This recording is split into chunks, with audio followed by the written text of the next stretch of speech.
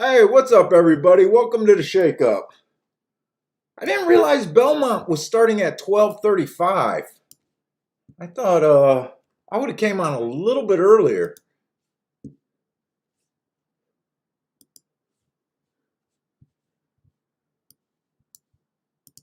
Hey, what's up, William? Let me just make sure I'm up and running.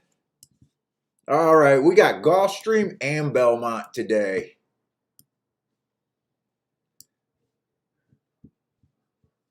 And hopefully they're not on top of each other.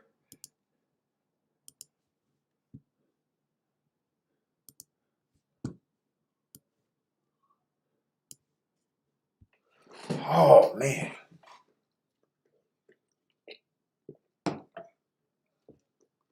William's at... Oh, William, you're... What track are you at, William? Let me just make sure I'm on. And in fact, let me share it on Twitter too. Might as well. Let me see. Share. Put it on Twitter. Let's go.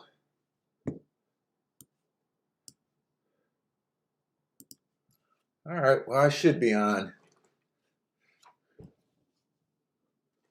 So what we got about? We should have enough time to look at the first race at Belmont. Hey, what's up, Bender?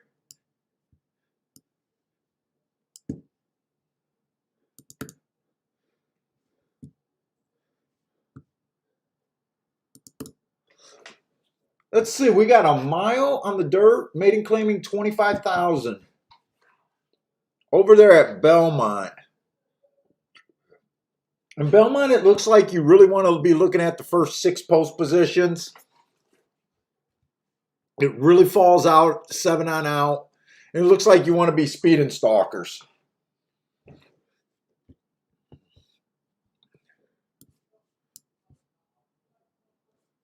Let me keep that over there. Speeding stalkers.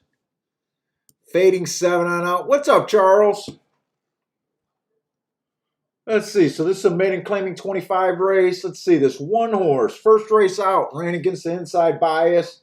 Well, actually, it ran on the inside. It ran against the stalking bias also. So that's why I gave it the asterisk. That just looks like a terrible race. Next race, no excuse that I could find. Slow. Right now, after 2 races, this horse just does not look interested in racing right now. So I couldn't get to her no matter what. Hey, what's up, Marco Lou? Let's see, the 2 horse going to be on the inside. Stalking day last time he... are these girls or boys? Last time he ran.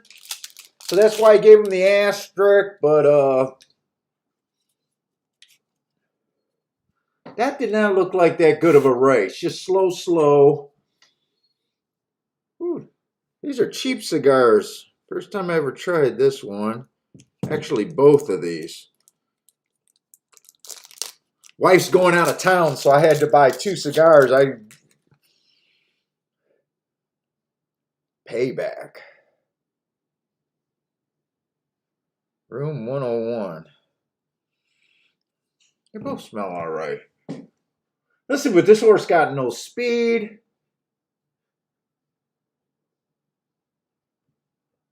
Marco Lou thinks this race is a 5 or no one.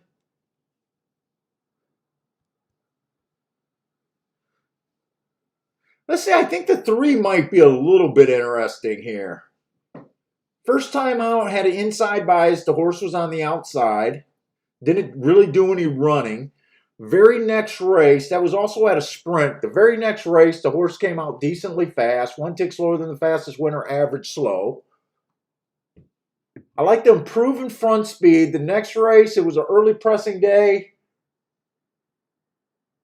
Just a little curious why she broke or he broke so bad that day.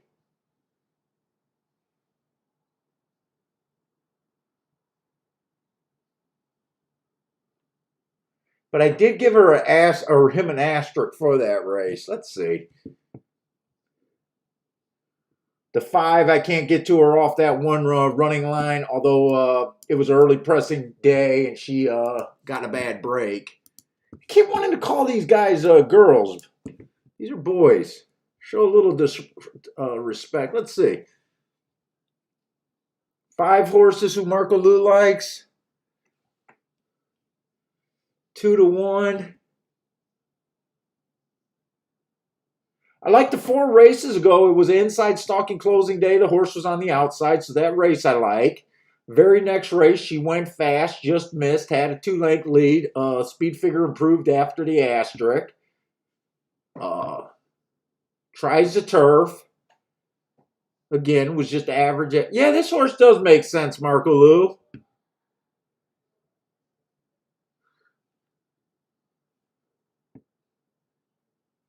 I think 5 and 3 are the most appealing horses to me. Maybe the 2 if you went back in some of the farther races, but not off of his last race. And that's pretty much that's pretty much exactly what the public's betting.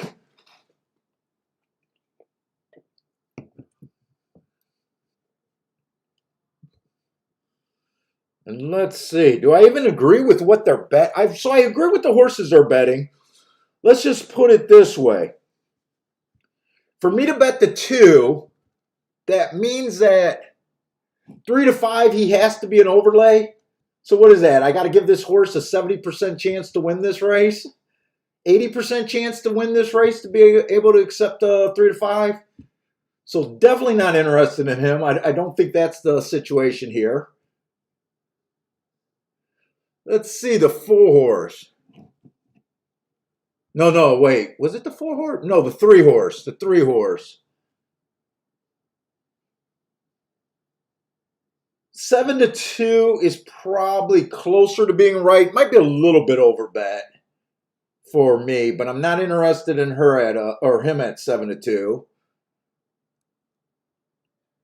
And then the 5 horse.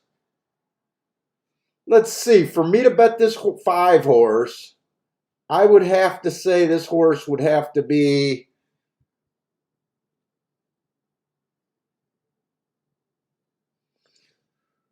I would have to think this horse is a 50% chance to win this race to be able to accept 2-1 on this horse. And we're probably not even going to get. I can't bet this race regardless. There's just no room in the odds for me with the little crappy opinion that I do have.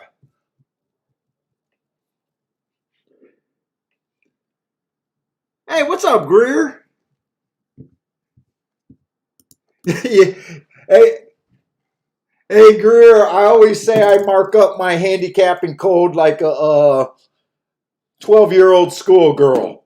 Just wait until you see when I start marking up hearts everywhere.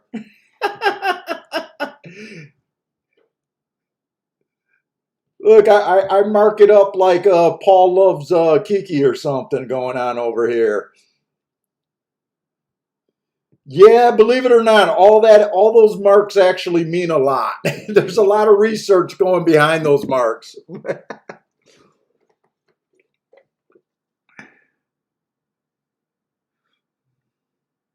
Let's see, Kinky Capper's here. What's up, Kinky? Charles is here again. What's up, Charles?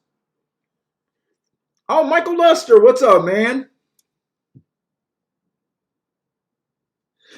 Kiki, I am thinking about doing Breeders' Cup Day. It all depends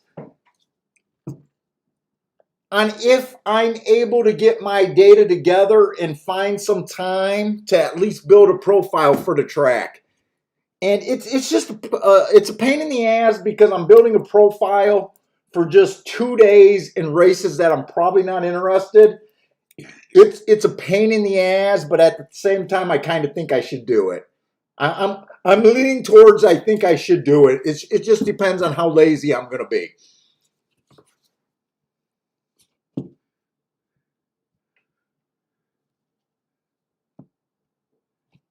Hey, what's up, John? And last year we had a really good handicapping on the Breeders' Cup, except I just wasn't that interested in playing too many races. I'm not sure if I played any races, but gave out some really big long shots. Probably, if I was playing, I would have had a big day, but I think most of my action went towards Gulfstream. But yeah, I'm definitely thinking about it, and I'm probably kinky. I'm probably 70% sure I'm going to end up doing it. I keep thinking these big days would give us a big boost, but usually they don't. But it's fun hanging out. Let's see. Belmont is off for the first race. What's up, Damien? Damien, you were here for last year's Breeder Cup. Frankietubbs, what's up, man? Frankietubbs been on fire. On absolute fire. No bullshit prices with Frankietubbs either on this hot streak he's been on.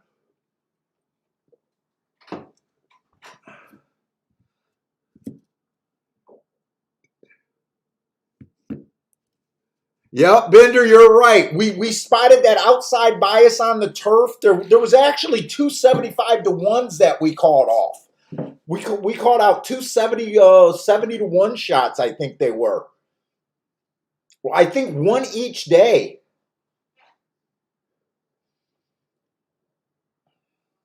But yeah, you're right. I did not play them.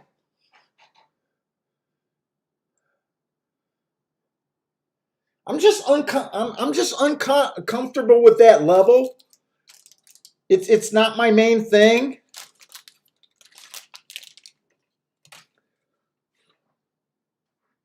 Let's see. I think the 2-horse won it. So the big favorite, I think he was down to 3 to 5. I think he ended up winning it. I think the 3-horse got second. And the 5, I'm not sure hit the board, but so 2 out of the 3 horses that we thought would be there was there.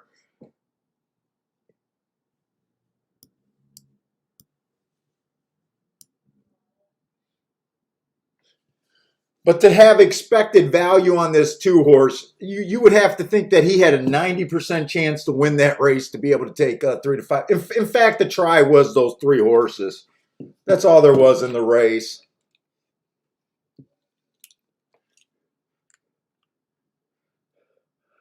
Let's see, Bender's already calling out back-to-back sprints at Gulfstream. You know what, Bender? I'm never going to ever look ahead. You would think, Bender, I would scout out and map out my most likely races that I need to hit for the day. I know what they're supposed to be, but day after day, year after year, I never go ahead and be like, oh yeah, let's map it out so at least I know what's coming up. You would think I would. Let's see, Gulfstream, we got 10 minutes, so I don't have as much time as I thought here. So we got the first race at Gulfstream, and let's start handicapping. This is kind of a shitty race. We do only have 5 horses in this field. Let's see, I got the 7 scratched, but I didn't scratch the 5. And he's definitely scratched. So it looks like they came up with a few more.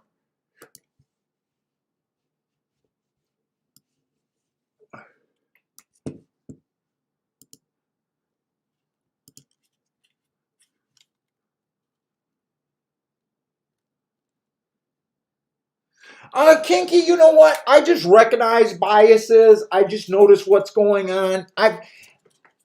I've been in with a lot of questions with a lot of guys talking about biases, and they're always asking me, what do I think caused them? Look, I don't know if it's weather. I don't know if it's tide. I don't know if it's track maintenance. I don't know if it's all of the above.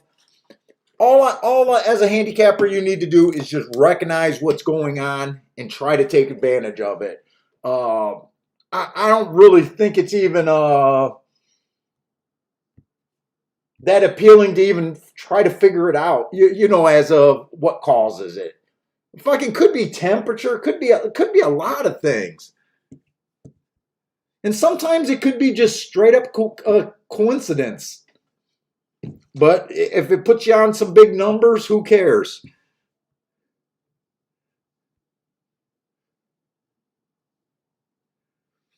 Bender, no. When I do the tournament, I'm the same screwhead person I am. All that happens is my wife's at most tournaments with me, and she puts all the races in order by time, or by the the approximate time of the race. So she just has a schedule, and she just keeps me on point. Now, I usually say I'm more interested in whatever biases that I think are at the tracks at time. So I might have some stuff starred, glanced ahead, but not too much. It's so much work trying to just mark all my forms. When I got to handicap 6 tracks a day, you're talking about 6 hours at least of me just marking shit each day before the day. I'm lucky if I got every race marked up.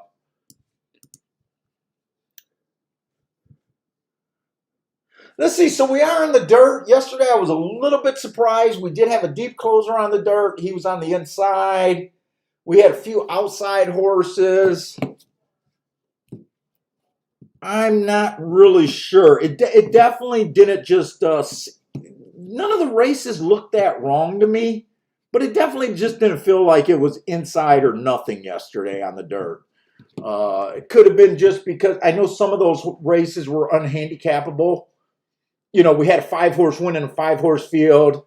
I mean, yeah, he was outside, but was he really outside when you considered every other horse in that race other than the chalk was stepping up in class to him? He was 5-1. Was it that big a surprise? That 7-horse that won from the far outside, that was a terrible paceless field. Someone had to win. We didn't know anyone's running style before that, so I'm really not sure what they were doing. So I'm just going to start today. Speed and stalkers, maybe looking to the inside a little bit. But we got 6.5 furlongs made and claiming 20,000. I always hate these horses when I got a bunch of races and they're just one race sample. So last race, one race sample. I mean, at least the horse dueled, but I have nothing else to tell you other than what you already see. I guess 3 races ago, it was a stalking closing day, so I like being able to explain why his speed figure went down to a 41. I like being able to explain that and be able to see that it popped back up 10, 20 lengths and all his other races.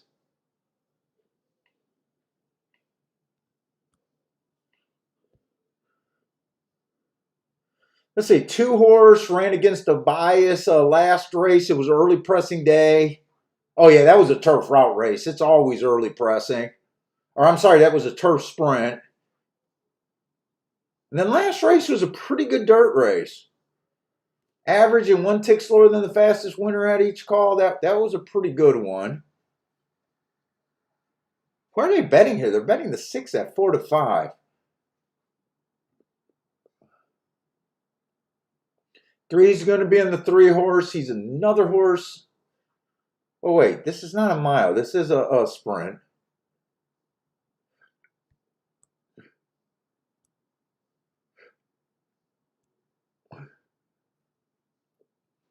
Three horses taking a bit of a class drop. Tends to let horses get in front of him.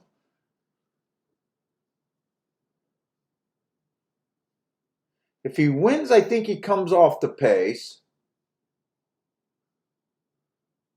But I think there's a tendency for him to let horses get away. I do like his last race running against the inside track.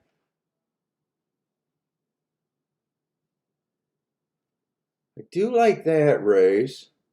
4 is a first-time starter. I'm just ignoring him. Wow, you know what? I'm looking at this race, and there's really no speed in this race. Wait a minute. There's only 5 horses.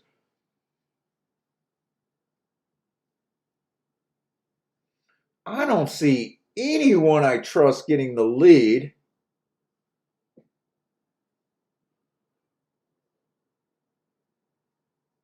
6 has been running against the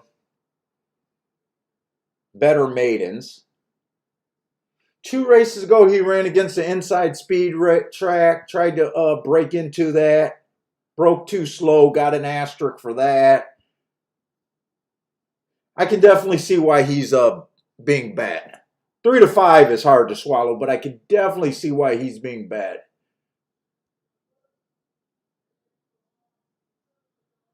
One or 3 or 6 are the most likely speed horses, or even the 4.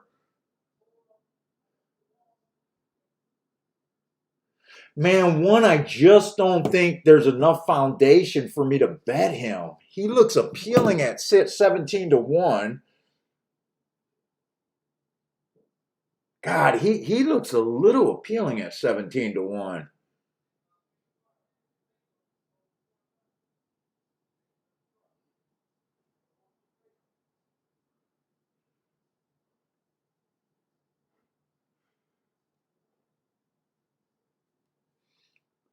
Six sometimes could be too far back. Can this one get to front and just get away from this? The problem with the 1 is he's been at a lower level and never really ran a race good enough to beat these.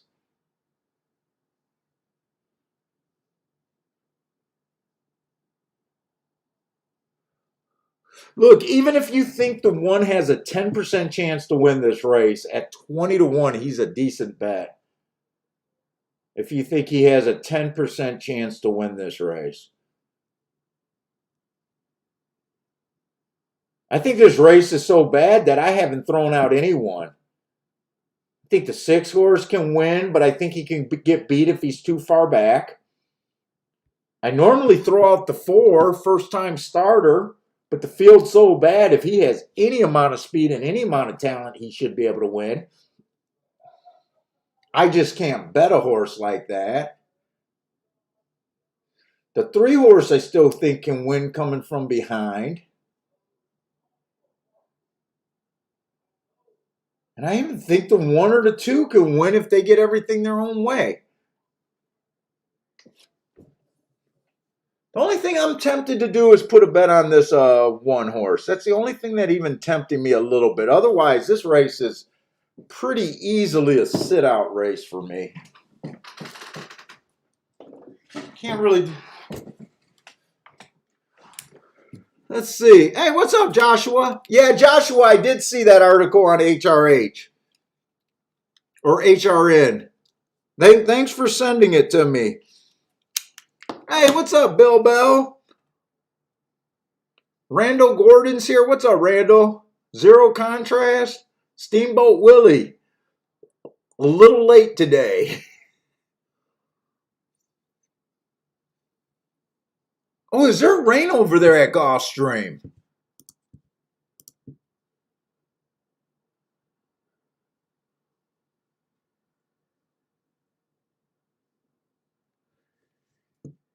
You know what? I am gonna take a little shot. I think the 1 has at least a 10% chance to win this race. At 19 to 1, I don't think he's the worst bet. I'm gonna bet him to win in place.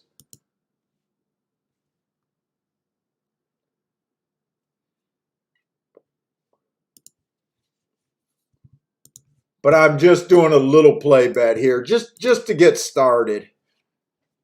It wasn't until someone mentioned that it's sloppy out there that I decided to play this race. Sometimes a rail comes up extremely speed favoring in the slop.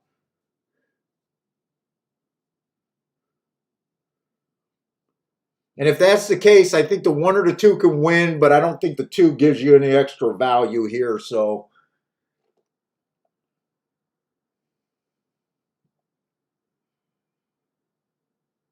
And I'm pretty sure I think that the 1 has at least a 10% chance to win.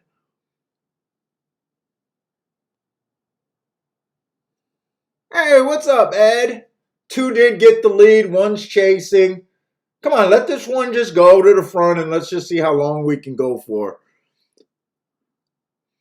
Let's see, Frankietubbs likes 4 over the 2-1.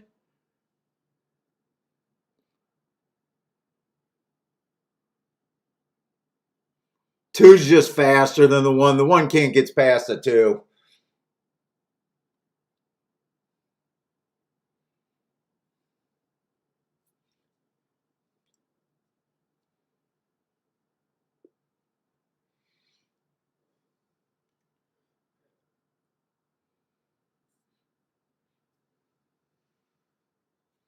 And two, they bet down to 2-1.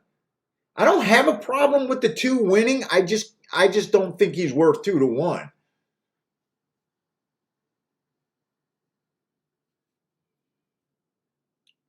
And I would rather. I'm happy to see the 6 get beat because we just want to inside track today. Because as long as I'm right about how the track's playing, I feel like I got a chance to make money today. 2-3. So the six was the most non-threatening, very non-threatening, no part in the race there. So, hey, what's up, Lanier?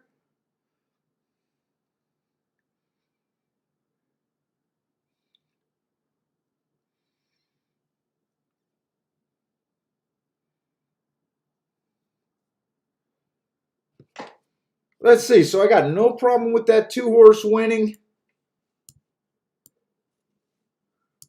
Just the price that he was offered. Let's get the tic-tac-toe board going. Pretty much went wire to wire there. The one did have the lead for a second, but 2 pretty much went wire to wire.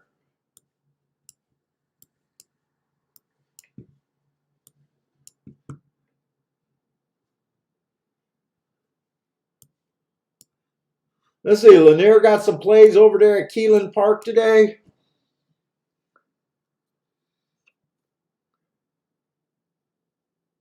Joshua got a best bet. Is that this race? Oh, Belmont's 7th race and 8th race looks like it.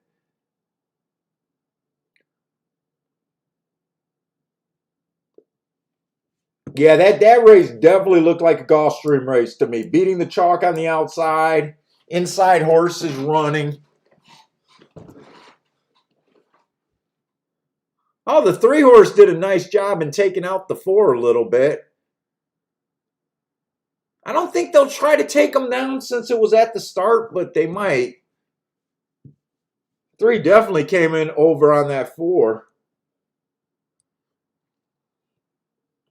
Hey, what's up, Mac and Co? Attila's here. What's up, Attila?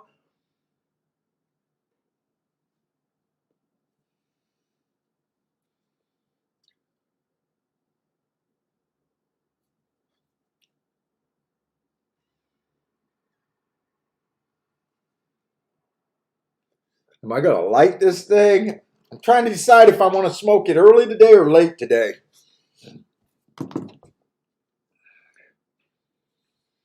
Ooh. Let's see. The second race at Belmont. We got the inner turf. Mile 16th claiming 35,000.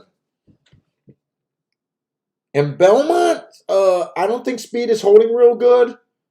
I think it's the first 6 post positions you want to play. Once you get to 7 on out, it gets really hard to win. Bender told me that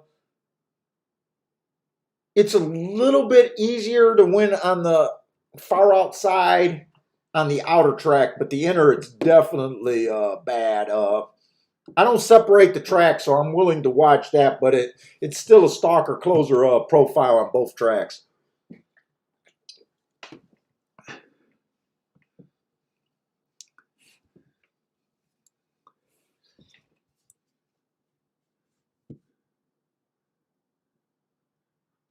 Oh, Mac and Company swore off horse racing for a few days. Shit, that's purgatory, man. You can't be in purgatory.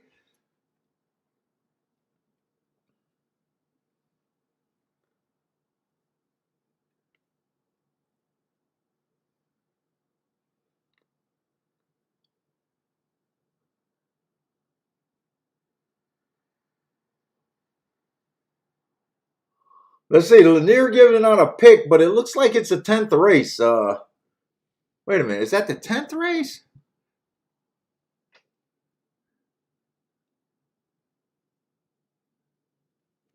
He keeps doing the names.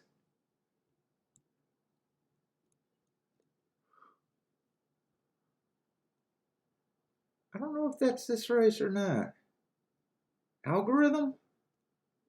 Oh, you know what? I keep forgetting on Belmont Park, if there was an entry, I definitely got to make sure my numbers are right. So let me do that first.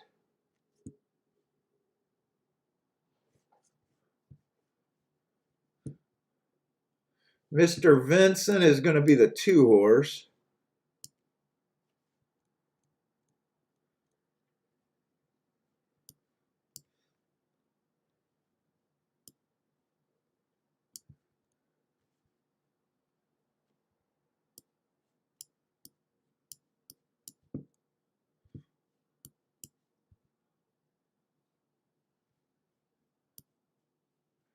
It looks like they're in order right now. I think once you get rid of the 1 and the 1A, they're in order.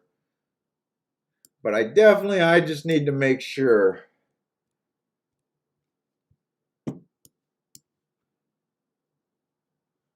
Yeah, they look pretty much right. And that's the 9 horse there. All right, let's see what we're looking for. Hey Greer, all I use is my tablet, and I use Adobe. So it's just a basic PDF marker. So I save my form as a PDF, and then I put it in Adobe, basic free Adobe. I don't spend any money for that, and you can write on it. The other one that I used to use is Firefox. Firefox has a lot more action, a lot more options.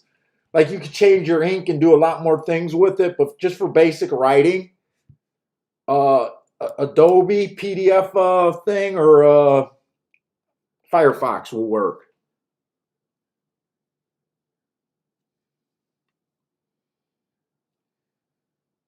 Hey, what's up, Boulder?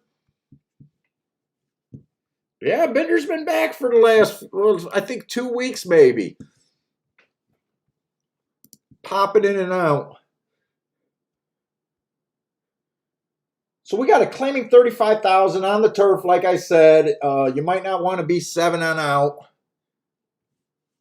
Does that affect us today? 1, 2, 3, 4, 5, 6, 7. So that's really just the 9 horse. Is a little too far out. And you basically want to be a stalker or a closer here. I'm lighting it. Fuck it. I got no self-control. My wife is right. I can't control myself.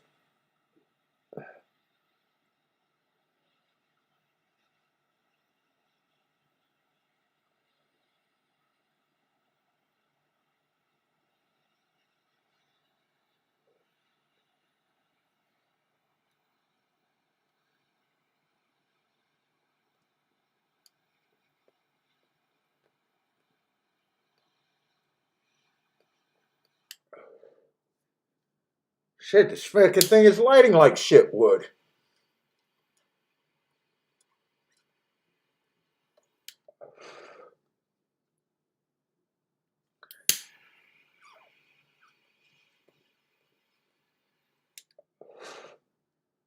Ugh, I don't like that.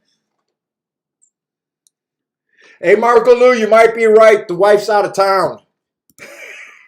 I don't want to commit to it because I didn't get a head start. And I woke up with a little bit of an eye strain today. But yeah, the wife's going out of town again. There is a chance for tomorrow's show, man.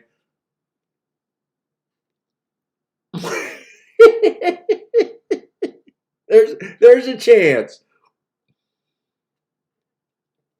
I don't know if it'll just be Gulfstream. It's just all how much energy I have tonight and how bad that headache's gonna be. I took some aspirin. I hope it goes away.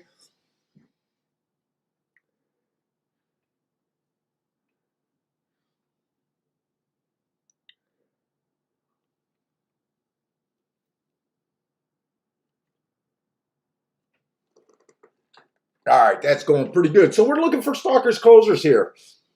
Let's see the 2 horse. 3 races ago, went too slow to win. I kind of chased the slow pace there. He wasn't that far off the pace there, but he did go too slow to win. Next race, the rail was bad, but this horse was on the far outside. Didn't really make a move there. He did go up to allowance 1X that race. Maybe he just wasn't ready for those guys, or I mean, he did improve off the layoff. Second race off the layoff, so he did improve. And then he dropped back to basically this level, 35,000, now winners 3 lifetime. Ran his best race of the last 3. Does look like he have the right running style, being a stalker, or possibly, I think he's more of a stalker than a closer. I do like last race, but let's see what else is in here.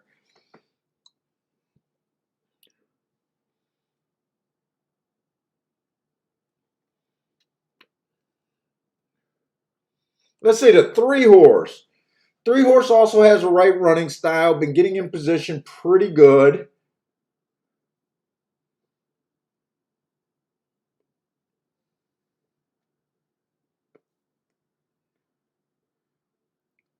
It was an early pressing day, which he was last time. He came out a little slow, but he made a move at the 6 furlong mark that was 1 tick slower than the fastest winner. Said he was also checked early.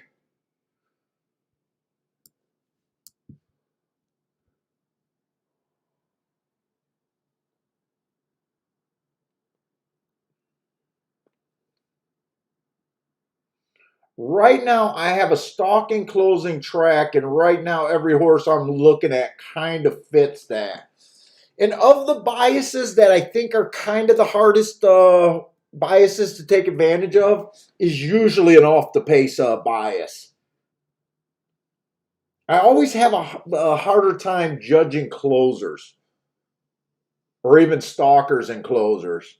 And a lot of times I go wider. And sometimes, right now we got a race with very little speed. It actually does look like the 9 is the only real speed in the race, possibly. I'm just against him because of what I think the profile is. But other than that, I'm like glancing at these horses, and I kind of got bored with it. Most of these horses look pretty much the same to me. 6 might have a little bit of an edge over the closers. He ran against the bias last race while closing. Plus, he went fast, which is a pretty good sign, but he's such a short price, I'm not interested in him.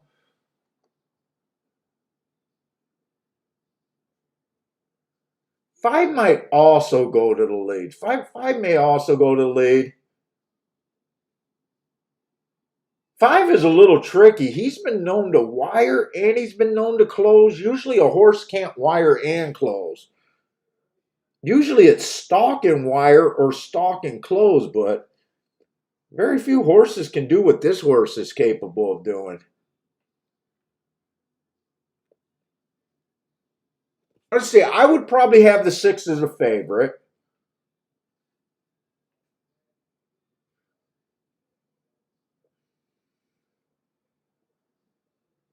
It's just after the 6, everyone kind of looks the same to me. And when I say I have the 6 as a favorite, I wouldn't even have them as an even money favorite. I'm thinking like a 2-to-1 favorite. So for me to even think about doing something, I would have to get over 2-to-1 on the 6. That's why I always say value is in the eye of the handicapper. Someone else might say, I think the 6 is the favorite, but he's at 50% chance to win. And then, he could take 2-to-1 or 9-to-5 for a win if he's playing good. But I don't have that much confidence. I just see a bunch of horses that basically look the same to me.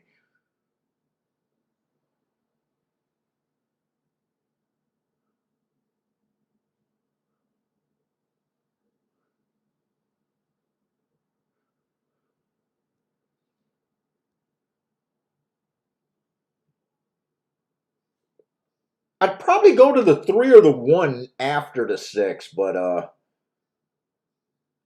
I think right now I'm just going to sit this race out. I really don't have it that narrowed down. 9 could win if he gets a slow enough pace. I do think only the 5 can challenge him. To me, I think 9-2, 4-1 is about a fair price. It's not any additional value. I think it's just fair. Yeah, I don't think I got that strong of an opinion here, so I'm sitting out this race. Let's see what you guys got going on.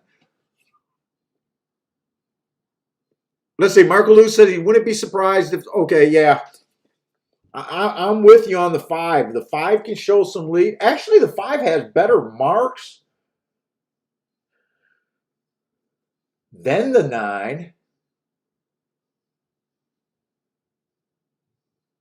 Or I should just say more eye-catching marks. The 9 has more excuses in his profile.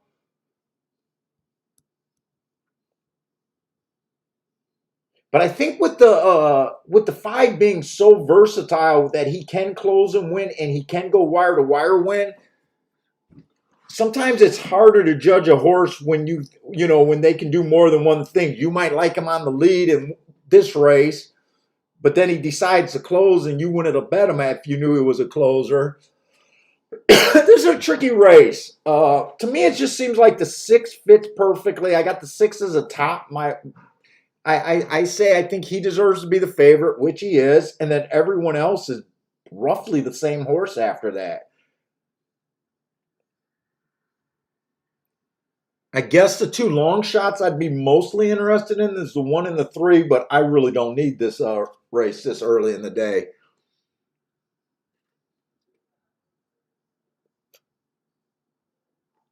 Let's see, did Gregory just give out a winner and hit a horse?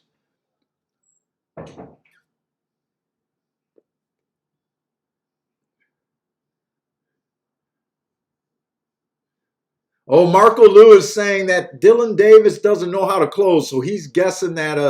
I think he's guessing is that who the 5 is on? And the 5 did get the lead over the 9. Yeah, that Dylan Davis. Oh, so yeah, so Marco Lewis. I think that's a good call. Dylan Davis, knowing the jockeys. I don't know jockeys, and knowing his preferred method of trying to win a race. Could have gave you a stronger opinion. What's up? I gotta go get Bentley. Oh, do you miss him? Do you miss him? Are you leaving as soon as you get back, or?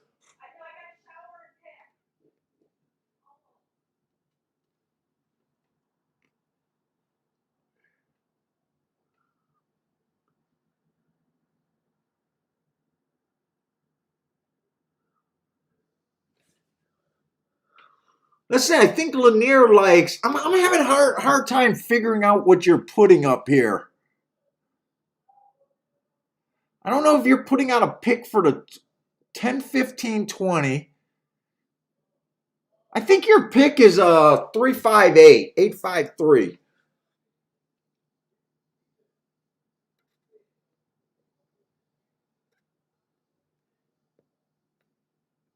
What kind of fractions did they let this 5 get away with? Because right now, he is going to get, I think he is going to get caught. I think 6 gave kind of a poor ride there, but I don't have a problem with Chalks getting poor rides. Did the 5 really hold him off? Did he go wire to wire here? Trust me, I don't want to play Belmont on the turf today if all of a sudden they're going wire to wire.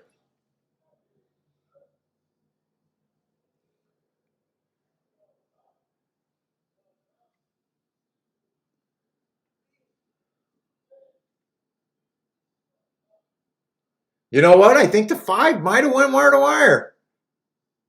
Oh, yeah, 5 won that easily. I'm not even sure why I missed it. And I kept saying, by the way, I kept saying I liked the 2 long shots. I was interested in the 1 and the 3. It's the 2 horse. I kept looking at this number instead of this number, but it was the 2 horse. Two actually ran extremely good.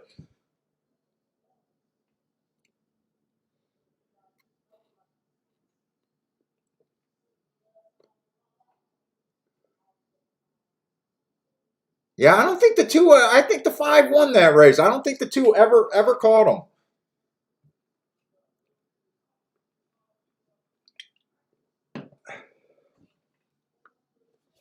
Definitely a wire to wire winner. So that's not what I was looking for, by the way.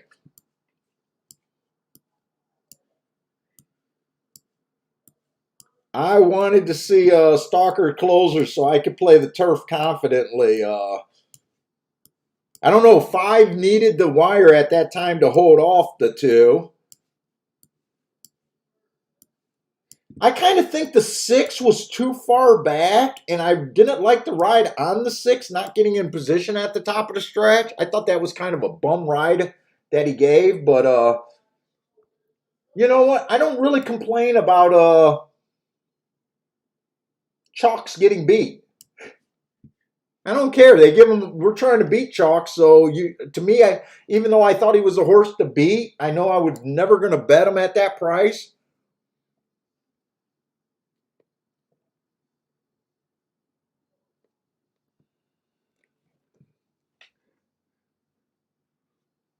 Let's see. Oh yeah, that's right. Yeah, Bender's saying that's right. We want to play the inside.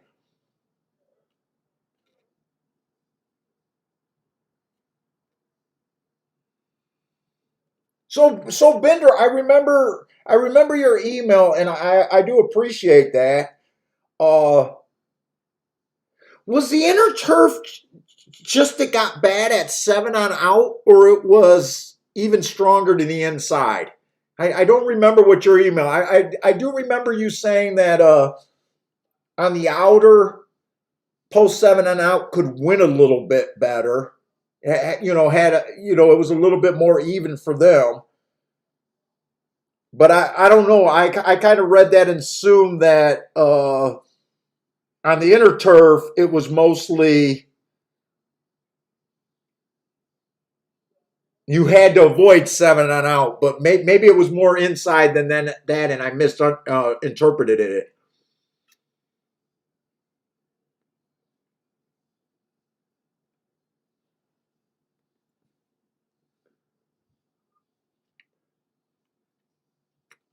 And by the way, who got third there? Did the 6 get third there, or the 4 got third there? Because when I first watched the race, I didn't think the 6 got third, and then when I thought I seen the photo, I thought the 6 got third. So maybe they were just doing maybe I misinterpreted that photo. I'm not sure on that. How did that race come in?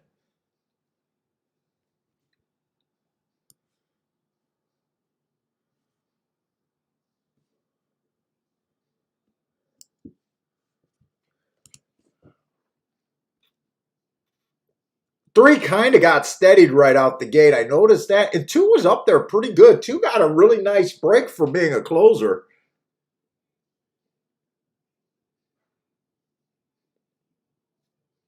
2 got a really nice break for being a closer, got in position. I always like that move when you got an off the pace horse and they get a good break, but then they go back to being what they're supposed to be. I like that. I like that ride on the 2.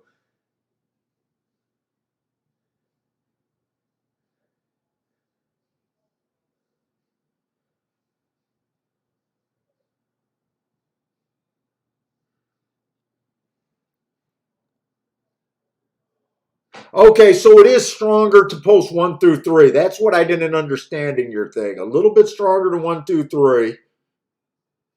But there's a big difference between 4 through 6 and 7 on out. Big difference there.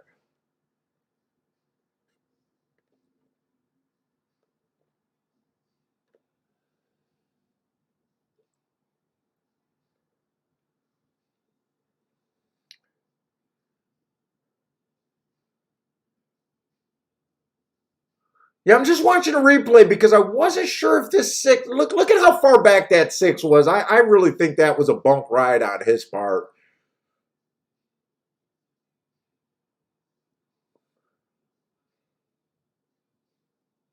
Did he get third or did he get fourth? For some reason, I thought he got. Oh no, he might have got third. And that horse was live. That horse was cutting up the distance. When horses can't get within 3 lengths of the lead at the top of the stretch, they, as a closer, they put up impressive runs and they get over bet. If I was a jockey with a closer, my goal would just be I need to get this horse within 3 lengths of the lead at the top of the stretch and let the racing gods sort it out after that. And I don't think he did a good job in doing that at all.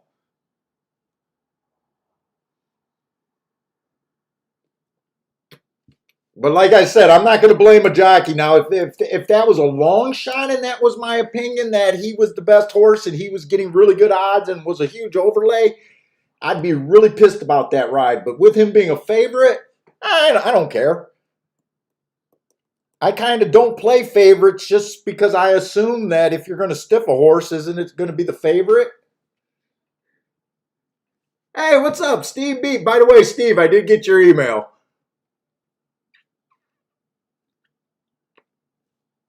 Let's see, second race I got. Whoa, I wasted way too long over there. Let's see, this is a dirt race, so and it's 7 furlongs, 16,000. Let's see, this one horse looks like a mile horse.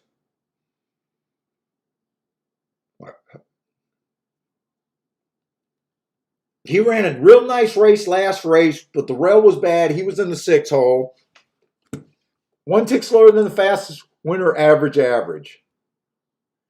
Making a huge class drop from his last 2 races. I wanted to throw him out until I seen that huge class drop.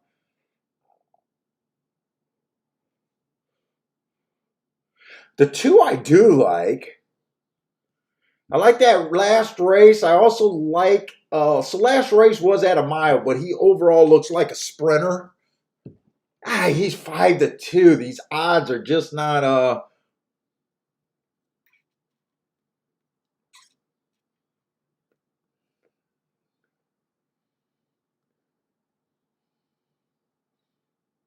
3 is a soup. Okay, so you know how yesterday when I was saying sometimes I use class at the wrong time? And usually when I use class and it kicks me in the ass is on a horse like this 3 horse. The horse looks to be stepping up. And a lot of times I throw these stepping up horses that are just in super good form out at big prices. Those aren't the horses I should be throwing out. The problem is it's so tempting to do. I do think I want to start on the inside of the track right here. Can he just get the lead and they leave him alone for a little while? Let's see, the 4 is even cheaper than he is. 5's in super good form.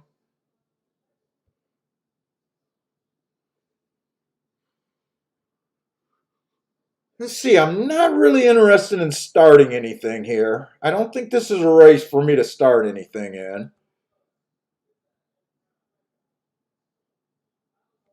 Next race is a Tapeta race.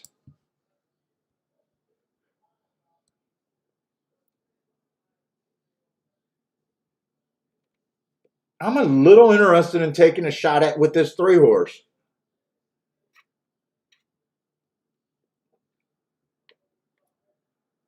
Let me see. Is there enough time to look at a double?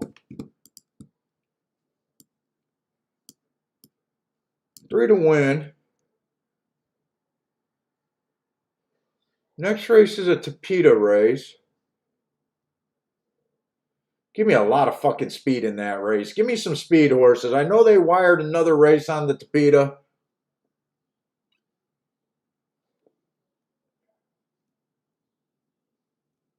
Oh, that's a... Is that a 5-horse race or a 6-horse race?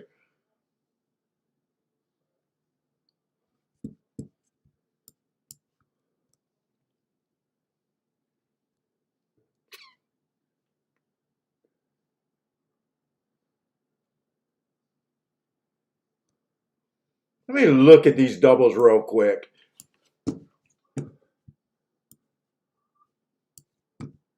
Let's see. Let's get over to Gulfstream. Program. Let me put that win bet on the 3 first. Let me put that win bet on the 3. I am taking him at that price. But let me see if there's any doubles here.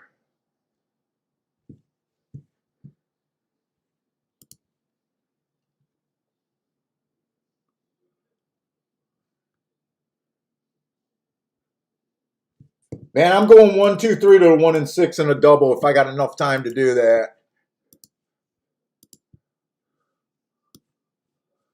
Do I got enough time? I think I do. 1, 2, 3 to the 1 and 6 in the double. I want to do that.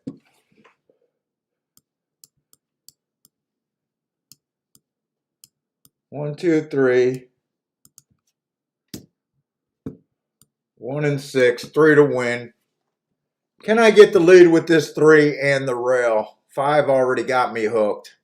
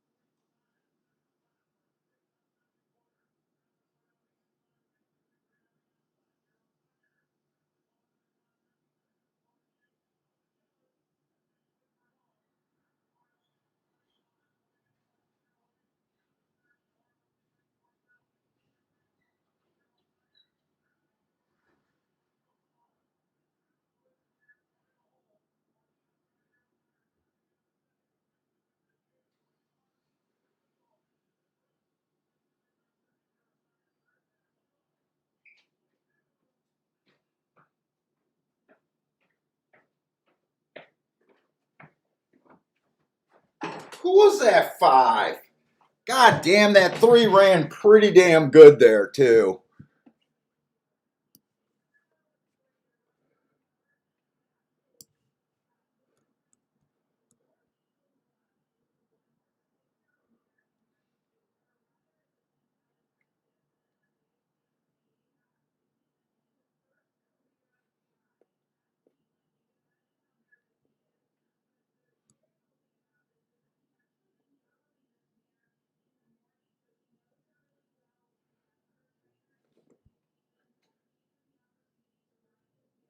Who was the 5 there?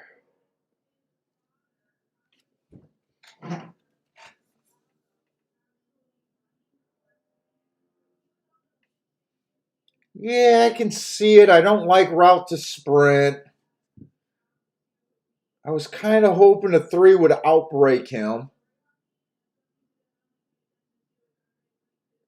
I really have no problem with the 5 winning there, honestly. I am a little pissed about some of the bet I put in. I like my bet on the 3 to win.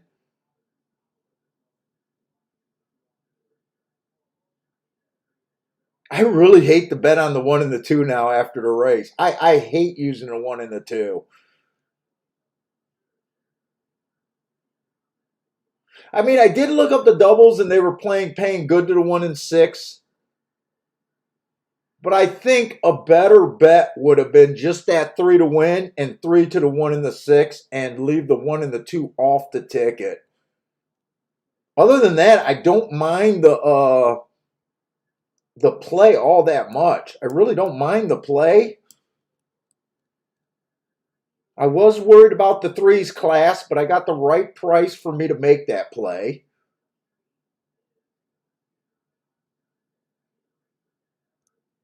I don't mind that the 5 was the horse that beat him. And in a way, I'm happier that the 5 beat him, that it was all speed.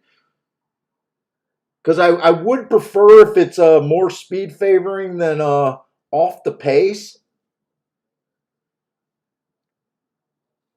This is when you start doing, sometimes a lot of times they work out, but I almost feel like I used the 1 and the 2 defensively. Like my play on the 3 was good, and I was just basically, you know how a lot of times I say that I shouldn't even play races unless I'm keying off of like a 5-1, 6-1, or even higher. And a lot of time, and sometimes I admit that I make bad bets. I think I got in position of making, costing myself a little bit more money just out of the protection thing. And it's a bad thing to do that, in more races than that. You don't want to keep protecting yourself trying to get alive. But I'm happy with the bet on the 3, though. I think the 3 ran a really good race. We'll see how this track continues to play. Hey, what's up, Lloyd? Lloyd says the 5 horse was the money horse.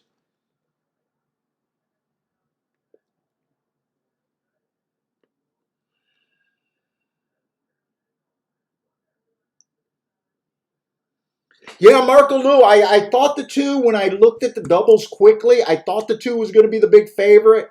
I was playing the 2 horses that I thought could possibly be coming off the pace. And that's where I came up with the 1-6 and a really quick, like, grad bag handicapping there. So I'm really interested about the next race, especially because I do think the 2 looks good. But if we're right about that track's backing up, I think that's the reason to play against them. I'll be kind of curious to see what I'm going to do in that next race. But because he was played so heavy, that's why I was able to play those doubles. I almost wish he wasn't played that heavy, and I probably wouldn't have been able to make sense of playing those doubles.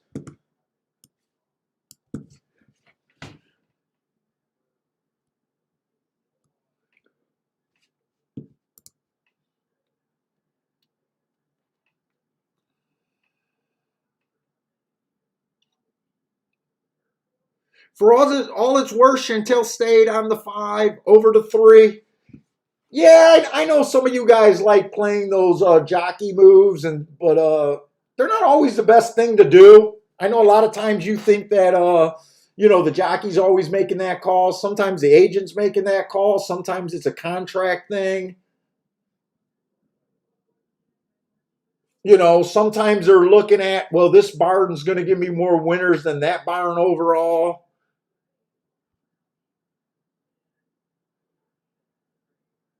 Look, I mean, I'm okay. This is the best marked horse in the race, kind of, with the triangles, right? Triangles are my second best marks. Seconds are my third best marks. So, I mean, we could see him, and he was running at a higher level than the 3. I mean, there's a lot of ways you could have got to him. Myself, I don't like route to sprint that much. And I'm okay with getting beat by even money shot.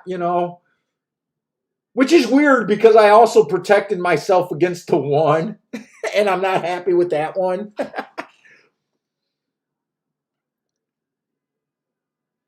But you know what? I think the 3 did all he could. I think the 3 did all he could. He didn't quit. He never quit. He got tired and he fought and he still held on to second.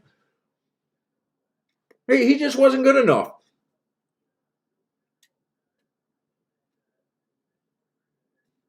And it just goes in the overall theory that you only expect to hit like 20% of your bets. You need to make them pay, so you need to go after horses like that 3 horse, over horses like that 5 horse.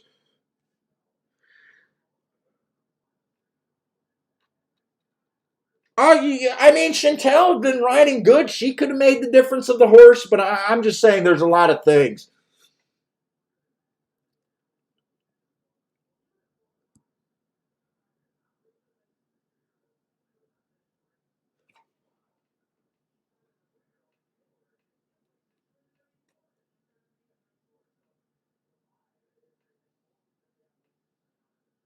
I'm pretty sure if the 5 was not in the race, the 3 would have ran away with that race. He wouldn't have had to quicken up like he did. He wouldn't have had to battle. I think he would have been able to relax, and I think there's no way anyone would have caught him. Five was just the perfect ride on the perfect horse to beat him.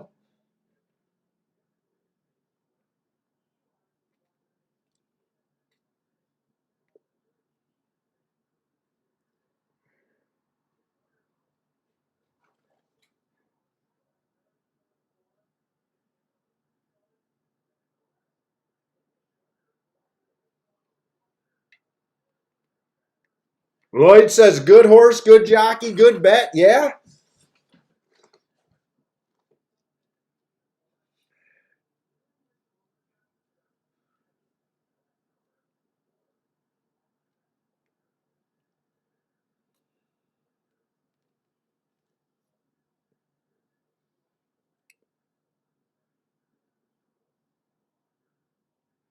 Oh, okay. I was ready to answer Gregory's question seriously, but he knows.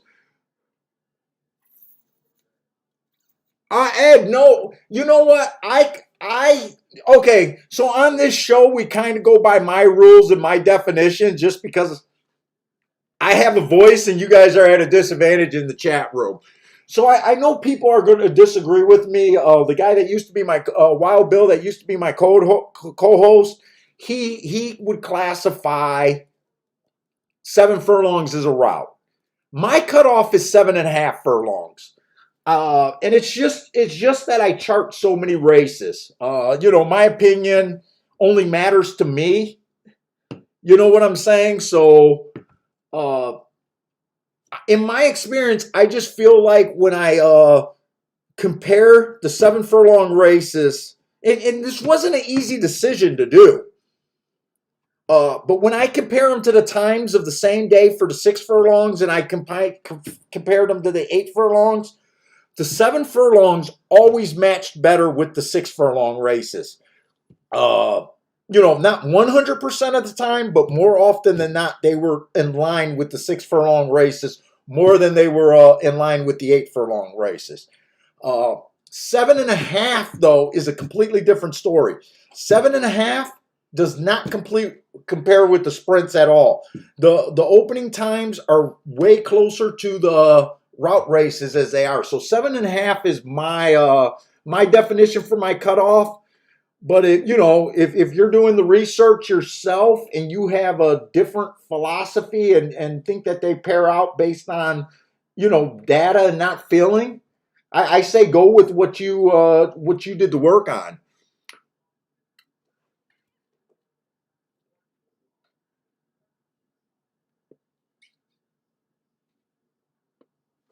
Yeah.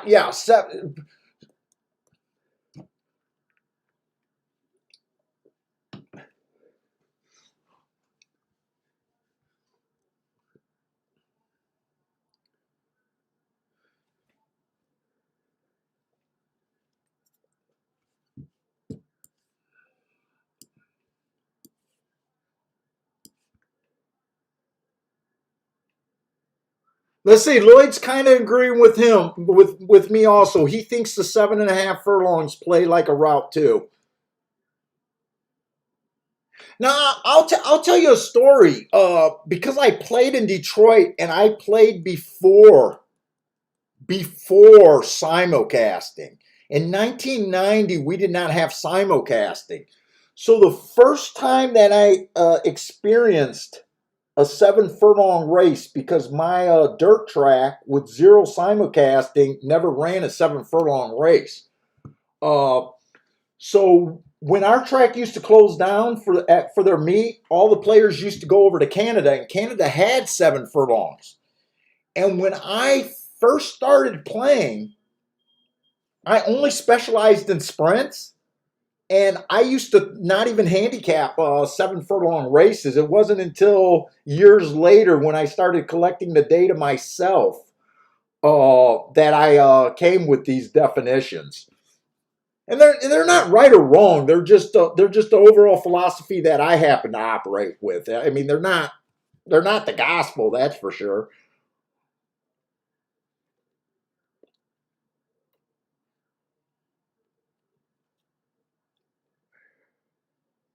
Let's see, Belmont's getting ready to go, and we're going into the third race.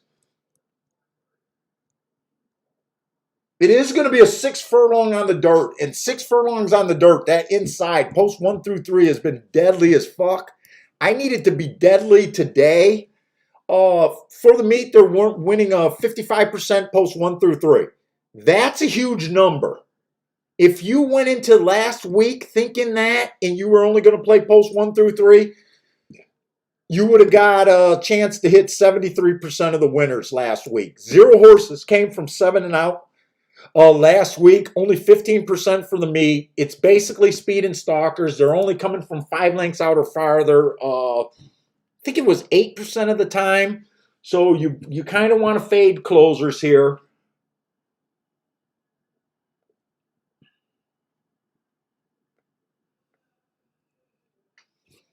So I'm definitely looking for speed and stalkers on the inside. And fuck.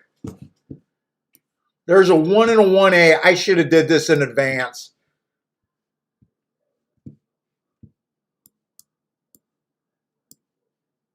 Oh, wait a minute. I think they're in the right post positions, though.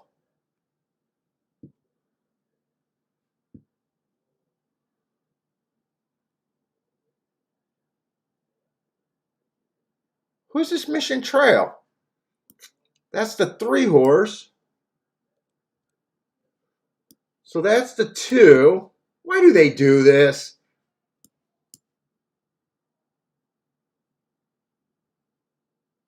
Oh, there's a 2 and a 2B. Oh my God, that's so... I get so confused so easily.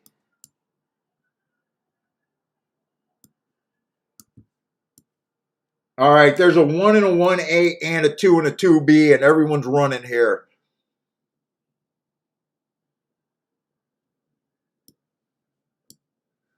I'll just put 2s because it doesn't matter if it's 2 or 1. I got a feeling I'm not going to have time.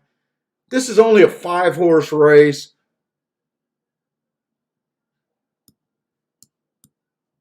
Sorry about this.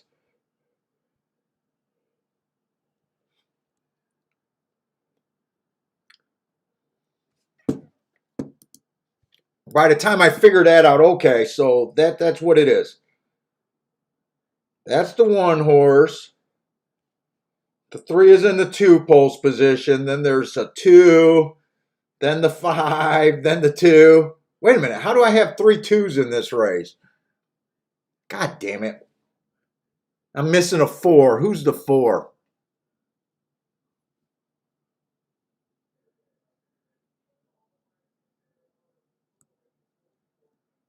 Where the fuck is the 4? Mazel 18.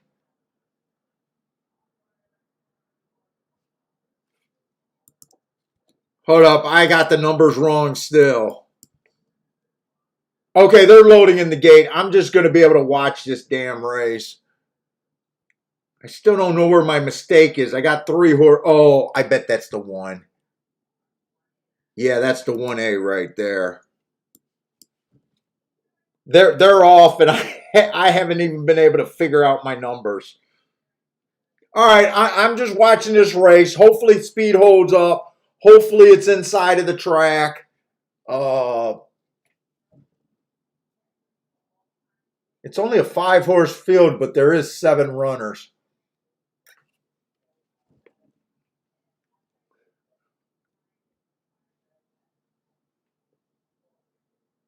Ooh, 4 has the best mark 4 races ago. That would have definitely caught my eye right there.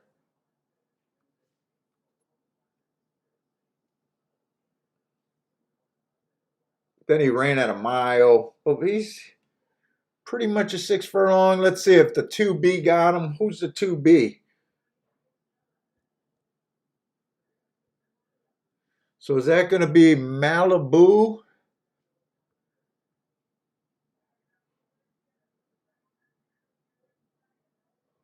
$2B1. So that should be, this horse should have won that race.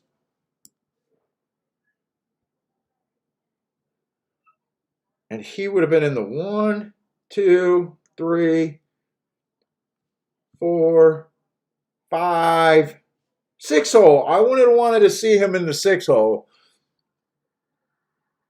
But couldn't really handicap this race. Let's see, who had good marks? He definitely had a good race 3 races ago.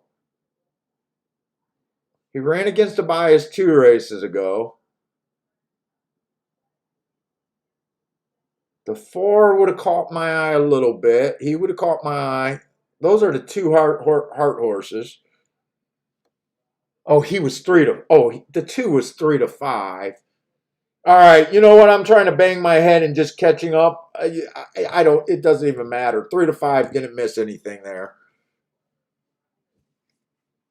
Hopefully, there's not too many races like that where they got injuries.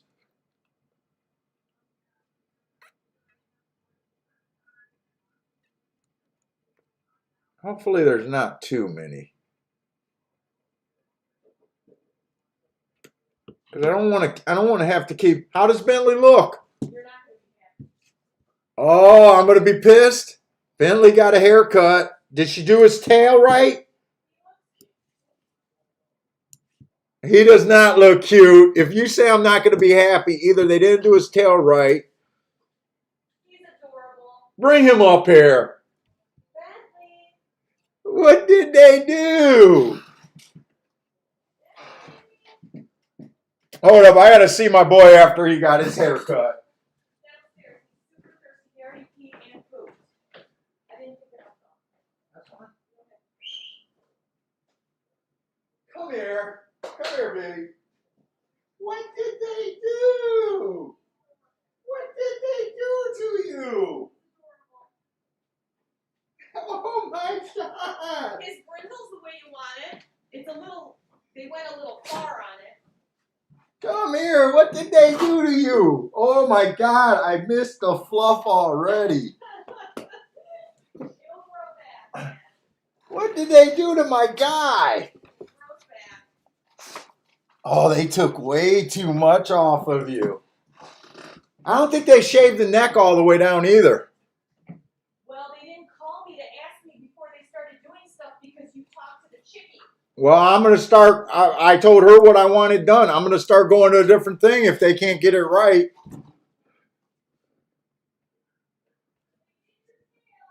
They did my tail.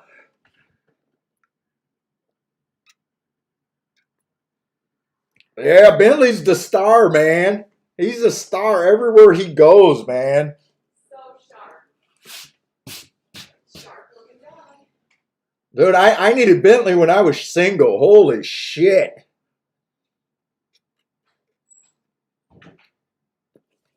Bentley's a great dog. He's my first dog I've ever had, too. He's a freaking chick magnet. Hey, what's up, Jared?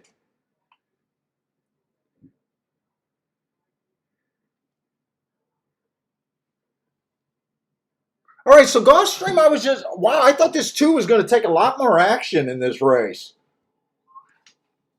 I thought this 2 was going to take a lot more action in a lot of ways. I think the 2 is definitely the horse to beat.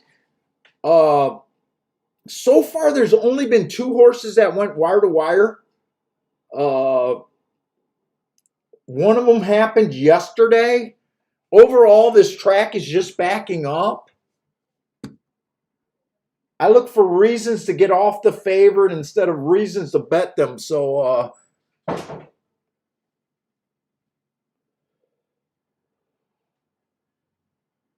let's see, on a normal track, let's just say if this was on the dirt, I would basically have the 2 as an even money favorite here. But with this being a backing up track, I would probably have him going from 50% to maybe a 5 to 2, like a 28% chance to win.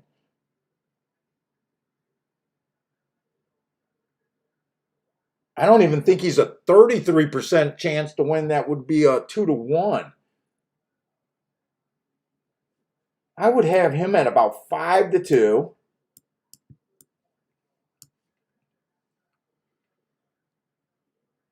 The 3 horse, I'm shocked he's 9-1. Oh, he's not the only one. Oh, wait, is this a maiden special weight race? This is a maiden special weight race. I don't even know why they're on the 1. I mean, he had a lot of, the 3 horse. He had a lot of trouble last race. Probably didn't run his race, but I can't get to him off that running line. I can only say what I think that running line is worth.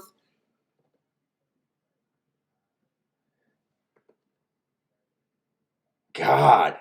I mean, he looks like a throwout to me.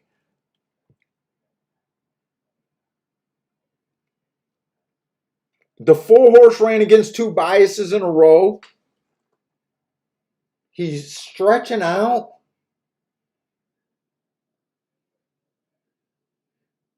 I mean, the only thing that even makes me say that he doesn't look 100-1 is they tried a stakes race with him for the first time out.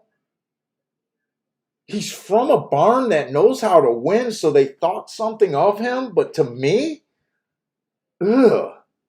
That's all I can say about him is, ugh. Either I don't understand this race completely, or I just not, because I don't handicap barns and that stuff, I can't respect these. Oh, Jesus Christ. I would literally have him with a 5% chance of winning. And so is him. I think that's about, let me see. Let me try to make a morning line here and see if I actually can bet this race.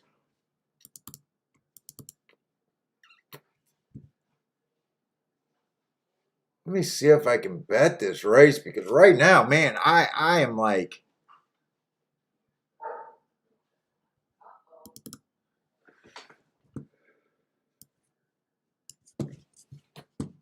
I got him at about 5% chance to win. Him at about 5% chance to win.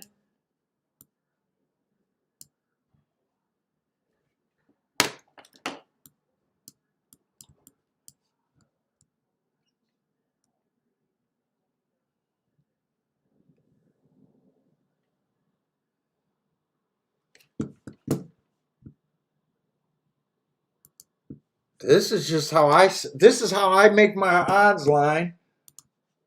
I do 120% odds line, by the way, if you're curious about how I do it. And I just assign points based on what I like or don't like. Right now, I used about 38% of the points, or 38 points out of 120. I got 82 points left, and I think I got 3 or 4 horses left? The 1, the 5, and the 6. I got 3 horses left.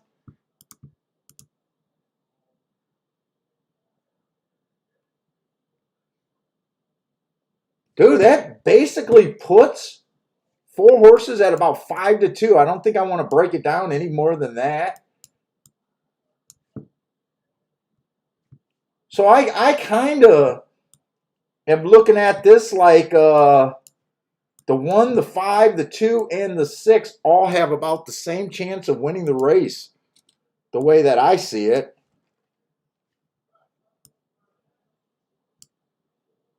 I might just use my odds line and do a win bet here. Who's giving me extreme value based on that?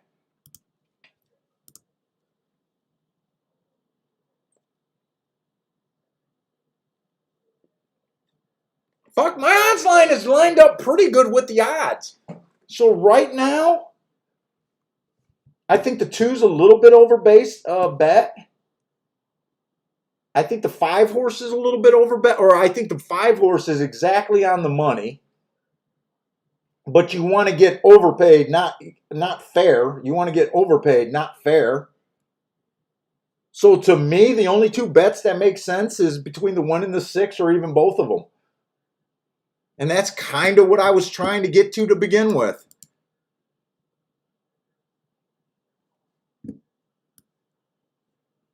And if the 3 or 4 wins this race, I'm just going to say that this was that bad of a field that I couldn't really get to them.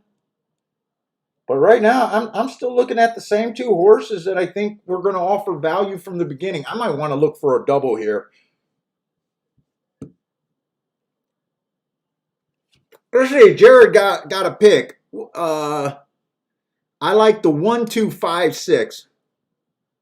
Exact. Yeah, that's basically what we got this narrowed down to. 1-2-5-6. Yeah, I think unless the 3 or the 4 can really improve, and I don't handicap training connections, I'm looking at the race the exact same way you're looking at it, Jared. And we're just gonna bet. We're just gonna end up betting it different. It looks like you're doing a 4-horse exacta box, and I'm just gonna try to do the ones that are offering a little bit of extra value. John, the reason why I do 120% on the morning line instead of 100, I just find that to me the extra 20% basically to me represents the takeout. So I give it a few extra points, and it also gives me a few more points where I can make some extra plays. It just gives me a little bit more. But I wouldn't get in a real debate with someone that didn't want to do that and only wanted to do 100 points on the odds line. I would be like, I think either way is okay.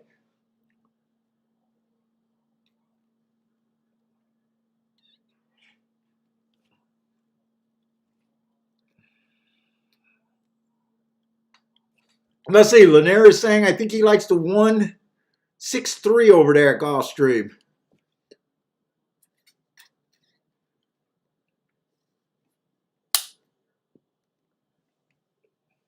Yeah, I don't remember where I came up with that.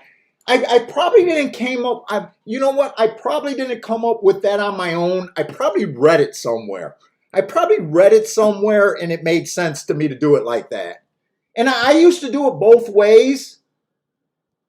And I felt that with the extra 20 points, I also got a few more plays per day. That made sense for me to do.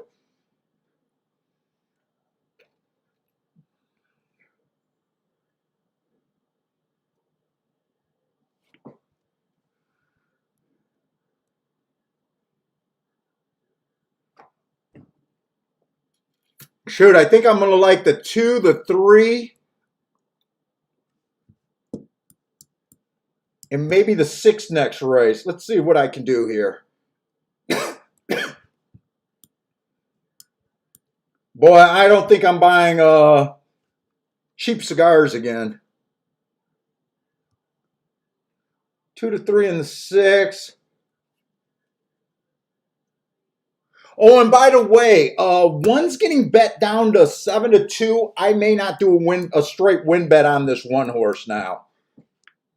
6s went up to 10 to 1, so 6 is offering the extreme value. So right now, I'm probably just going to bet the 6 to win, but I'm going to hold off. Check these exactas and everything, and I'll let you know if I do the Dutch here or just bet one of them.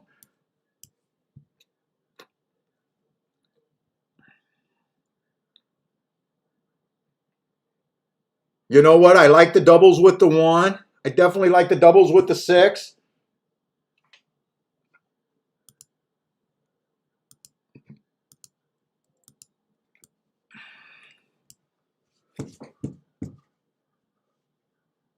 So right now, I'm just going to put this win bet on the 6.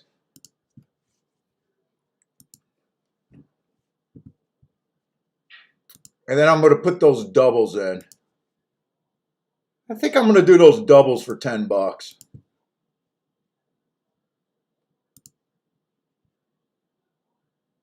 60, yeah, $10 on those doubles.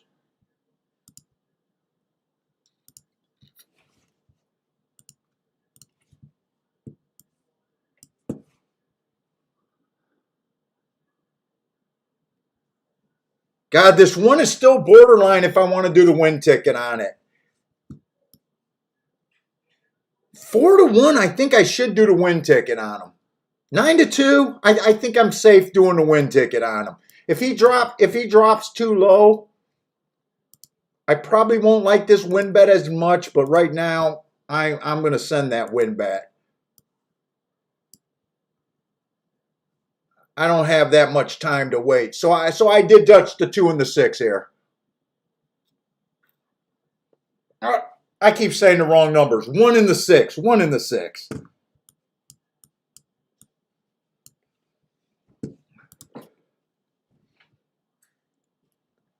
Let's see. Steamboat Willie likes the 1-2-6 to the 2-3-6.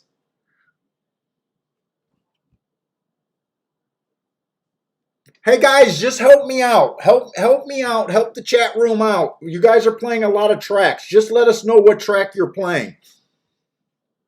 Frankietubbs likes the 1-6-5.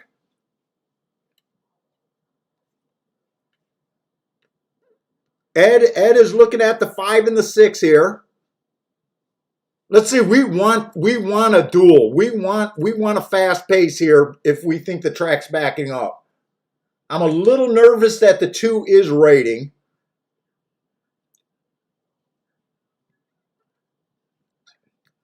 As long as the track's backing up, I think the 4 is dead money.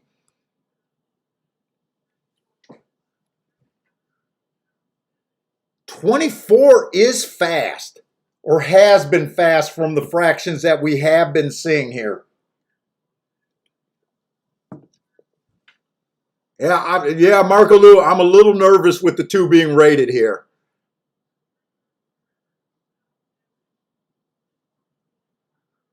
I really need this 6 to get up in the picture here.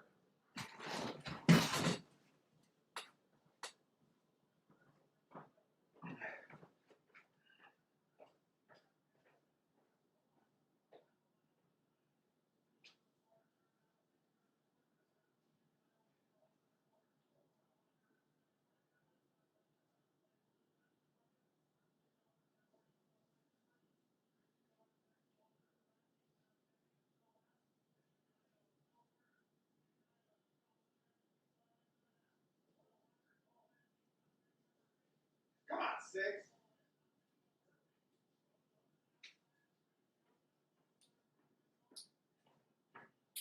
Tell me the 6 got some run.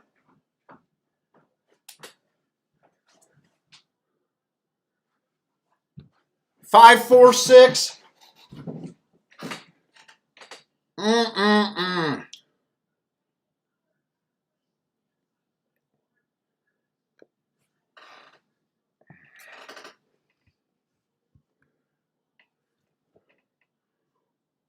Jared hit that. Wait a minute, did Jared throw in the 4 there?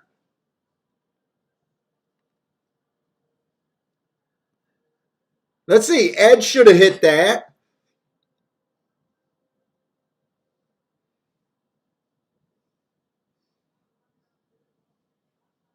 Yeah, 6 did not have the run.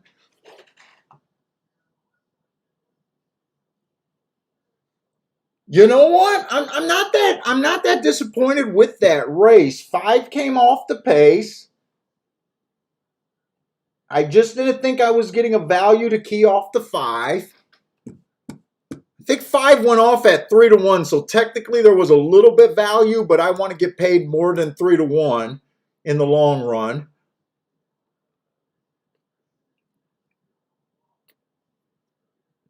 The 4, like I said, the 4 was just going to improve with whatever the barn did. I couldn't get to the 4.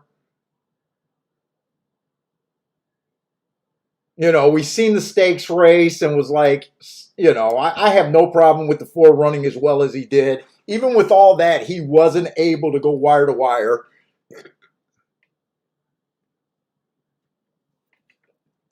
Oh, Ed, you ended up just watching. Yeah, I'm not even disappointed with how well the 4 won. I think the handicapping was there.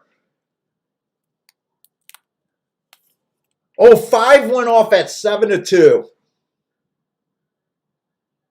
So 5 could have been played. I didn't want to go 3 horses deep. And at the time he was 7-2. Technically he was value. I decided to go with the 1 and the 6.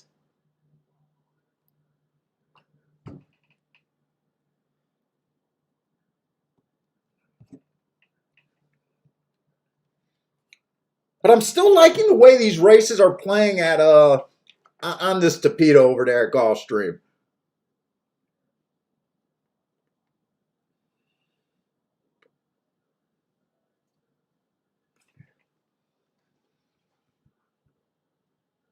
Let's see. I never look at connections, so let's see. I'm trying to figure out Marco's comment.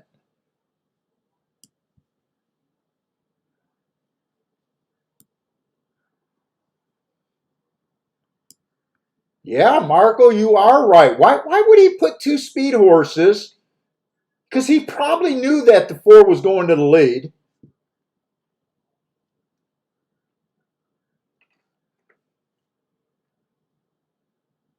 Or maybe he didn't know. I don't know. If he had a plan that they were both going to the lead, I think that was a terrible race or terrible plan. Other than they got to just put the spot horses in the spots when they need to run.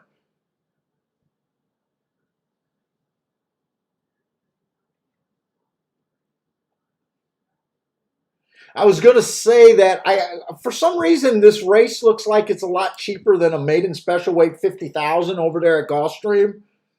My first thought was maybe this was horses that he didn't care about, but no, this is a maiden special weight race.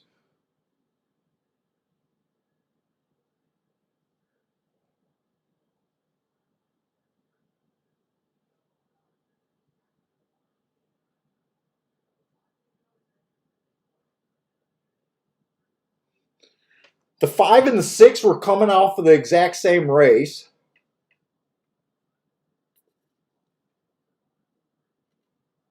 Yeah, Linda Rice would never do that in New York.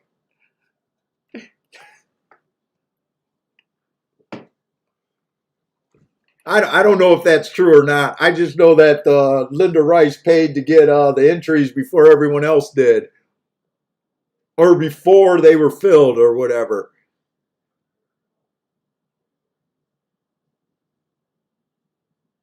Let's see that exact. Oh yeah, that exacta paid pretty decent actually, about 32 to 1, a little over 32 to 1 on that exacta.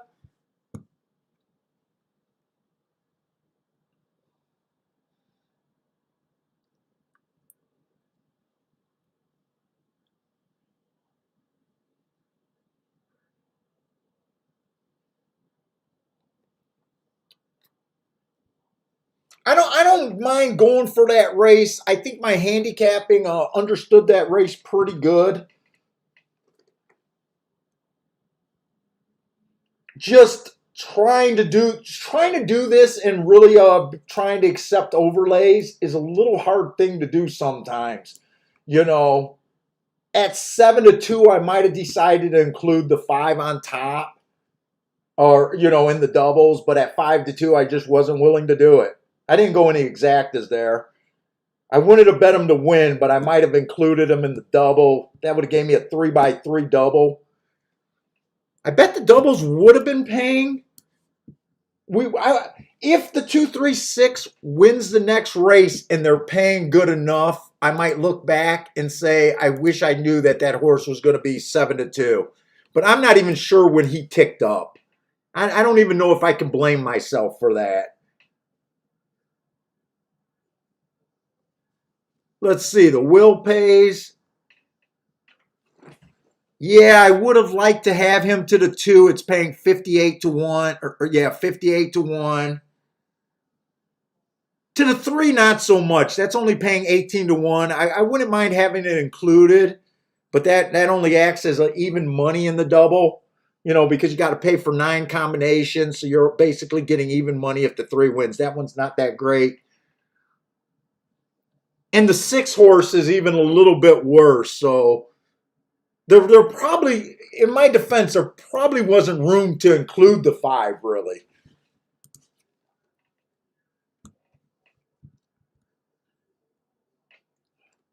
So really, only if the 2 wins the next race, I'll regret it. If the 3 or 6 wins, it would have just been, it could have just been a protection ticket. That aren't always good.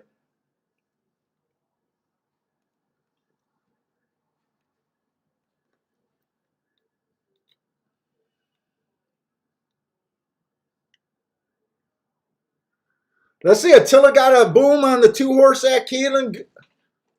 Hopefully.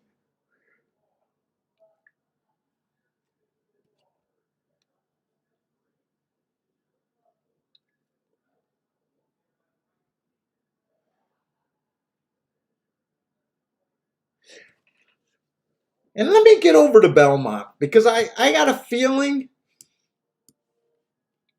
I think right now I'm pretty confident with Gulfstream, but there is a little nervousness in my gut about Gulfstream. But I do like what I think I'm seeing on the Tapeta for the route races at least.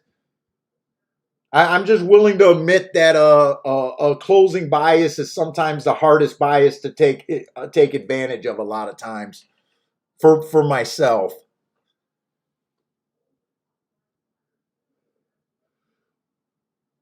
Let's see, we got a mile race over there at Belmont.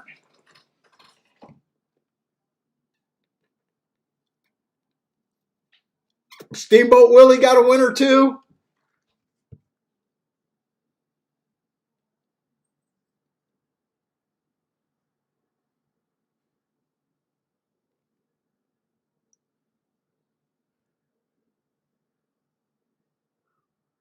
Let's say we got a mile, maiden special weight on the turf. We did see a horse go wire to wire. He was kind of all out to get that. I don't remember watching the fractions. I don't even watch enough Belmont races. I do data entry, so when I'm doing data entry on a bunch of tracks, it's not like the times that I got to key in that I remember. I got to play a track all the time to really know if that was a slow pace or not. Maybe one of you guys can help me out. Did that 5 wire with a slow pace, or was that an average or fast pace? I honestly can't answer that question myself. I do think the track's backing up, but you know, I gotta respect that they did go wire to wire in one race, but overall.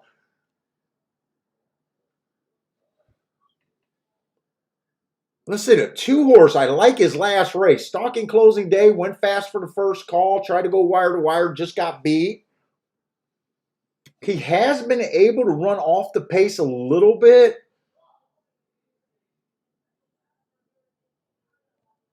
I mostly just like the last. I mostly just like his last race.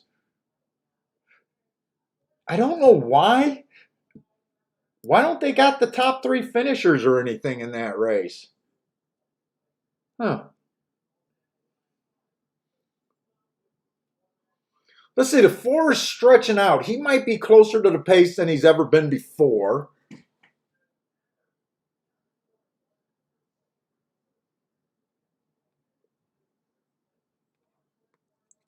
I don't know if this 6-5 is interesting or not. Who can I even bet here?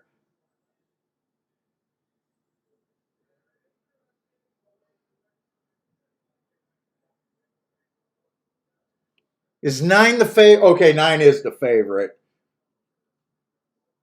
9 to me looks like he should at least be the favorite.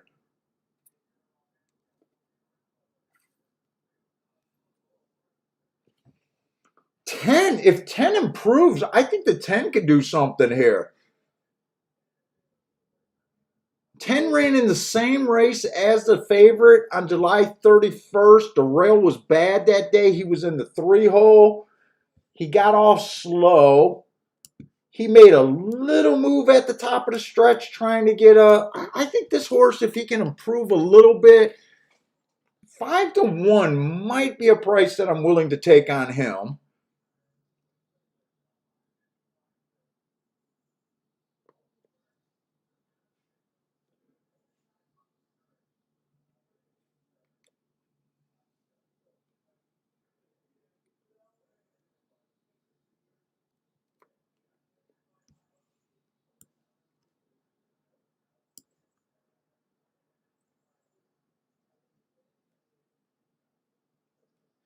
Do I want to play this race? This is kind of a loose race for me.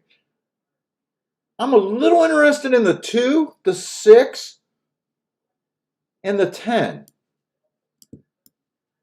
is what I'm interested in. 2, 6, and 10.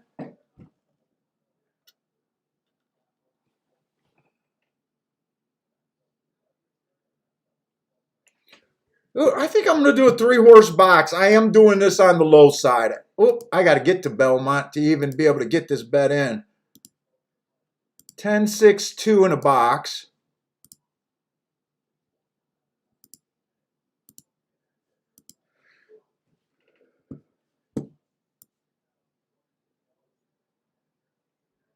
Let's see. 2 and 6 offers the most. I'm going to go with 2 and 6 to win here.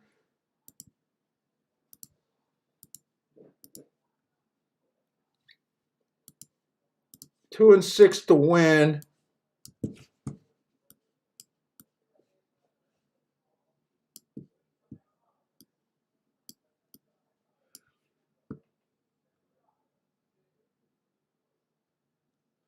What is 9 on top of the 2 and 6 paying? I should look at that exacta real quick.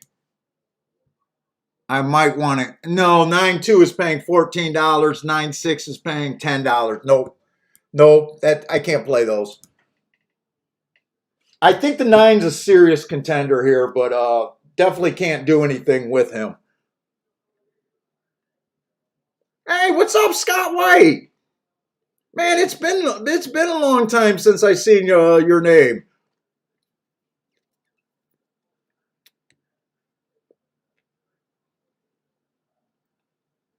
I was hoping 2 could get the lead here, but man, he's nowhere near the pace here. I thought the 2's only shot was to get the lead here.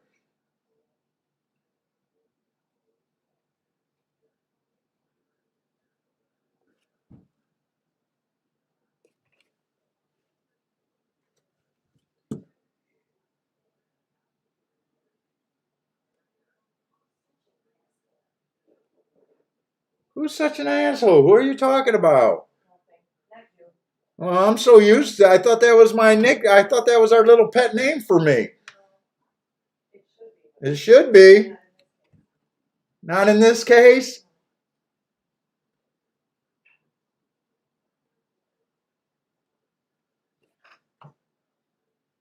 Is this 2 gearing up on the far outside, and does he have a run?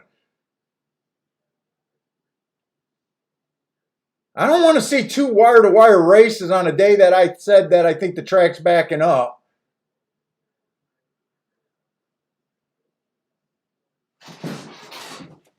Come on, 2. I do the tic-tac-toe. Tic-tac-toe should sponsor me, Kiki. Does tic-tac-toe have any money?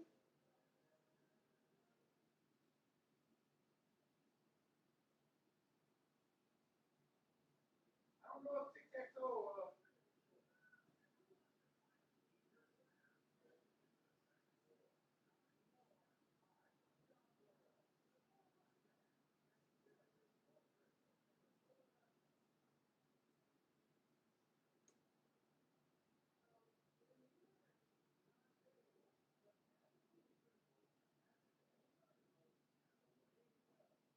Oh, I don't have New York on this TV.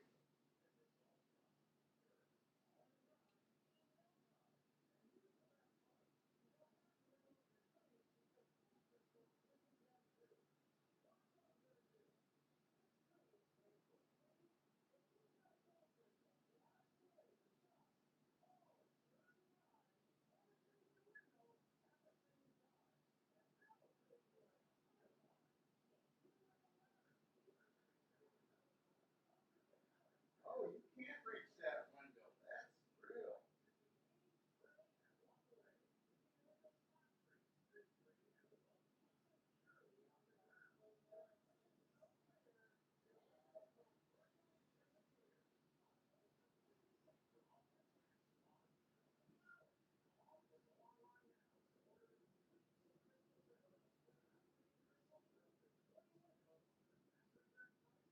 Well, I guess I'm not going to have New York on this TV. I don't see where New York's at.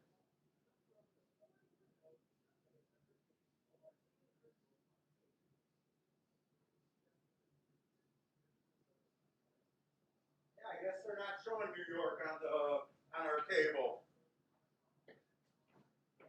You always got to search for it. It's a pain in my butt.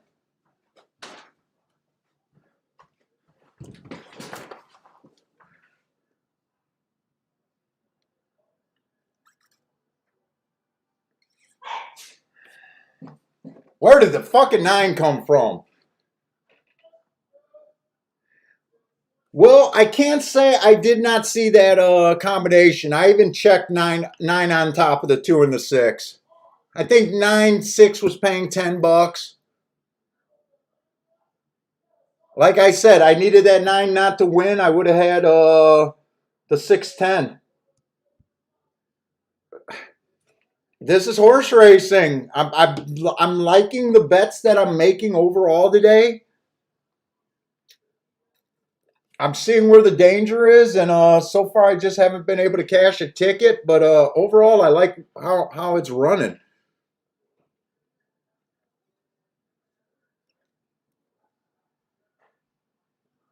Yeah, 9-6 went to 11-1.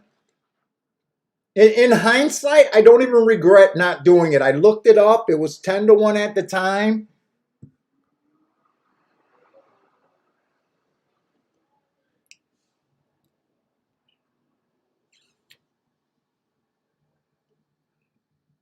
Let's see, if I would have slipped it in, it would have just meant that I broke even in the race, basically. If I did it for $10, it would have basically acted like a break-even point. But if I was right about the 6 and 10, I would have moved the bankroll on a smaller bet. These days are frustrating when it's just not working out for you, but you feel like you're making the right bets.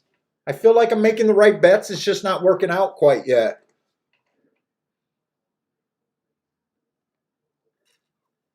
Joshua says he needs me to cash.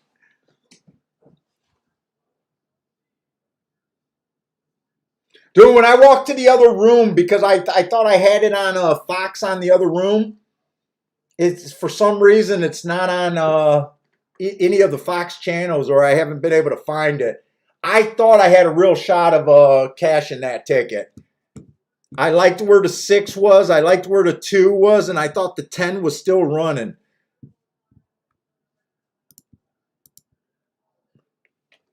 I mean, they came out off the pace like I kind of predicted.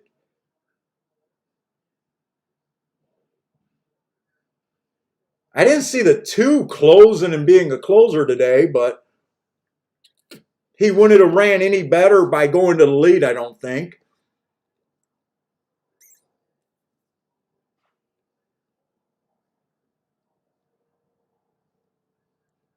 I kind of thought I was going to come back and get some money in the account there.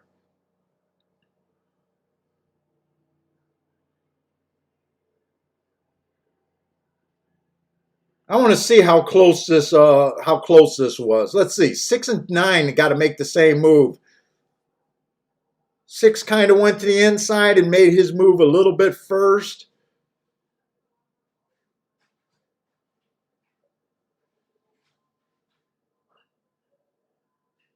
Oh my God, the turn of foot on this 9. I'm not even sure if the 6 would have ran. I think 6 got kind of corralled between horses and had to not be aggressive on his ride. I think he hand rolled that horse the whole way too. But I'm not even sure when you've seen the acceleration on that 9 if the 6 could have beat him with a clean ride. I think I'm even more pleased with the 6 because we can't predict trouble. If he never whipped that horse or never gave an aggressive ride, I think I'm more impressed with him still.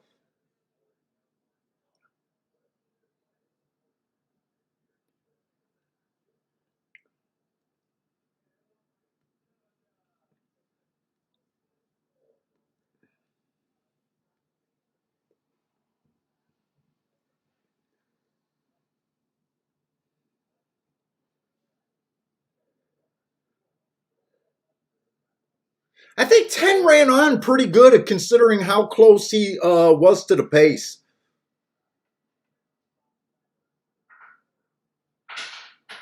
I'm trying to see what the pace of this race was, but I haven't caught it yet. Did he ever get to ride this 6-horse? Let's look at the 6-horse's hand. I'm curious to see if he ever was able to bring out the whip. And I don't even think I can blame him for not, because he kind of got behind this 8 and this 10.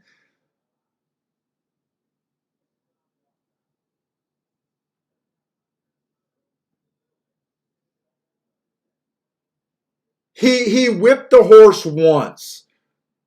There he goes, his second time. But 9 already had that lead. I don't think he was able. I don't think it was his fault, but I don't think he was able to give that ride, that horse, that aggressive of a ride. But at the same time, I'm not sure if he was able to really ride that horse in the stretch. That I don't think he would have beat the 9 anyways.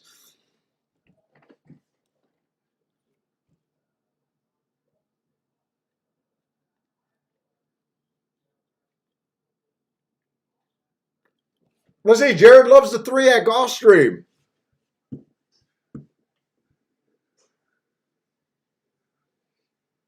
Let's see. I was trying to get alive to the 2, the 3, and the 6 here.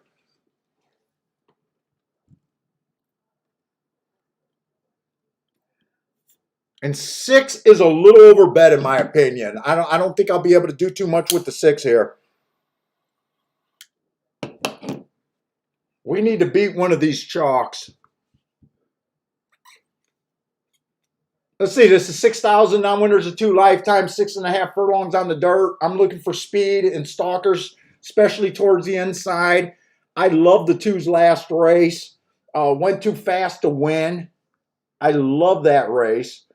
Might not be good enough. He still ran his best speed figure that day, and his speed figure is a bit below these. 2 races ago, he had a good inside of the track. He might not be good enough to win this race, but I still think at 6-1, I'm willing to play him.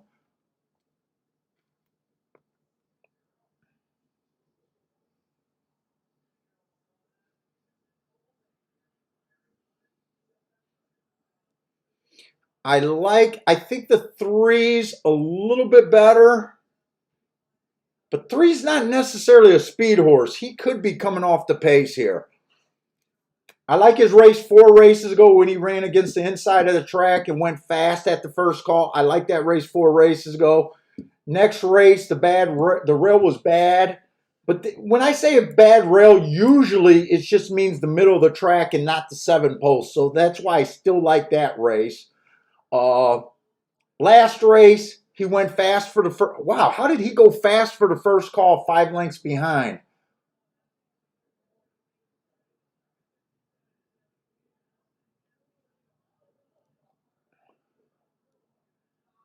And then 6 is the legit speed horse. 6 earns my best marks. I just don't think 2-1. I think I'm mostly going to play the 3 to win. A little bit on the 2 to win. I might go 2, 3, 6 into some doubles. If the doubles are paying, next race is going to be another dirt race. Is 1 the big favorite next race? What are these doubles paying to the 1? 1 almost looks like he could be a single.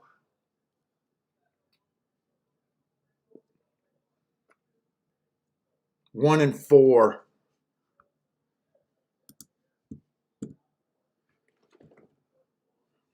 The 4 is actually paying good, but the 1's not paying that good. God, I wish I knew. I wish I knew if it was really inside. I'd be aggressive here, but I don't think I could be that aggressive.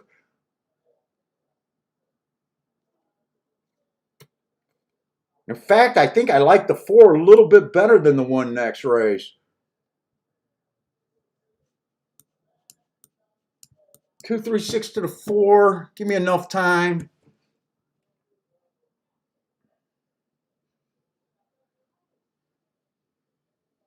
Because 1 I just noticed is a router.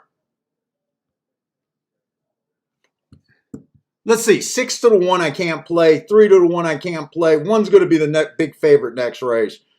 I'm just going to single the 4 next race. How sexy my wife sounds when she talks to that dog. You know the last time she sounded sexy talking to me?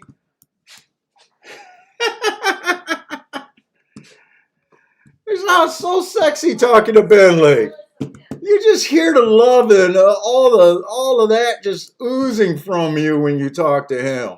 Because I love him. You talk to me, it's like, fuck. Well, you're a dick to me most of the time. What the fuck? That's why you married me. No. Really? Is Bentley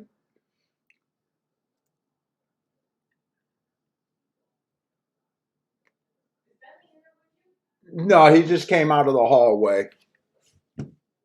Let's see, I already did the double.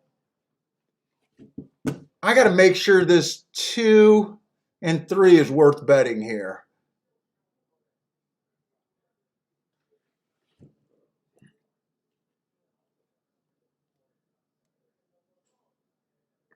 What is 6 on top of the inside horses paying in the exacta?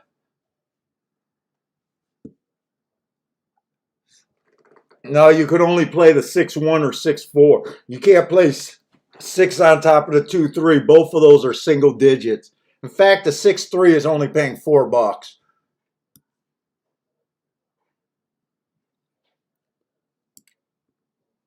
I'm still deciding if I really want to do a win bet here.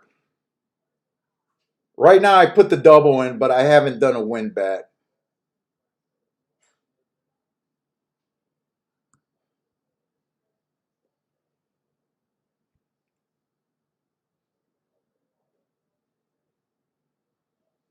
I'm getting 7 to 1 on the 2. I think I'm going to be committed on the 2. Even though I don't think he can win. I think 7 to 1 is definitely a right price on him.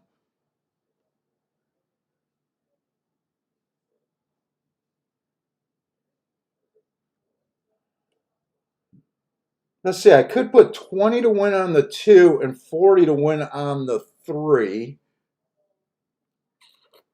I probably don't want to go any more than that. I think I'm going for this race a little bit.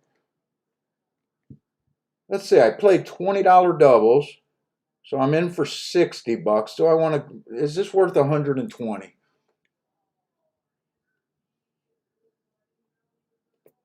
Is this worth being my biggest bet of the day so far?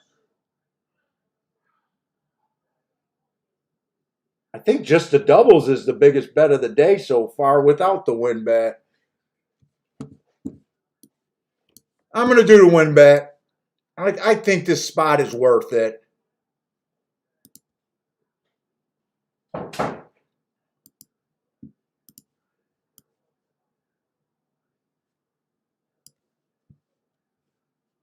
$7 to 1 and 7 to 2. I'm doing the win bet.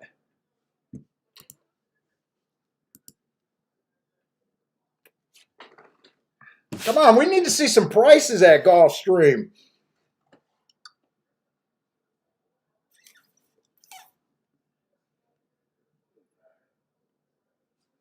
Let's see, Lanier got a play over there at Gulfstream, 927. Who the hell is the 9?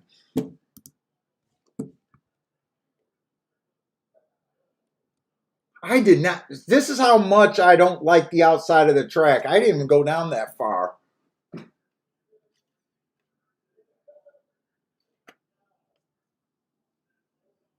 He does have speed, but I think the 6 keeps him from getting to the inside. I really think the 6 is the speed of the speed here.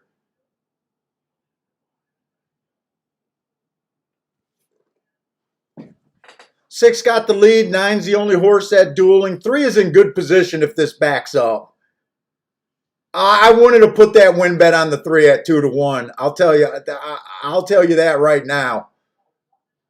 I would not have bet this 3 at 2 to 1. And he just ran up the 6's butt and got checked out of the race.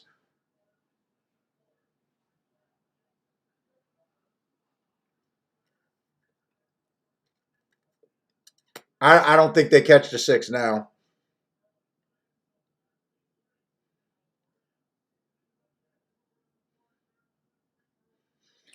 And I said 6 on top of the 1 and the 4 were the only exactas worth playing. I got a feeling this 4 is going to beat this. Well, maybe he won't beat the 2. 3 did get checked out of the race. 3 might still get up for second. I think the 2's done, but the 3 might still get second. Yeah, three did get second, and three was definitely second best. So I do got a double going to the 4 next race.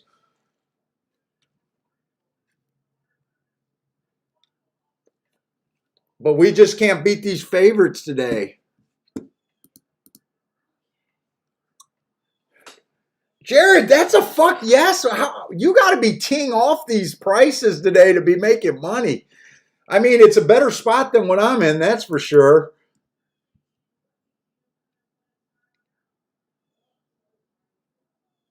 Oh, Marco Lou, you were on that 3-2 that ran up that 9's butt. The 6 won so easy and was never pressured. I don't think the 3 with a clear run could have won that race, but he was definitely second best without a doubt.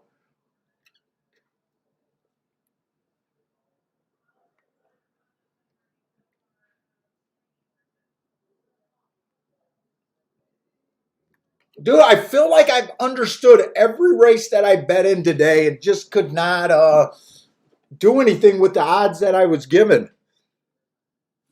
This 6-3, I think it's going to pay $6 or $4 in the exacta. There's no way I can play that enough to make it worth it. It's going to pay $5 for every dollar.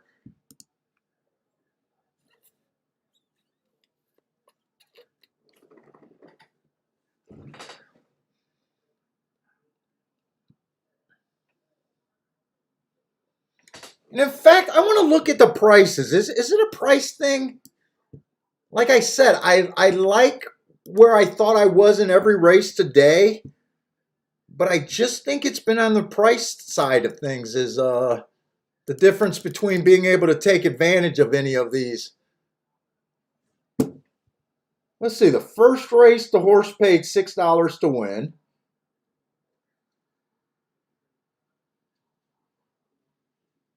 I think I sat out that race. I sat out that race.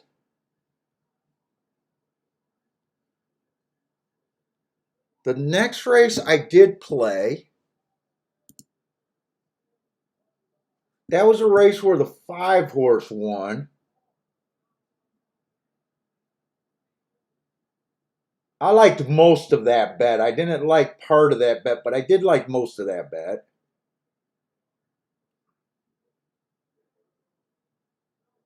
The next race, I took a stand against the 5. He could have been played. Yeah, right now, it's just the price thing and where my opinion's at.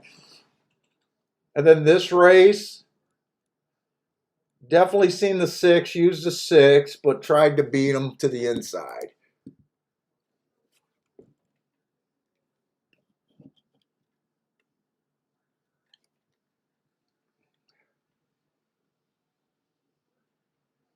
Holy shit. I mean, I don't do this with 2 to 1s. But wait a minute. Am I in the No, I'm in the wrong race. I'm in the wrong race. I'm looking at the I thought the 3 paid $7.20 to place, and I thought that was an anomaly. No, he only paid $3 to place. I was looking at the wrong payoff at the time.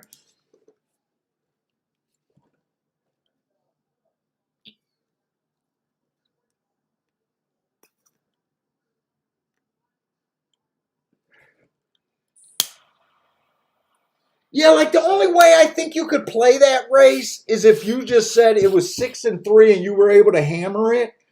I work with a different philosophy where I had enough sense where I knew I had to check those payouts and weren't willing to do it. at the time where the 4 ran second, I did say that 6 on top of the 1 and the 4 were the only exactas you could have played. That would have been another loser if I would have did that. And really, three got stopped in the race and still was able to run second. So really, if the 3 ran fair, the 4 would have never looked like he could have got that exacta. So, I mean, right now, I feel like I got I'm getting better on the odds board. With my plays, it's just, they're falling into the 70 to 75% losers that I expect to have.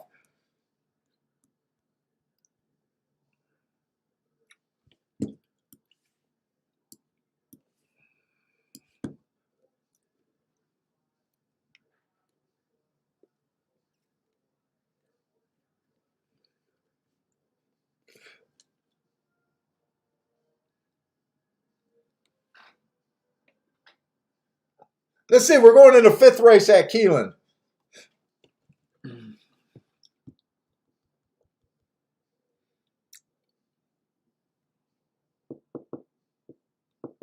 And the other argument is I've seen all the horses that could have beat me, and the other argument is maybe I shouldn't have dug myself a hole trying to beat some of these chalks. That's the other argument. But as far as cashing a ticket, I don't really think that I've been in a spot where that could have happened. I think the best I could have been if I was super sharp is not playing against some of these.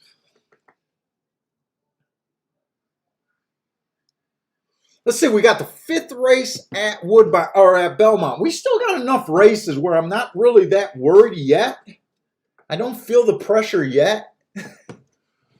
But I definitely don't want it to keep going like it is. I definitely don't want to get on a 500 or something like that losing day on play bets. I'd rather have the 500 losing day on some real plays that I made and they just didn't work out. Let's see. So we do have 6 furlongs maiden claiming 40,000. The 1 ran against a bad rail last race, but he was in the 8 hole. Shouldn't have bothered her that day. Average, slow. I can't get to this horse off of that running line with those marks. The 2 horse, I like the Heart in his first time out, her first time out. Backed off of that pretty quick. Came back, improved her speed figure, ran against an inside bias, showed a little bit of speed. There might be a little something there, but I'm looking at a 5-2 odds right now, and I'm not that excited to take that risk on this horse at 5-2. Let's see, the 3 horse ran a route last race, but I don't like route to sprint, but overall she's ran 4 sprint races. I mean, I noticed that she ran the best speed figure. She had a bad rail last race, the race before that. So I like the last race, but it was a route. 2 races ago, the inside of the track was good. She ran about the same figure. 72 might be good enough. She was 1 tick slower than the fastest winner at the first 2 calls. But she did have the good part of the track. 2-1, I'm not really that interested in her. And in fact, I got her, if she's the favorite, I don't think she's a complete false favorite, but I think she has some kinks that might be able to get her beat. Let's see, the 3 horse, I don't like the running style. It's hard to say that this is a running style, but if she spots these horses by 10 lengths, I don't think that's a good thing for her. 6 is a first-time starter. 7 ran 1 race, showed some speed. To me, really, the only 2 horses I can get to is the 3 and the 2. 2 I think I'm interested in, but I'm not interested in the price. I'm sitting out this race. And who is a 6? 6 is a 4 to 5 first timer. Todd Fletcher too. Yeah, no, I want nothing to do with this race. Nothing to do with that race.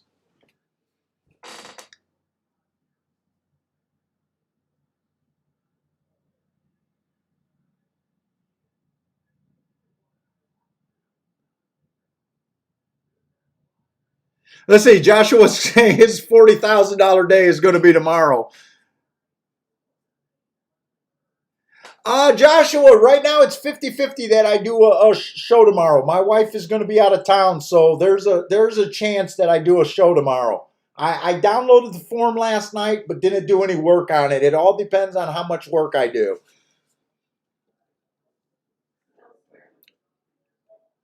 And it depends on how bad the day is. If I'm pissed off today, I probably will come on tomorrow.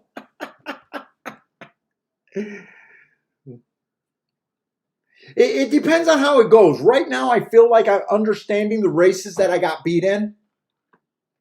And I'm just a little irritated that I haven't had a little bit better luck. I feel like my long shots are running.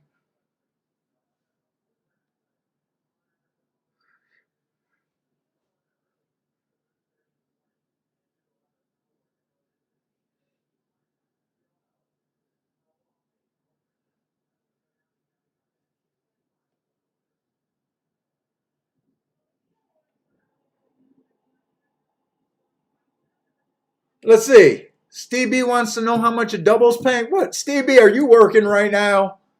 I got a feeling Steve B might be working right now. Let's see. The 6-7 double is paying 25 to 1 if I'm looking at the right race. I think I'm in the right race, Steve B. So about 25 to 1. Right? 6-7? Hold up. I lost Steve. Where's Steve?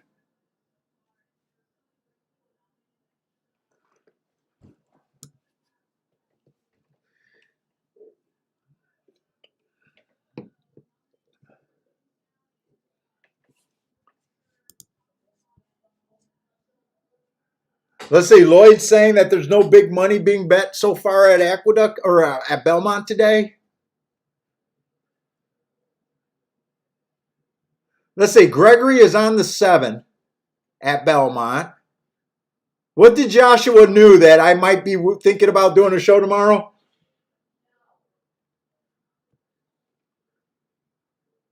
My wife's saying no, but she's on vacation. She.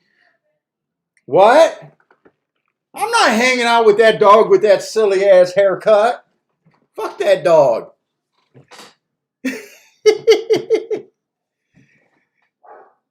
Oh, listen to him barking now.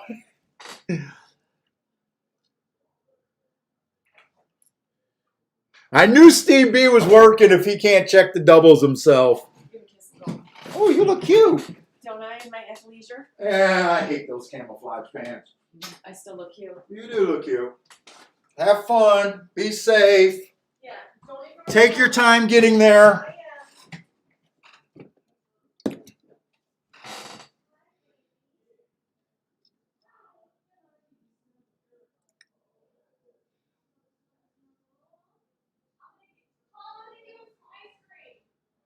All right. He's probably going to be getting more. I think it's going to be 2-6-3 over there at Gloucester or at Belmont. The 6 might hold on, and yeah, 6 just held on to win. There did look like there was some bumping in that stretch. They might look at that, but 6 did hold off the 2. 2 did look like he was going to win that race for a few steps, and I'm not sure if there was a bump there, but it looked like there was something there.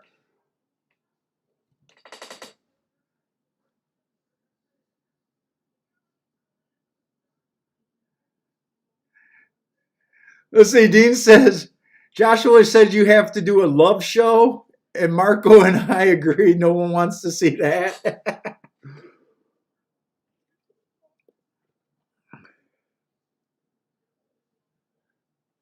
No, did it look like there was a little bit of bumping there? I think there was a little bit of bumping there. I'm not sure if it's enough, but let's see. They're coming down the stretch right now. Check on him in a little bit to make sure he doesn't eat the paper. I think they bumped there, but I think the 2 actually bumped the 6 and pushed the 6 forward.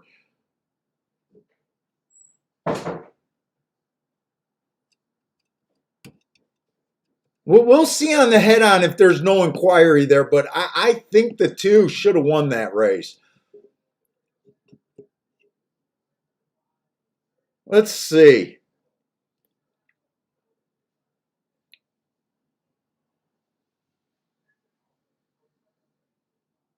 And I don't think it's the 6 coming out. I think it's the 2 going over to the 6.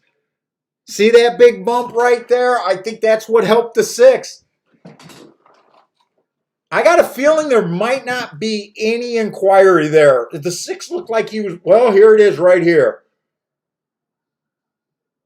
Maybe there is going to be an inquiry here.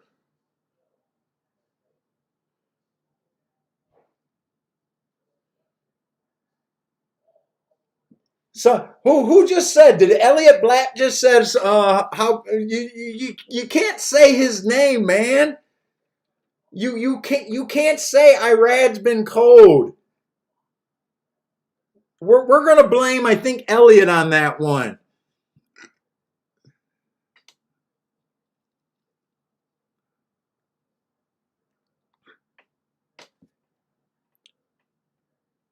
Yeah, I think it's official because I think the 2 came over and that was what happened.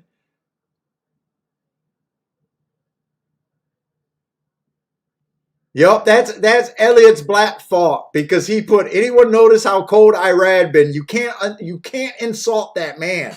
You insult that man, you can't speak it. You'll bring it into reality. Oh shit! Elliot just gave Irad a big weekend.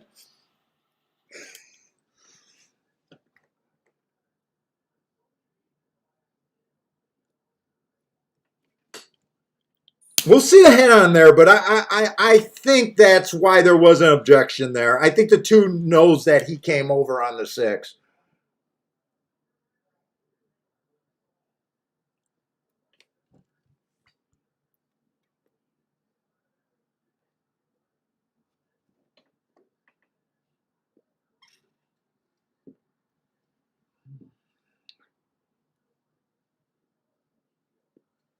Let's see. Lloyd's saying it looks like we'll see the head on to see if the 6 kept a straight line.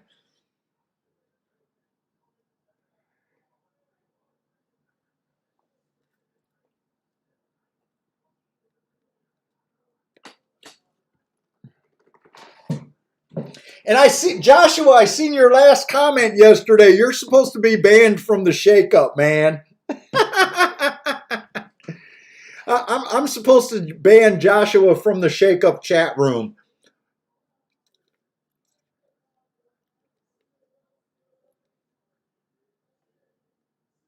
I think he wrote a comment that he hopes that I don't do a show so he can watch the other shows.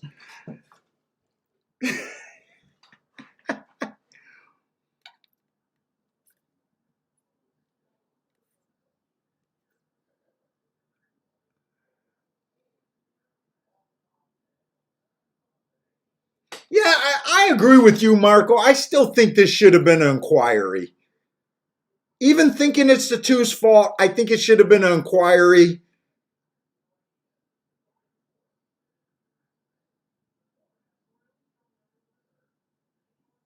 But I got a feeling the jockey did the right thing. I don't know. We'll see on the head on.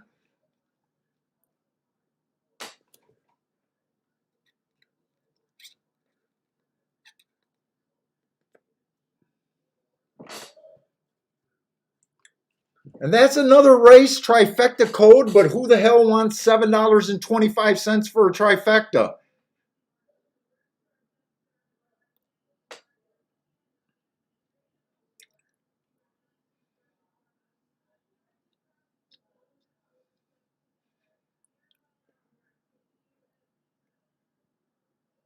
Charles says chalk fest everywhere sucks. It's racing, man. It's annoying for the day. I guess I'm still living on the high from Saturday, so it's not bothering me as much as sometimes it would.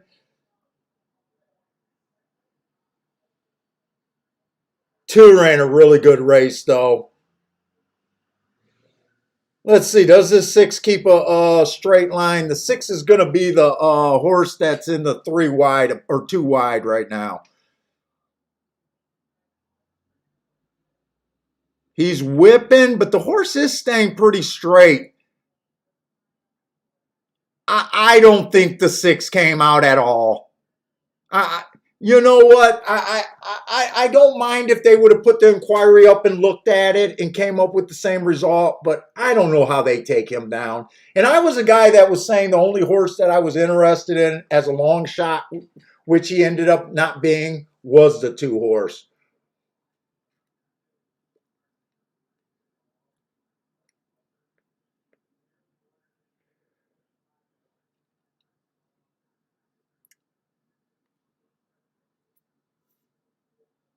Jared doesn't mind taking that try. Oh, that's not what you said, Joshua. That's not what you said, man.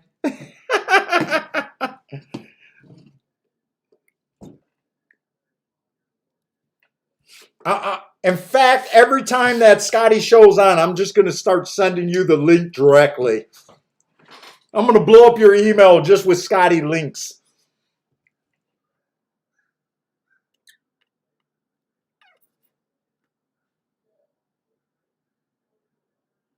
Steve B, thank you for the comment, man. Sometimes I wonder, though.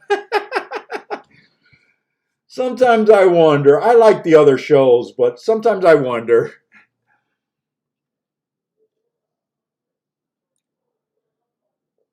Yeah, that two was 15 to 1 morning line. You know, the heart put him on the radar with the asterisk. Oh, I don't have the morning line, so I gotta take it from you that he was 15 to 1 morning line, but definitely on the radar, definitely ran good. Probably should have won that race if the jockey kept him from hitting the other horse, but we'll never know.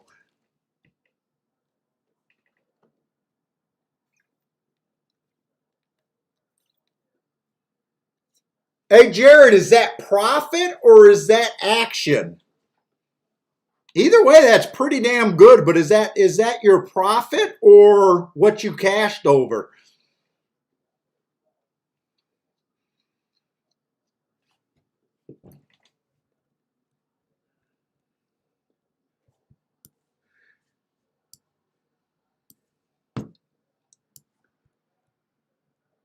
We're gonna have to have Jared on the show.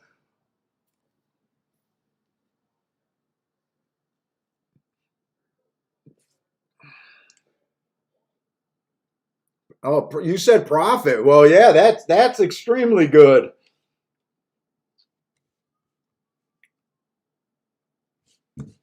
Let's see. Oh, I didn't realize Gulfstream was sneaking up because I got Belmont as a bigger. I had my Gulfstream feed hidden.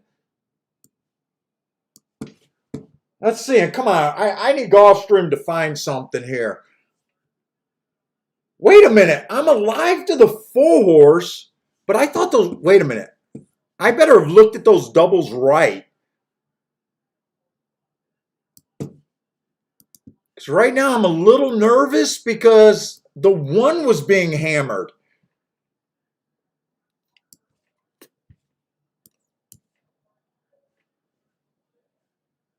What is the wheel pay here to the 4? Wait a minute, how did I make this mistake?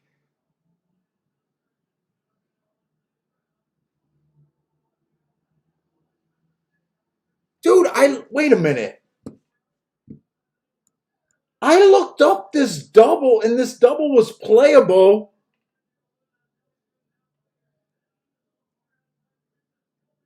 What the fuck happened here?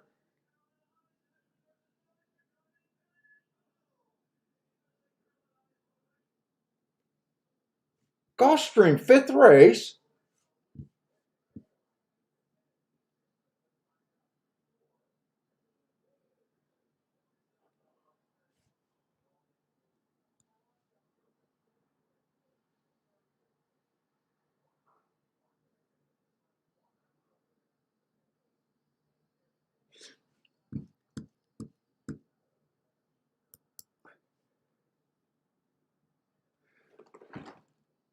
Did I got a serious question because you guys know that I do have vision problems. When I was putting in those doubles, I played the 2-3-6 on the over the 4 in the double. I looked those doubles up and I said that everything was being played to the 1 horse and the 4 horse was being ignored. Now I'm alive to a $4 double.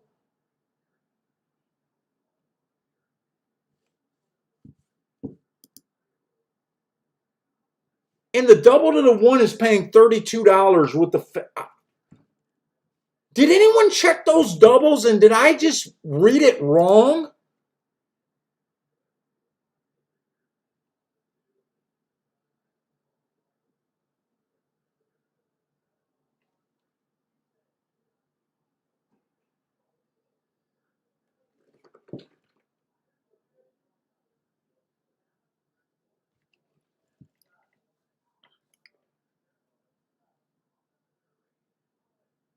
Dude, I thought every double to the 4 was paying over 20 to 1. Mac and Company thinks I read it wrong. Well, obviously I did. Either I read it wrong or the computer boys or something did it right. Or you know, all the action came in late. I'm willing to admit that I possibly could have. Either way, I'm wrong. I'm alive to garbage.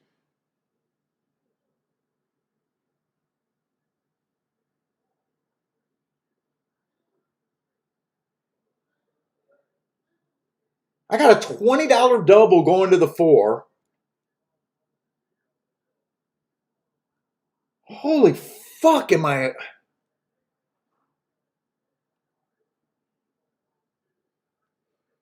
Oh. And here's the problem. If I'd be really interested right now in betting the 1 to win, but I'm in such a bad spot with my doubles. I can't do that. Oh my God.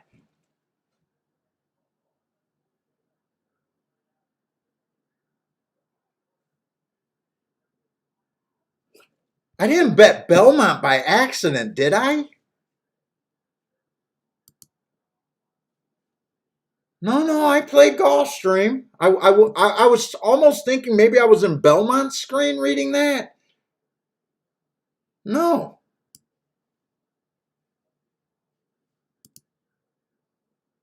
All right, I'm not doing anything right here. I would have liked to have been able to play the 1 at 10 to 1, but Jesus Christ.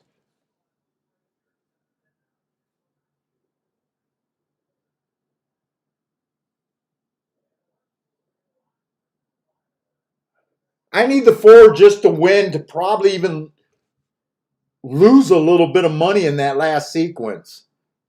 Let's see, I got 60 on the doubles and I win another. Yeah, I'll end up losing money in the sequence.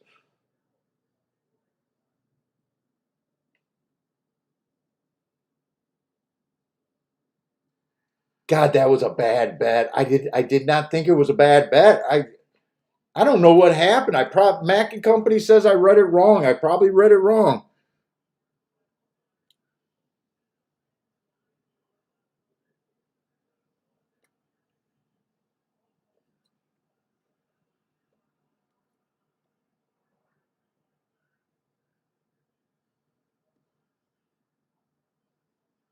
Well, come on, 3 to 5. I mean, fuck, I got it. Bring the 1 second, but not for the win. Just go on and get me home.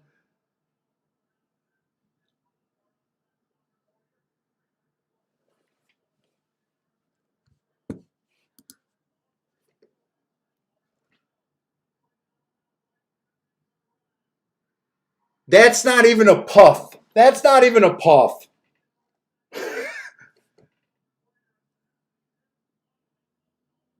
Hey, I cashed a ticket, but that's not what I thought I seen. I thought I'd be getting 400 back at least. I don't know if I read them wrong or the action came late. I really don't know what happened there.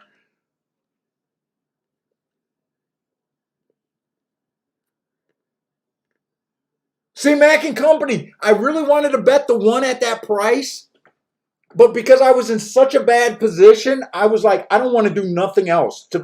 I've been playing against a lot of chalk today that I, kind of seen.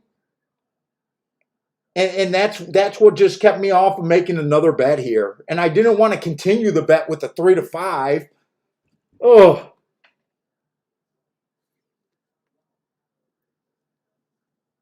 yeah, Margot Lou, you're right. I can't even afford another. These cigars were $7. I can't even. With that payoff, I can't even buy a cigar. I need the $2 double, and I can't even get I probably couldn't even pay the tax on the cigar because I think they add $1.50 to every cigar in Michigan. I think. Plus, I tipped the guy. Plus, I tipped the guy.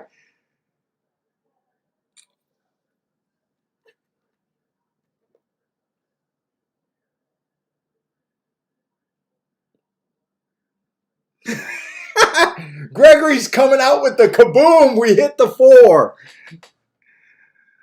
Oh my God. Yeah, I had to be. I got myself in such a bad position there. I just had to be a big fan of the 4 and needed him to win.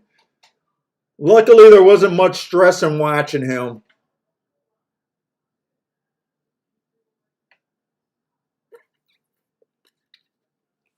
Yeah, Dean, maybe I was. Could I have been looking at the exactas? Could I have been looking at the exactas?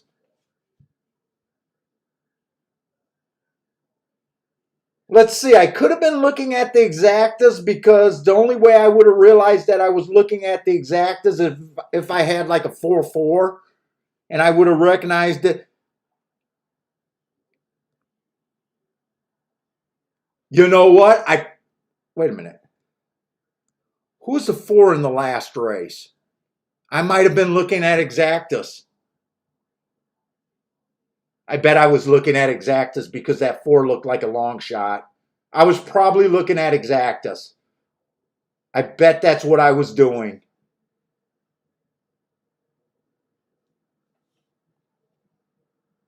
This is not what we do, guys.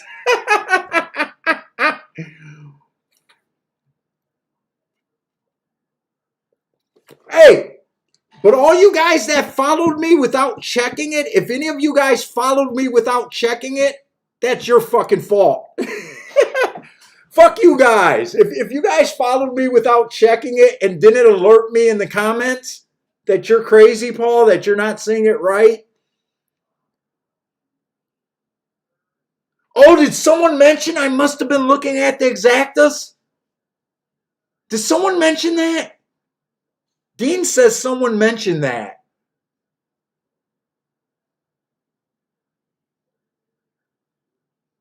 Let's see. The problem is,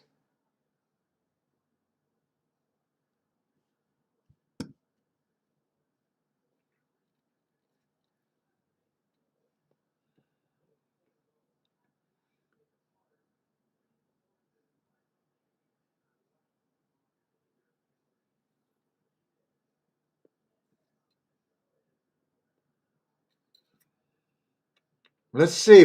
The problem is you guys are more active in this chat room, and I got to go back. Oh, what's up, Mike S? I didn't see Mike S in here.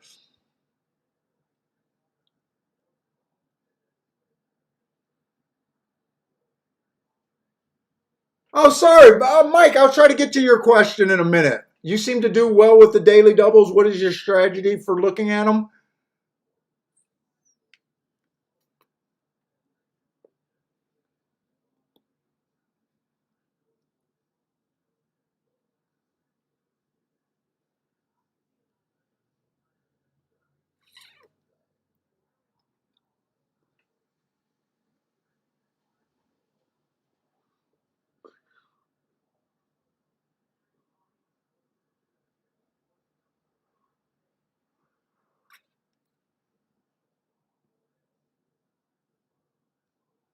Was it Case G? Wonder where you can bet a $19 double unless the track window. Maybe that was it. Saying he's wondering why I'm talking about a $19 double and he might have seen it. Maybe that's that comment.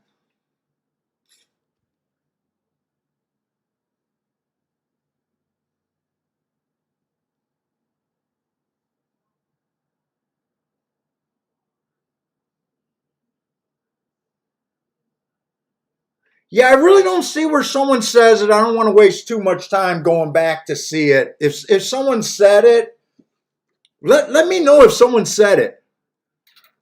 Oh, Mike S. You know what? So basically you spend so much time. So I focus on the winners for the most part, right? I spend so much time with these profiles. Remember, the profiles are only for the winning spot. You know what I'm saying? When I say, I think the track's closing, I'm just saying that I think the winners are closing. It doesn't mean that front speed isn't holding for second and such like that. So I just spend so much time focusing on the winners, and that's where most of my handicapping is. When I do perfectas, I'm usually just doing my winning horses and say if I like them to win, I kind of like them to run second kind of deal. I think I do better at the doubles just because if you're right about two winners in a row and that's the focus of your handicapping, you're just going to do well. Or, you should do well in them. It's just a natural bet to me. But doubles and exactas are usually where my profits come from. I usually use win bets more defensively. Uh, and they're not really responsible for where I'm at the end of the year for the most part. They're just, part of me thinks I should just cut out the win bets completely. But I think they're good for like stopgap measures, saver days, uh, when you're not connecting and they can save you from a lot of pain. So I decided to keep the win bets, but usually it's just I think doubles are just natural. Uh, I tried to pick fours and pick fives, and I'm just like everyone else. Oh, I'm a 3 for 5 expert, or a 3 out of 4 expert, or a 4 out of 5 expert. The other thing I like about doubles is you can hit them for a lot more than I would have picked for. And a lot of times, if you hit a $20 double, a lot of times that ends up paying more than the pick four sequence, anyways. Unless it's a really big one. Uh, I just do well in the doubles. It's a fun bet for me. I started the year because last year was my best year ever without hitting anything special like a rare pick six. I hit one pick six for uh, a crazy amount of money quite a few years ago at Arlington. So I don't know. Doubles are just a good, to me, it's a good bet. I know they say that the doubles are always covered right, but we hit enough of them. We hit enough big doubles where I don't know how they say that the value is all out of the double. Now, that value out of that double was not there. I also like the power of being able to look at the payouts and throw out the low ones. And now, if I did that here, I would have been on another losing double. I would have played the 1 over the 4. But for some reason, I thought it was the other way around. So,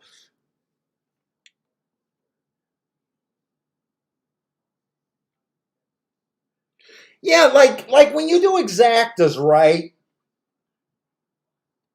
There's sometimes that second place horse is a horse that you don't think can win. And a lot of times there are horses that sometimes you don't think can win under any circumstance, but they able to get a perfect trip or they're able to get second, you know. And to me, they're harder just trying to handicap for second. But I do like the perfectas.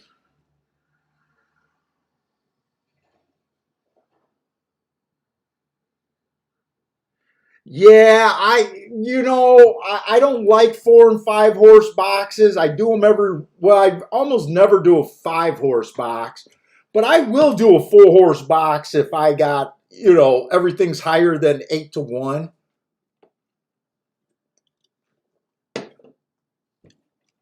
You got to be willing to lose in this game too. Putting yourself in position to really win, you also got to put yourself in position to lose too. I don't really like 4 horse exacta boxes. If you do well at them, I wouldn't. I always say I don't want to mess up anyone's game. If you're profitable, you should not even listen to the show unless you just want to take part in the chat room. You should almost turn off everyone else if you're profitable. Don't change your game if you're profitable.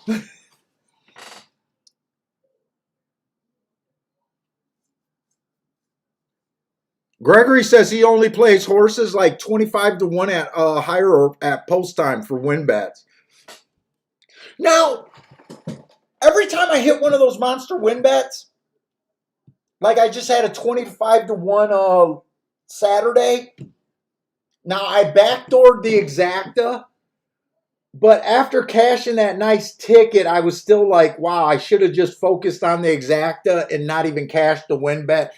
But there is a price of win bets where you just got to say, hey, $53. I think you paid $53 or $57. Sometimes you just got to play those. You don't want to fuck them up. But I think in the long run, if I really did the data keeping, I bet in the long run, really, I think I should never play a race unless I got a 10 to 1 that I'm keying off of. Like these 3 to 1s and 4 to 1s, or even that exact or that double that I hit yesterday with the 9 to 2, 7 to 2. I mean, it made me a winner for the day, and I needed it. But I think in the long run, I could even avoid those bets in the long run. The only problem is we'll be passing on even more races. Hey, what's up, brother man?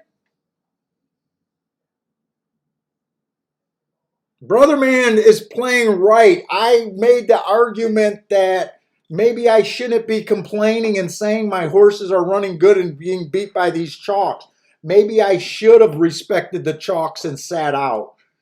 I respect your play, brother man over there. I don't think that was a bad way to go at all today with the prices that we got today.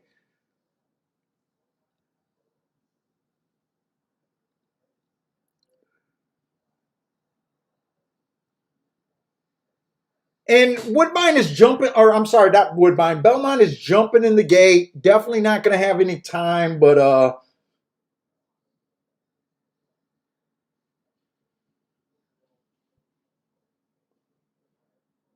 4 is definitely on my radar if he can go wire to wire here. 4 is definitely on my radar. I don't know if he's a price or anything. I didn't even see the odds or nothing. Oh, 9 to 1.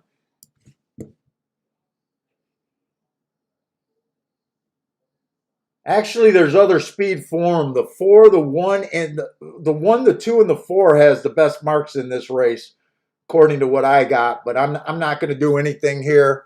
I couldn't even done anything if I wanted to. Actually, they're off.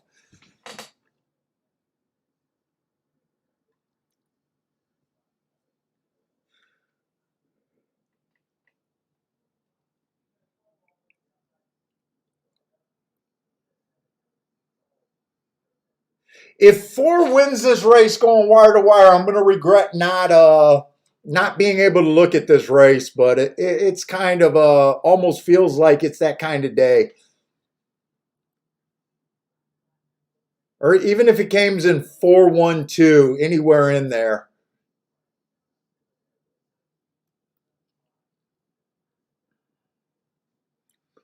Let's see. Marco Lou says the 7 got a shot here at Belmont. Oh, 7's a nice price, and if the 4 backs up, he could get a first run here.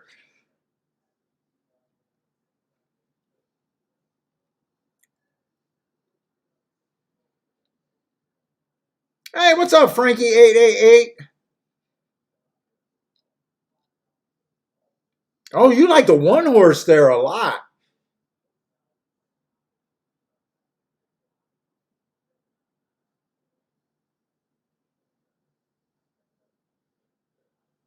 What kind of fractions are we getting over there? They're 112 and 4 at the 6 furlong mark.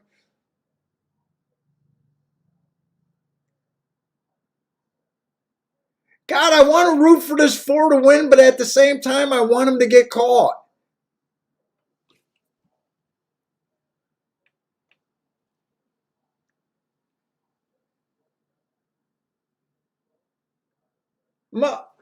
I'm going to go on tilt.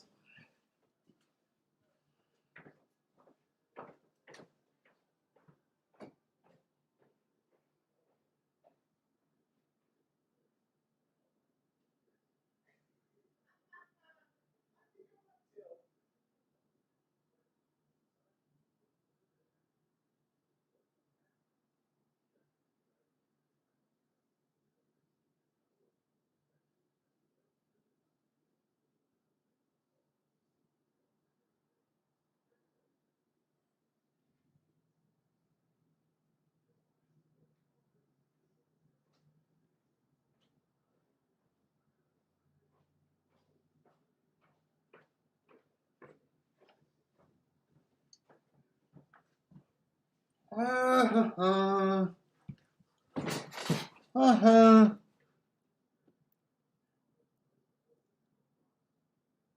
Okay, it's not as bad as it could have been. It did come in 1-4. It did come in 1-4. Although the only 3 horses I was interested in that race was the 1-4-2. It would have been worse if the 4 would have won this race.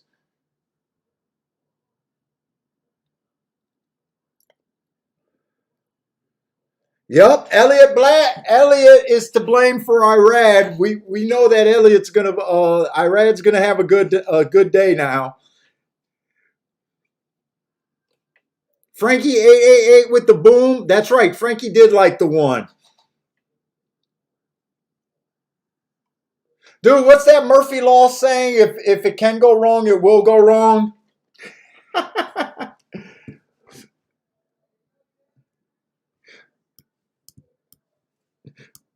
Those were the 3 best marked horses by far. 3 best marked horses by far.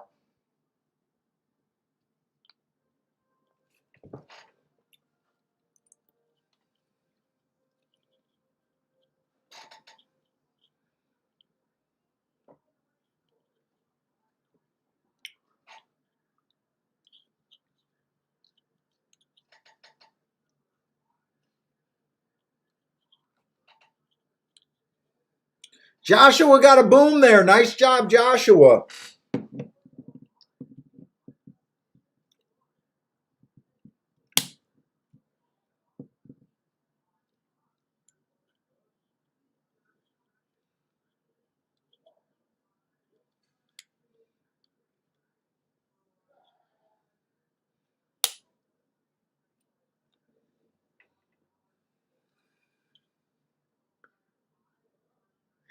Jared, I can't do that in the chat room, man.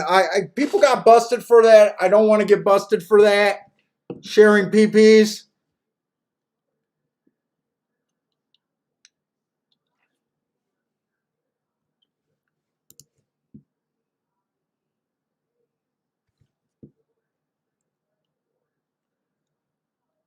Joshua says parlay time. First winner of the day for Joshua. What is this exactly going to pay? I think, could this pay 25 to 1 or maybe not quite 25 to 1?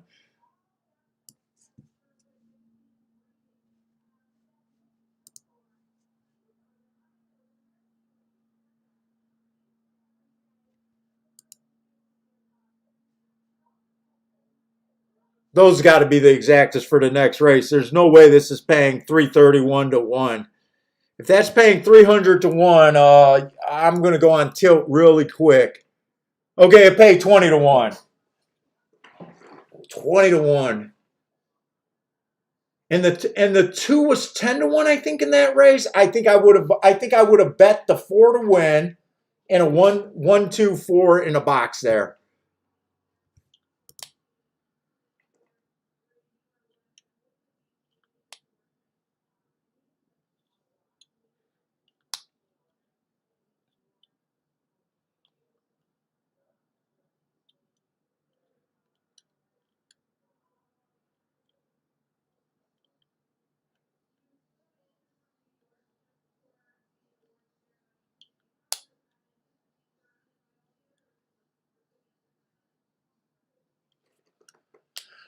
All right, let's go to Gulfstream. I'm glad the 4 did not win. All right, Gulfstream.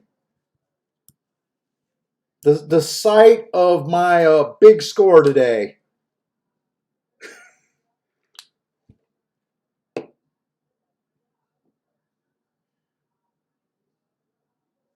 Okay, we got a poly track, Marlon's 16th race.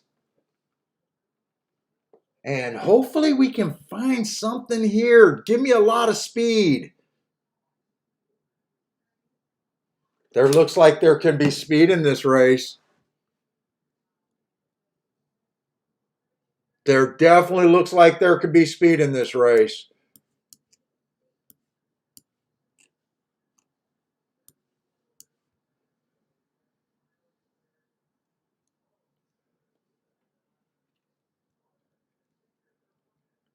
I'm going to do the tic-tac-toe, pre-tic-tac-toe board here.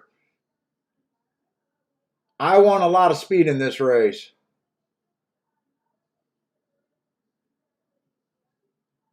Wow, 2's kind of a tricky horse. He kind of went to the lead 2 races in a row, almost 3 races in a row. But before that, he was a stone cold closer or stalker.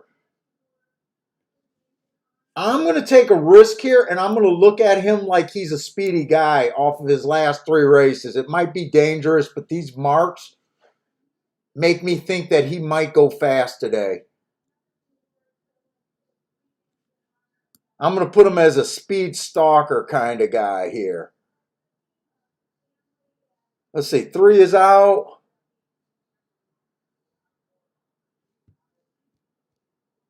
So 4 is going to be in the 3 hole. I'm going to put him kind of as a stalker closer.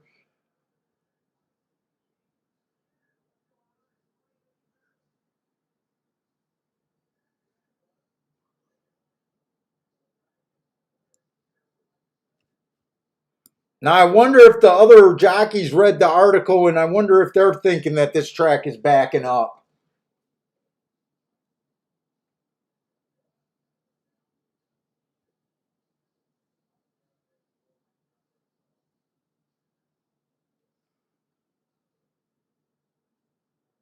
God, I'm not sure what this I'm not really sure what this 6 wants to do either. He can go to the lead and he can stalk. 7 looks like his only option is to go to the lead. And 8 looks like he wants to go to the lead.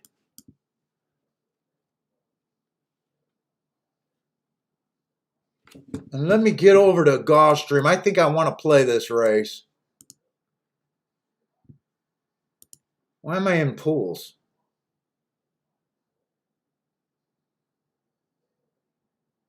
4 is 5 to 2, huh?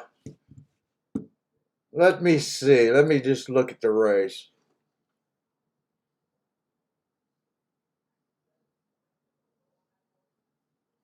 I'm a little interested in the one horse here coming off the pace. 18 to 1. I think I'm going to take a shot with this one horse.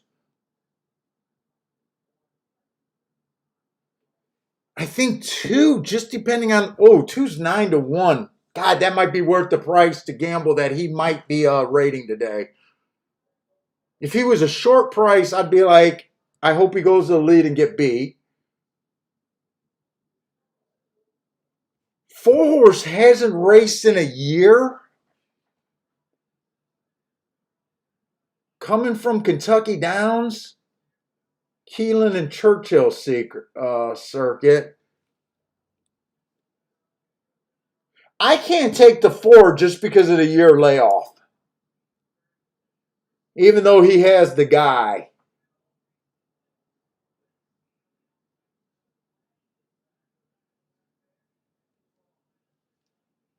Five's at 6 to 5, so that's not a price.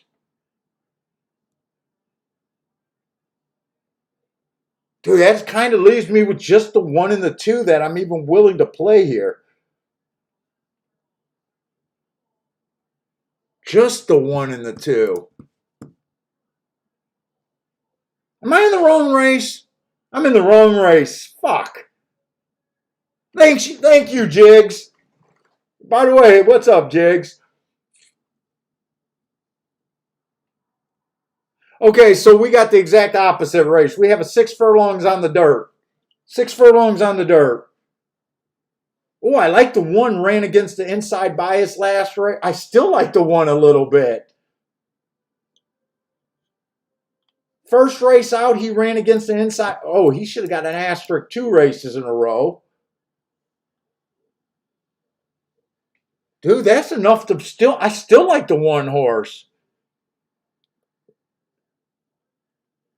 Let's see. 4 horse did the same thing.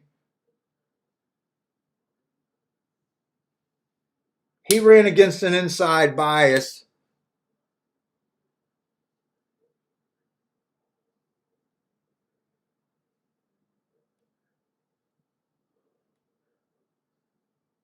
And 5's the big favorite.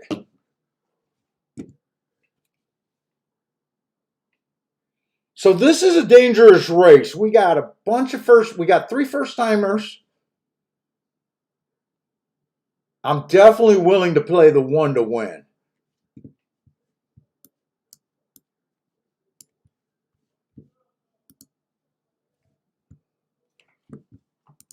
I don't think I can box the 1, 4, 5. I don't think I can box that.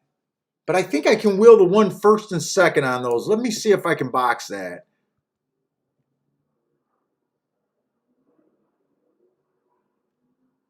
Let's see. 4 1's paying $31. Yeah, that I can play.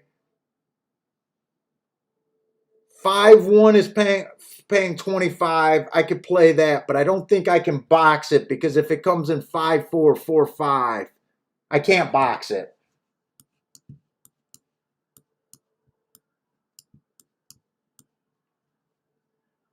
But I can do 1 first and second with the 4 and the 5. And 1 to win. I definitely want that 1 to win. 1 to win. And then exacta. 4 and 5 over to 1. I want that key box.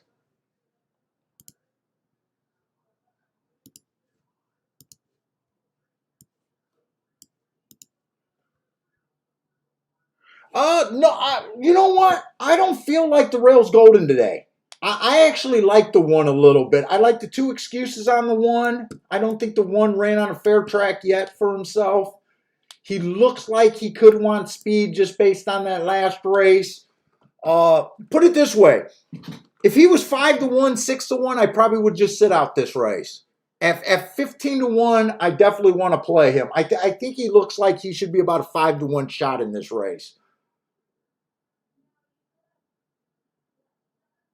4, I think the 4, I'm questioning if the 4 has any real speed here. He might just be a stalker, but I think the 4 and the 5 both look good enough here. If it is inside, I think they're close enough to the inside. But if I really believed that it was an inside track today and I thought I had the data to prove it, I probably would just box a 1, 2, 3 here. But I see enough on the 1 to make me willing to take him at that price. Yeah, we've seen a few wires. Let's see, who did we see wire? I kind of got behind on what's been going on today. We've seen a 2-horse wire and a 5-horse go wire to wire on the dirt sprints. Oh, and we've seen the 4-horse go wire to wire too. So speed has won every race. For that monster ticket that you guys should have cashed with me.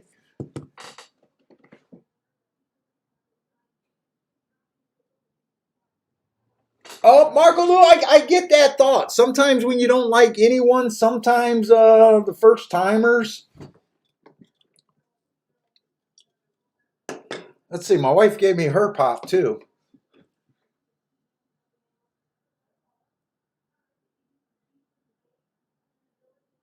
Marco Lou's taking a shot with a 2-3. Charles likes the 2 at that price also.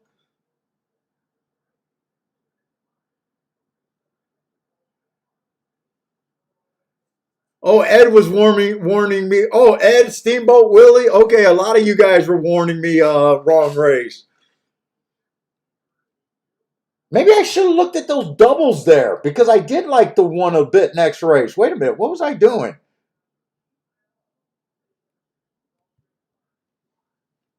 I should have checked the doubles with the yeah, I like the 1 and the 2. Well, I don't know what the odds were going to be. I should have checked those doubles. The 1, 4, 5 to the 1 and the 2 next race.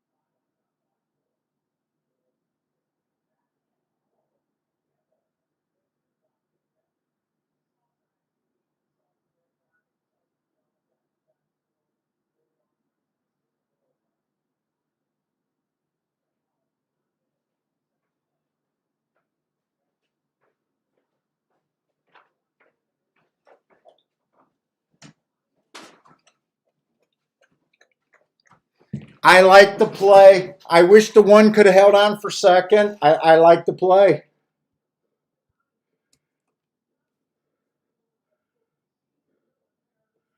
I like the play I made. I still think I'm doing the right thing. I still think I'm doing the right plays.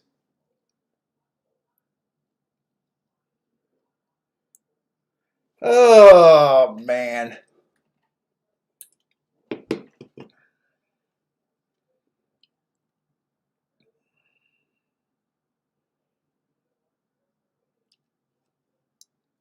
Ugh, frustrating, frustrating.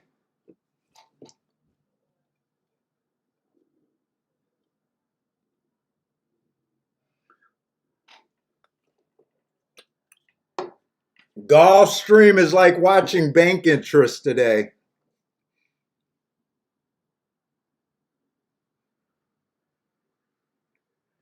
Look, I think the one ran a good race. I got exactly what I wanted with the one.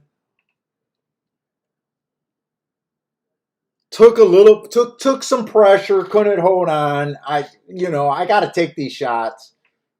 I think in the long run, this is the right way to be. But for a short run on any particular day, I'm starting to feel a bit of pain. I'm starting to feel some pain.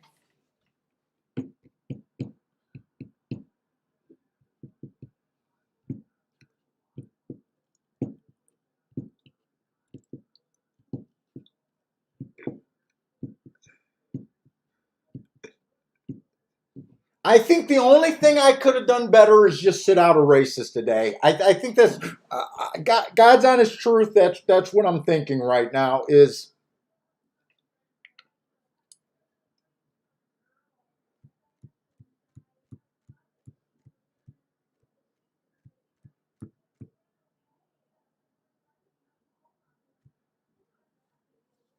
I said I should have checked the doubles with those three horses to the one and the two. Let me see. I think it's too late to check what the doubles are. We'll see on the will pays if I should have just thought about doing the doubles.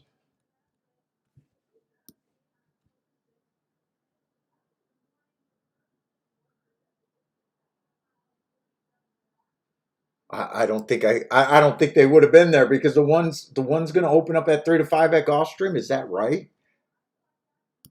That's not right, is it?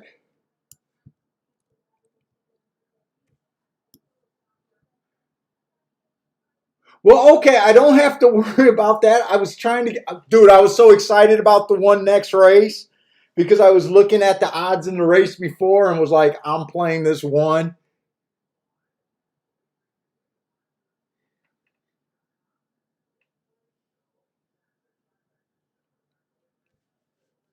Well, he opened up at 3 to 5. Let's see. That might just be the early money. Oh, actually, he has an 8 to 1 morning line. So I could have did the doubles to the one, but not the five. Or I'm sorry, not the two. Not the two. Oh my God, it's so frustrating today. The handicapper's life is not fun some days. In Gulfstream, we got 7 furlongs on the turf.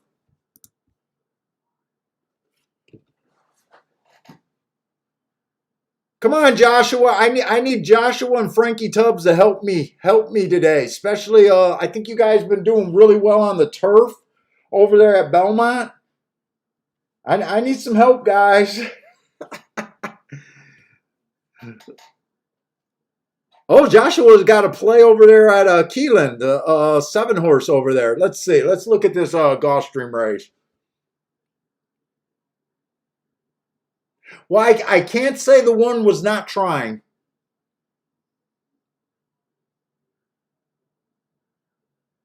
Maybe if the 3 wasn't in the race, he might have had a little bit more. But I mean, that's the danger you play when you go against first time starters. You never know what they're going to do. So I can't bitch.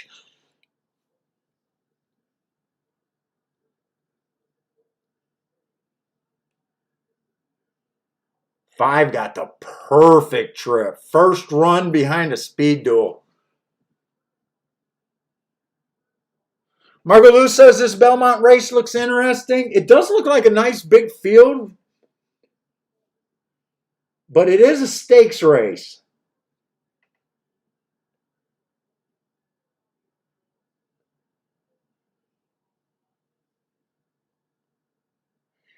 And it is a 7 furlong race. Why did that 4 have to run? He had to.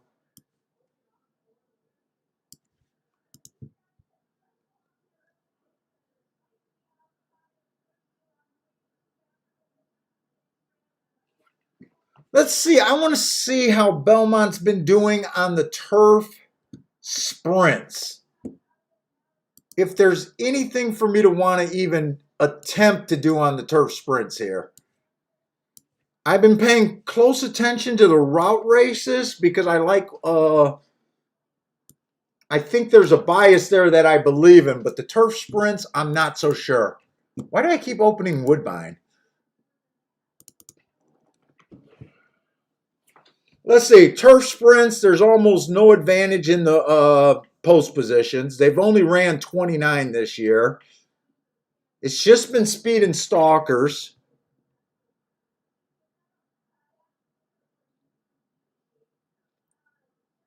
Last week, the inside played really good, but that was only out of 7 races.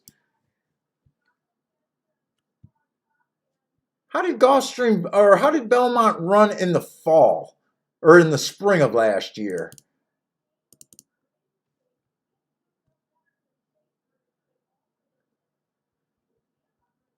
Post positions were pretty easy. It was pretty much the same profile, except closers did a little bit better in the spring than they have in the fall so far. Yeah, that's not really a profile that I'm really excited about.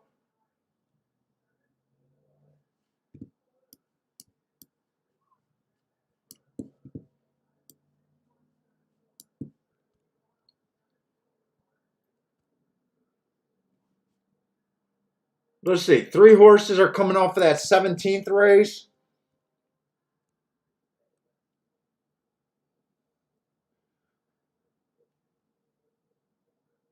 Man, I don't think this is above my pay grade right here.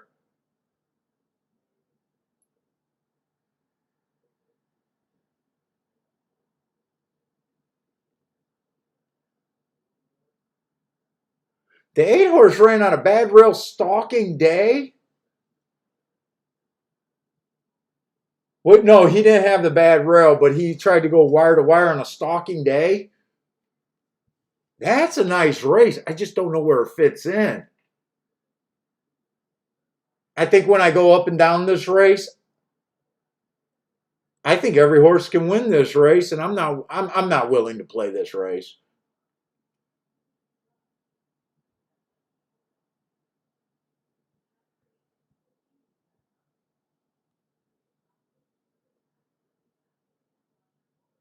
Let's see. The best marked horse is probably that 3 horse 4 races ago.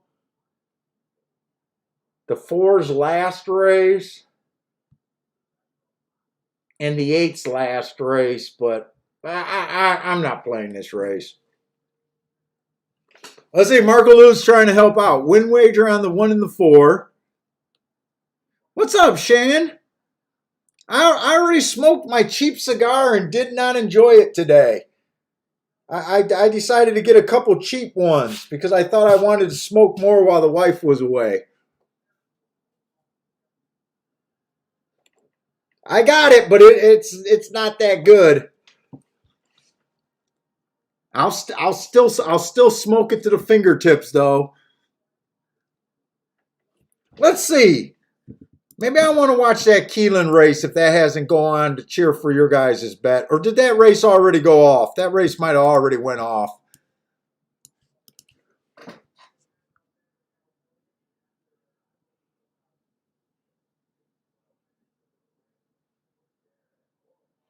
Let's see. Marco Lou says the 1, the 4, the 11, and the 12 is what he has in his notes. 1, 4, 11, and 12.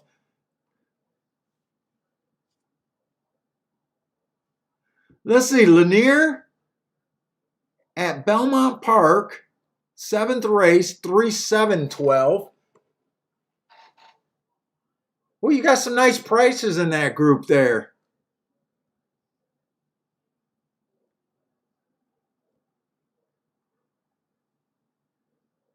I take it at Keelan, the 6 was a pretty nice price because Dean's saying nice call on him.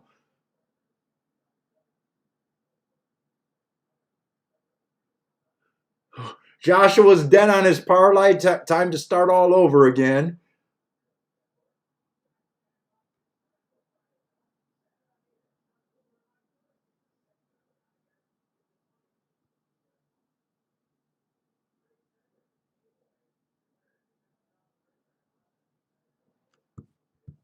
Scroll up to, okay, you're telling me the names. Let's see. Who are we trying to say?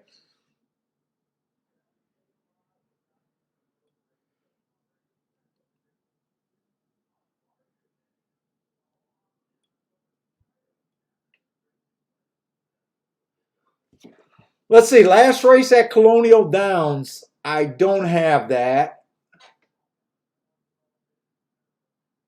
2 races ago, he was the slowest winner of the day. Let me look at that May race if that's who you're interested in knowing. I'll dick off. Oop, I probably don't have enough time to look up that race. That's in May. That was an early pressing day. What he was.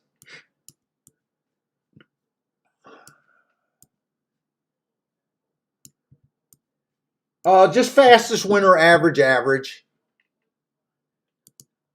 Good luck for you guys that played this race.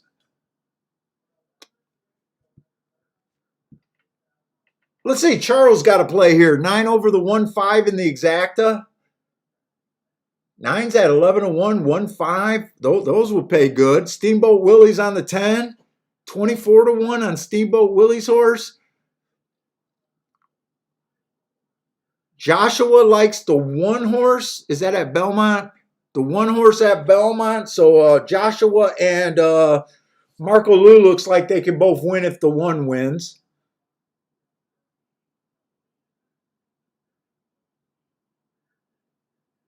Oh, Frankietubbs. Let's see. Frankietubbs been hot over there. 3 and 6 to win.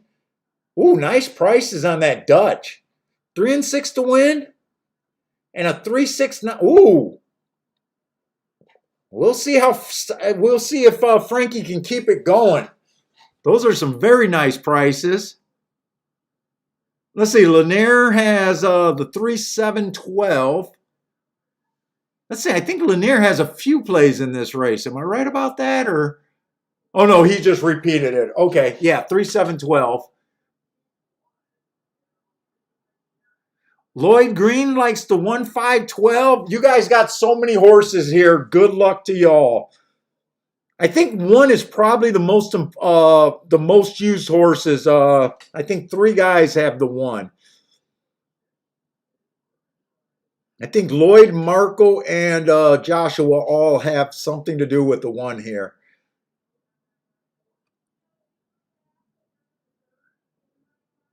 Three has the lead. 7's right there. Let's see, is this a route? This is a sprint race. I think this was 7 furlongs, though. This is 7 furlongs, right? Yeah, this is a 7 furlong race, so I'm not necessarily sure about off pace or anything. They had a lot lower numbers in the profile here. Looks like 7 got the lead, but this 4 is dangerous. Just Marco got the 4? Come on with this 4. He made a little run. Come on with the 1 then. 1, 6, 6, 1. 1's loaded, but I'm just not sure if he's going to catch anyone.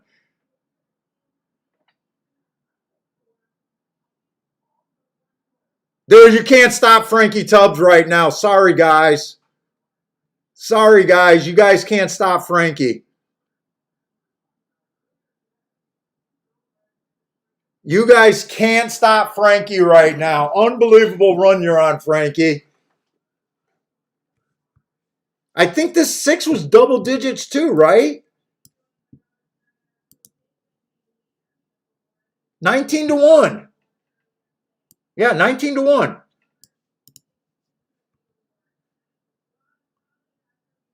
Oh, Steve B was on that. Steve B had the 6 also, but I don't know if the 9 was up there.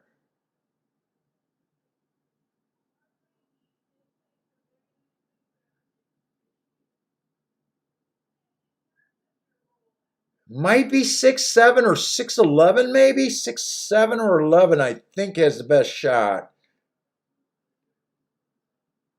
I think it's 6'7", 6'7", 11 is what that race came in.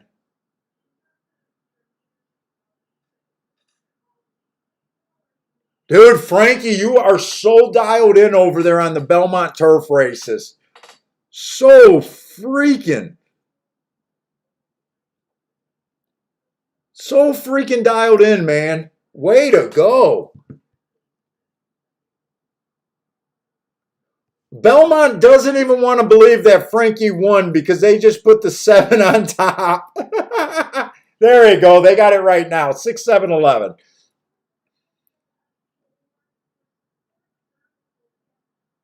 Boy, and Frankie's hot. And if you guys haven't been with us, Frankie's been unconscious with shots. I think he had a 5-1 over a 48-1 exacta that he hit. He had I think a 70 or 80-1, maybe 60-1 that ran second where he had the exacta. Yesterday, I think he gave out a God damn, what was it? 10-1 over 14-1, something like that. Holy shit, my man is on fire.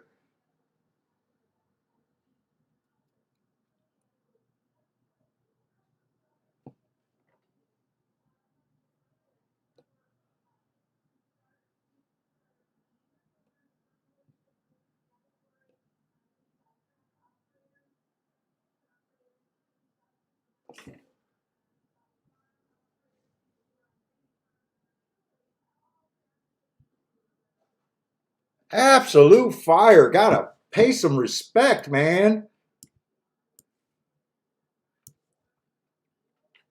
I do want to look at the 6 though, but I don't think no matter what the marks were that I was going to be interested in playing that race. Oh, in fact, he's not marked.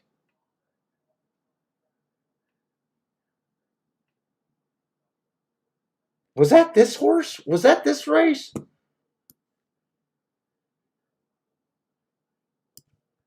I think it was this race. Do I got enough time to look up that Woodbine race? I think I do. There's his name. Yeah, that's the horse. That's the horse. I always hate it when I don't have a horse marked and he wins at a big price. I'm always interested in going back and looking at what I would have had him marked.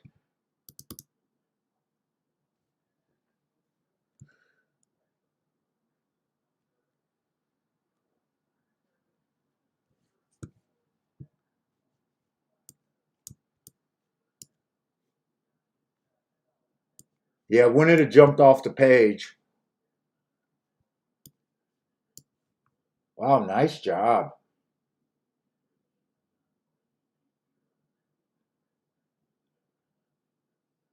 He was at Prestal before that.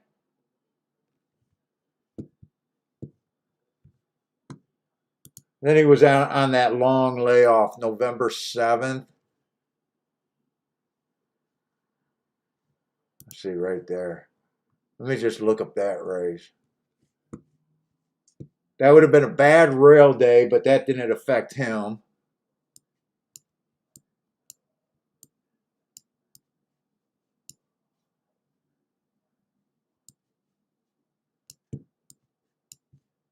Wow, nice job. That's all I can say.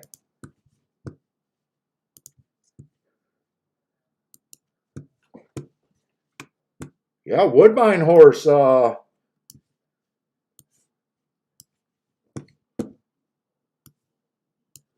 right, where are we at? Okay, so we already looked at this race.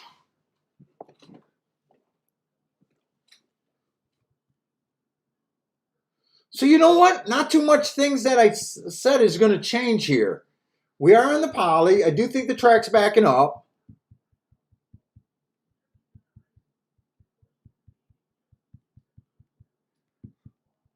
The odds that I thought I was getting on the two horses that I was willing to do something with, the 1 and the 2, are not really there. The 4 horse, I still can't get to him. He still took a lot of action. When I was looking at the wrong board, he was 3-1. When I'm looking at the right board, he's 7-2. I just can't get to him. I think he has the right running style, but I can't get to him.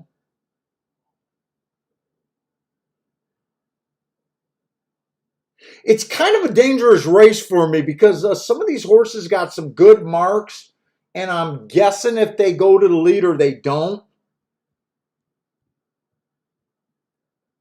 Like, I really like the 5's race 2 races ago where he ran against the bias, went too fast to win. Does look like he can get the perfect. Wow, he's 7-1. Wait a minute. The odds change everything. He was 4-5 on the board before, so 7-1. I was God. If he rates, I think this horse can win. If he tries to go to the lead, usually he does rate.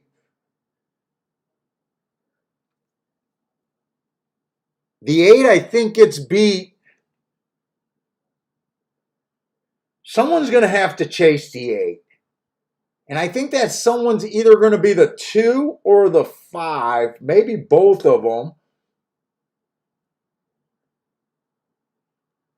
I can't use the 4. The 3 horses that I'm between are the 1, the 2, and the 5 here. And I'm getting nickeled and dimed to death so far today on play bets. My biggest bet today I hit and even took a little bit of a loss there. Let me see. Do I want to just box that? Do I want to do win tickets? I think I'm going to box it for at least a little bit. Right now, I think I got to decide where I want to go here.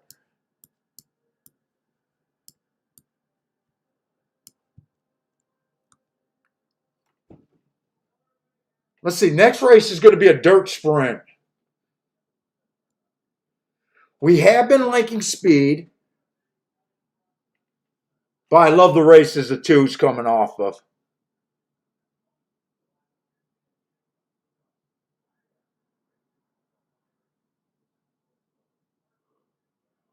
Boy, there's some real speed next race.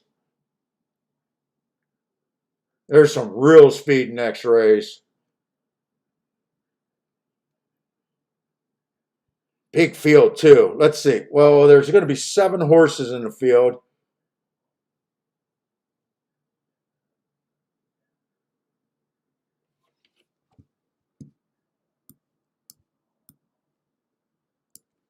Or is there going to be 2? How many horses next race? Wait a minute. No, there's 8 horses. I think this 10, 12 is going to take tons of action.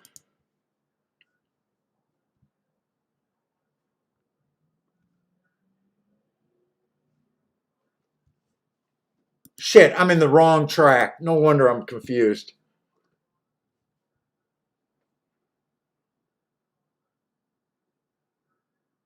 Holy shit, 12's not going to be the chalk next race. I thought 12 was going to be a huge favorite with that speed figure, that triple digit.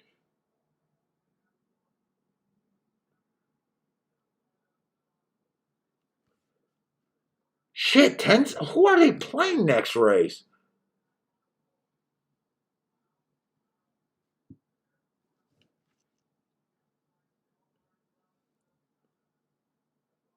I think I want to play to the inside of the track, and I think I want to use this 2 and 3.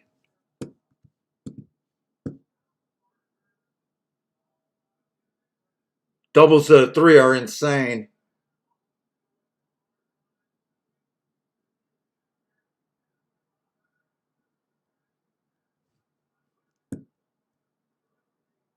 Don't get shut out here.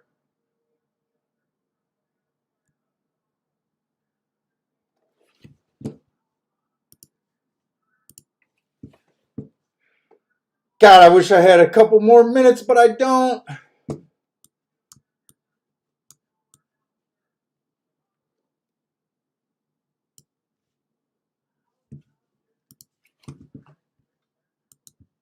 I think I'm going doubles and exactas.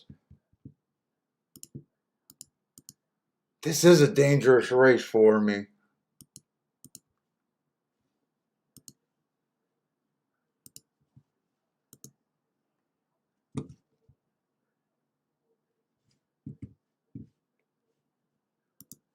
We'll do that exacta box.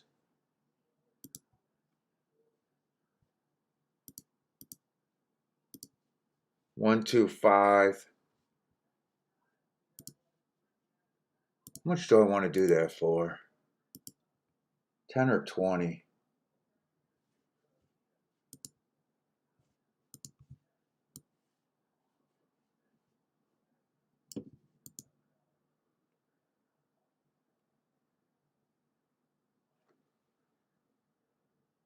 Hey, what's up, John?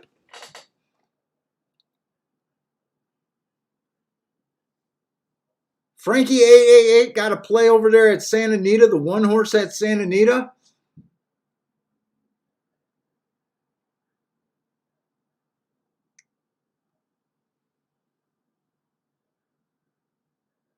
Let's see. I think Brother Man's saying that the trend might be bucked over here at Gulfstream. I'm a little worried about that.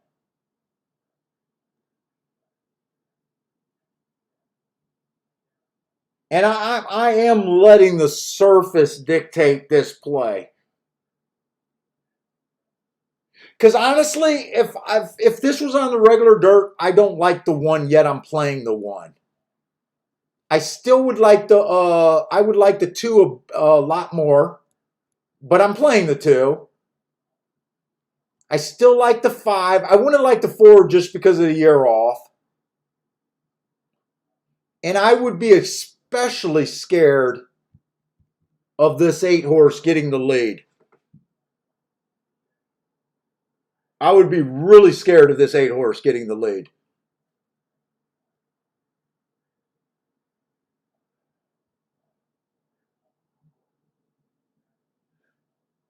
I think if the 4 wins, I'm going to be pissed at myself for even playing this race.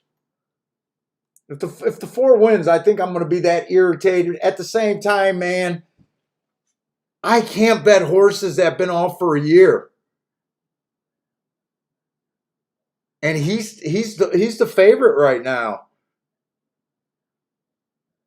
Let's see, Steamboat Willie got a 1-2-8 exacta box. Okay, so no real surprise that the 8 gets the lead here. And like I said, if I did not believe that this track was backing up, I would be terrified of the 8 horse.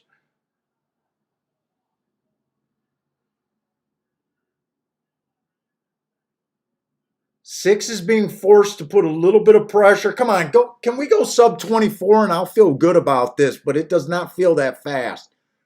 26 is the exact opposite of what I needed. That's probably the slowest pace we've seen. 26 flat.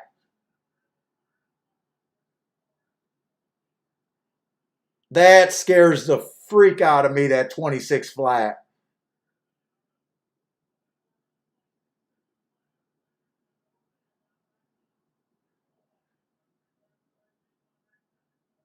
$51-2. I don't think I got a chance to come from behind on that pace.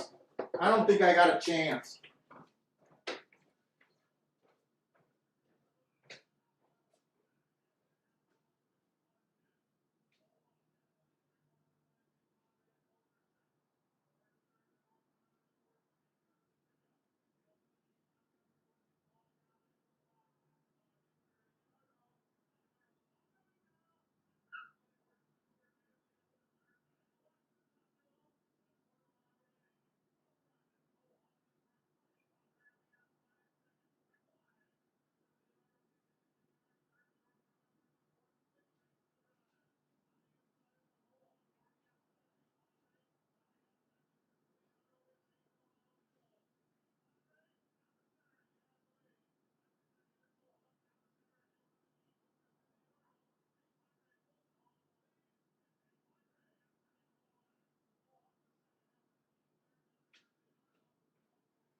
Oh, this is rough.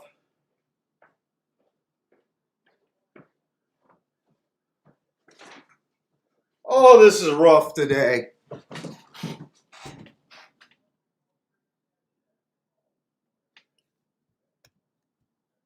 Steve B hit a boom. Nice job. 9-1.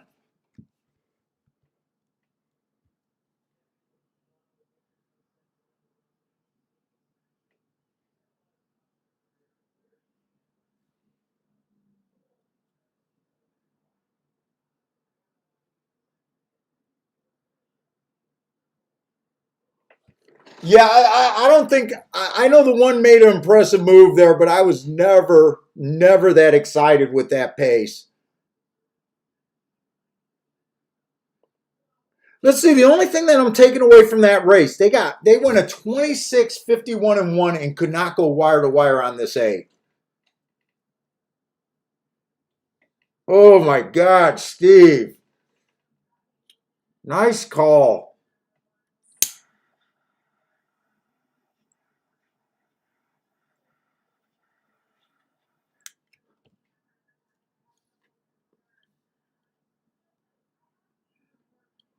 Yeah, brother, man, you're right. You definitely the two horses that well, the horse that went to the lead held up. The horse that was second the whole race ended up winning. You definitely had to be close to the pace. Man, I could not see them getting away with a 26 on the first call.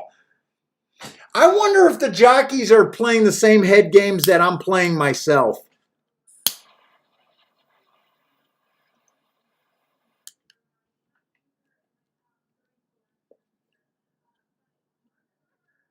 Yeah, the 6 was in second. What was the 6? Within 2 lengths the entire race?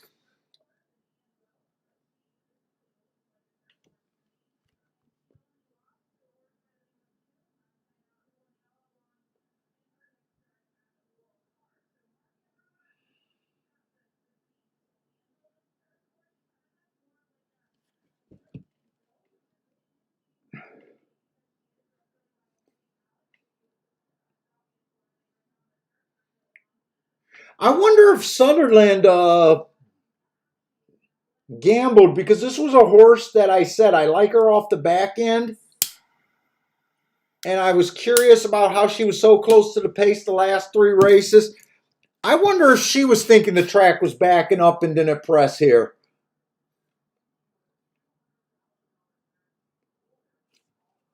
Really, 8 was the only confirmed front runner. But man, I couldn't see 26-51.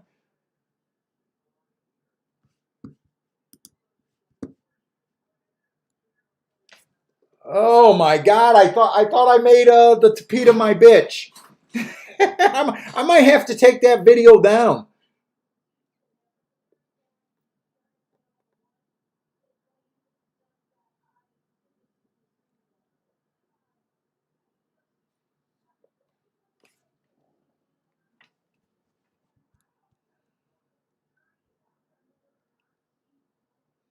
Let's see. The 8 was the only horse that had to get the lead. 8 was the only horse that had to get the lead. He ran in a nice 62.5 last race.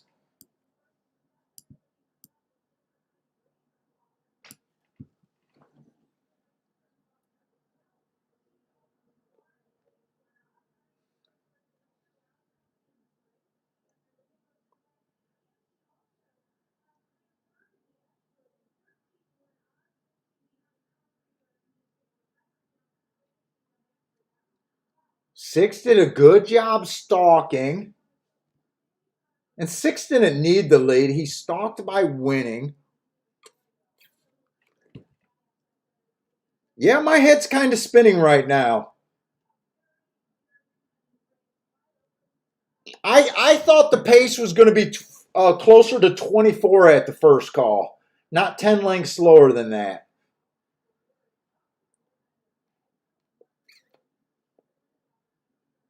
Oh, man. Now, did the speed held up pretty good because they got the slow pace?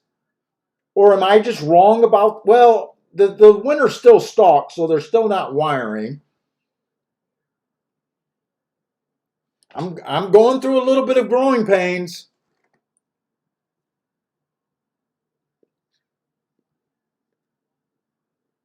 Now, I definitely understood. I understand that that pace had a lot to do with that. Man.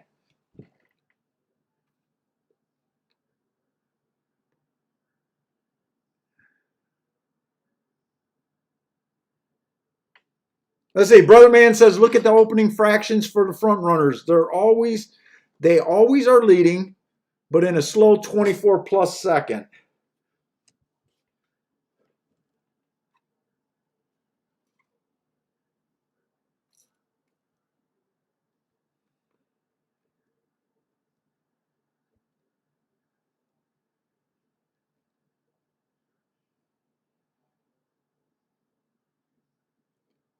I don't know if I completely get your comment, Brother Man. Because I would have this horse going 22-4. If this is a race you're talking about, at Turfway Park would have been an insane fraction for a route race at Turfway Park. And 23, but that was a 6 furlong race. These aren't really 23s. I don't know. I mean, yeah, he had the lead there at 25. I don't know. I seen your comment that that this race was going to buck the trend, so you're way closer than I am, and might probably caught that ticket.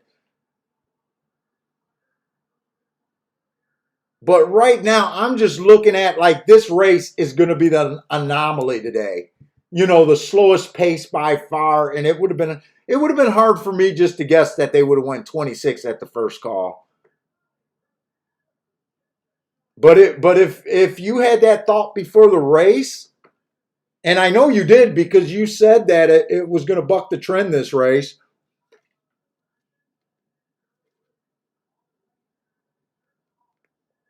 I just didn't expect that.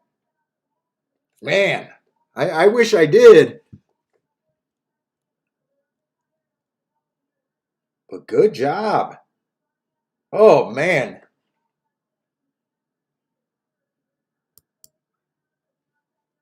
I would have loved to see that 24 pace and see if that one could have continued that move. One made an eye-catching move. I'm going to probably kind of remember this one next time he runs.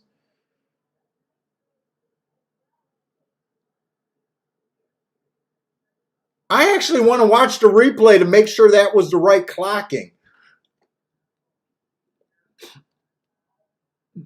It does feel slow. It does feel slow.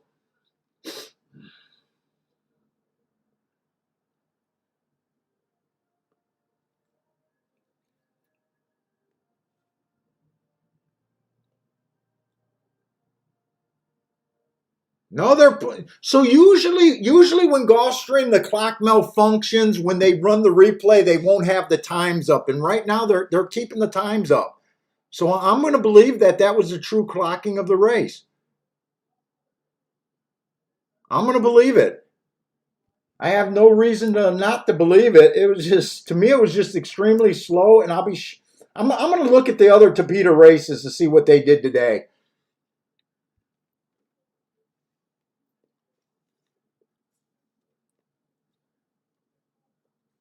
God, I wish that wasn't a race where I played the double and the exact. I don't think I did a win bet. I was thinking about it, but I don't think I did a win bet. No, I didn't do a win bet there. God, that's I had it. I was just completely wrong that race.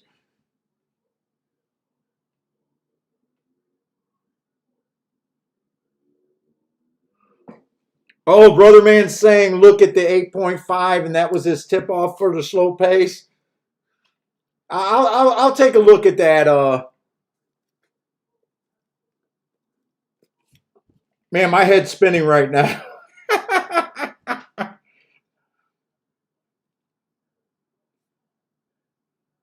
Let's see. We just got a 5-horse race over there at Belmont. And it's at a level that I don't really want to play.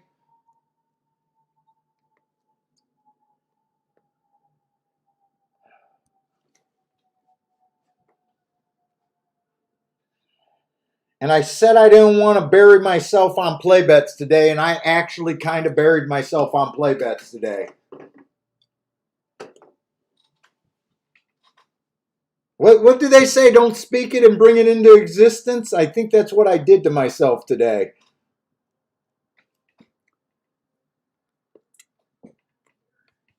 Here, I do want to focus on that race because if I play tomorrow, I'm mostly going to play Gulfstream.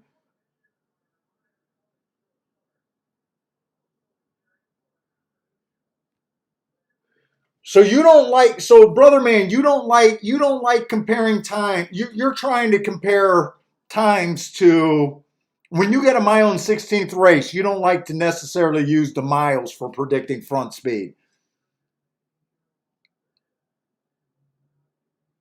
Is what it sounds like.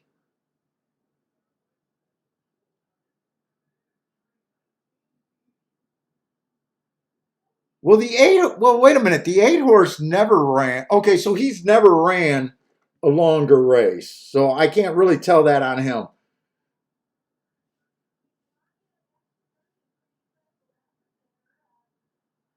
So a mile 70, you're telling me to like look at these races. 24-2, but I don't know how Delaware plays. 24-1. Oh, even a 26-3. Yeah, so I guess I agree that he doesn't prove to be the fastest of the fast, right?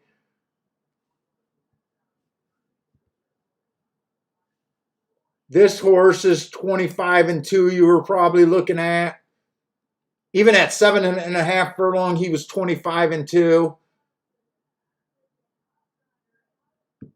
And who was the other horse we thought could possibly get the lead? The 2 horse. You don't want me to look at the mile in the 7.5, but this mile in the 16th. Yeah, 25. He's on the lead slow. Okay, 25. That race he closed. So I guess what you're kind of saying is, unlike me, you wouldn't have been fooled with this too. I was kind of fooled on this too, possibly getting the lead.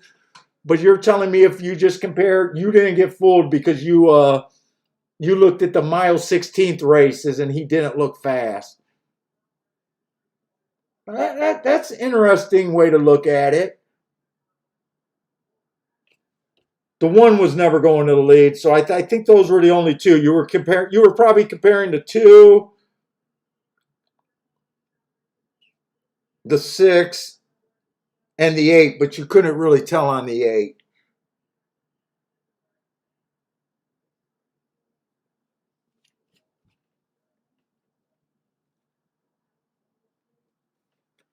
Definitely interesting seeing how other people look at it. And you were definitely right. You said that they were going to come closer to bucking the system today. So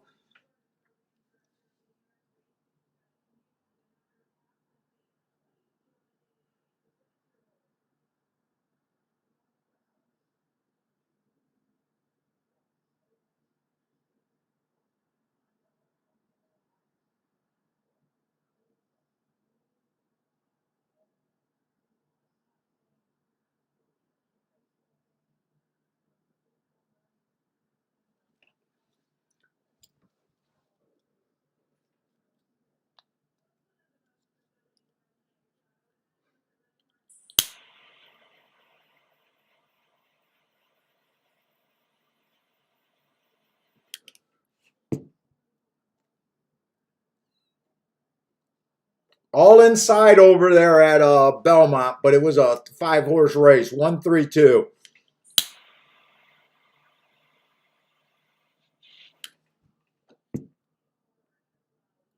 Oh, Frankie 888 like the one there. Nice call, Frankie. I think he was a decent price, 9-2 over there.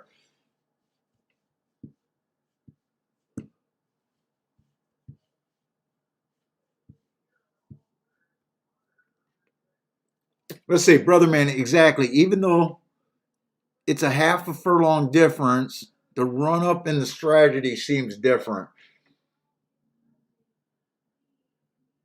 And you played the 5, 6. Oh, so you got. I figured you hit it. I figured you hit it with the comment.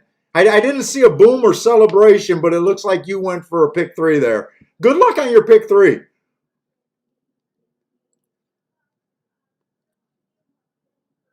Frankie 888 hit that boom at Belmont. I don't know. I came in thinking we wanted to play the inside on the dirt. Man, I should have just did a blind inside box. 1, 2, 3. My head is right now a little scrambled at Gulfstream. I'm a little disappointed with myself for letting these play bets add up. And I really think my next opinion, I really got to have an opinion if I want to keep playing today. I definitely don't want to put myself in a day where I'm not happy with.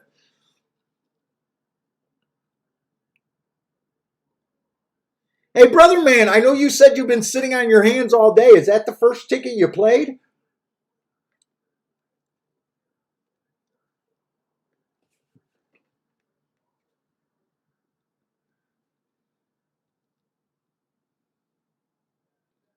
So brother man, let me guess.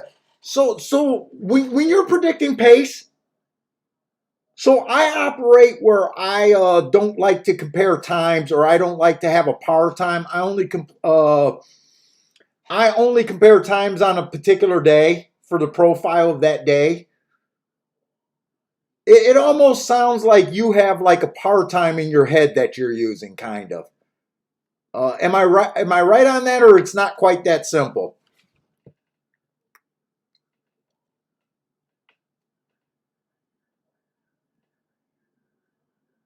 Uh, Shan is asking for Laurel Park predictions. If anyone's playing Laurel Park, for the most part, we don't have too many people. I don't think we have too many people that play Laurel Park.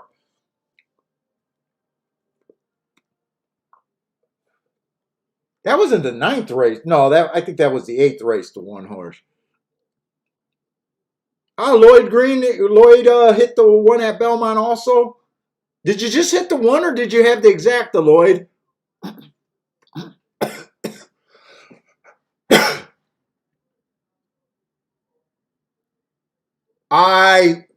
Wait a minute. I would be pissed.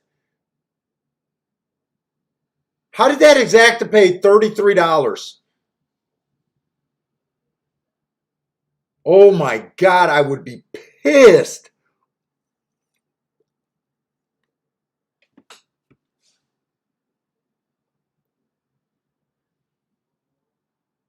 Anyone see what I'm talking about? That exacta, I think it was was it on a 9-2 over a 23-1 and it pays $33? That's almost pitchfork time. Get your pitchfork ready if you played that combination. Someone needs to storm the castle on that one.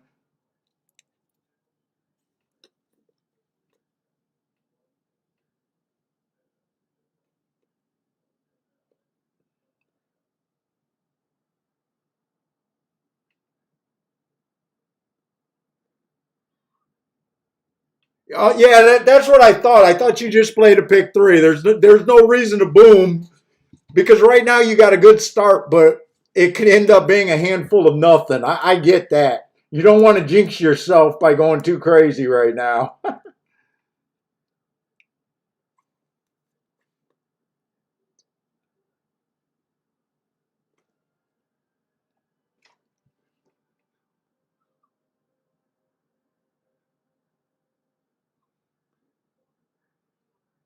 Let's see. Gregory came out with the Laurel play for you.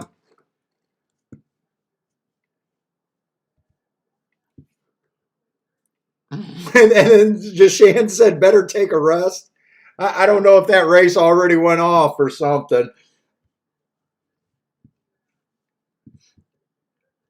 Let's see, I keep losing my video feeds. I just lost Belmont. I put that up, and then I lost Gulfstream right after. Let me grab that back. Yeah, dude, my head is spinning at Gulfstream right now. Well, not really. I still feel fine on the dirt. It's just the Tapeta is making my head spin a little bit. I mean, I'm still pretty sure that it's stalker closers. My head's spinning just because of the last race a little bit.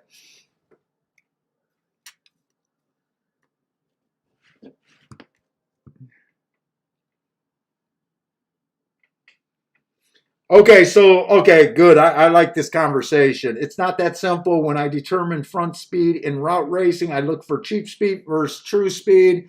Some horses always have the lead, but not in fast fractions. Okay.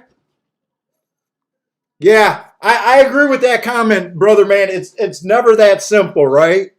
It's never that simple just to let's see. I need Gulfstream. Give me 2 dirt races back to back, hopefully. Oh, we're gonna have our first Tapeta sprint in the 9th race. And that doesn't look like the best races. I gotta look ahead and see what I'm gonna do. I'm at the point where I'm definitely kind of done with play bets, and I got to decide if I really like something somewhere. So we got 2 races at Gulfstream, a dirt and a Tapeta sprint. Haven't seen a Tapeta sprint all day.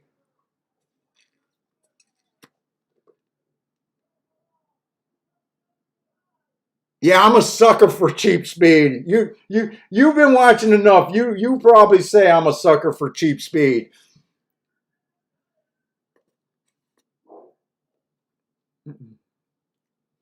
And what do we got at Belmont? Do we just got one more race at Belmont?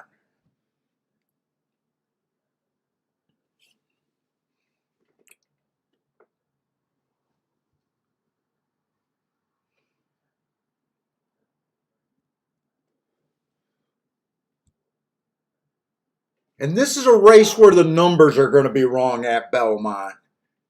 I think the 1 and the 1A are out. So actually, they might be pretty close to right.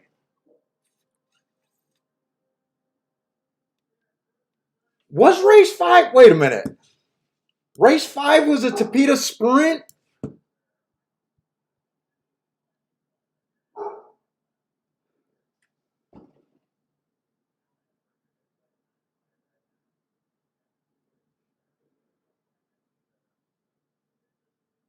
Oh, you're right.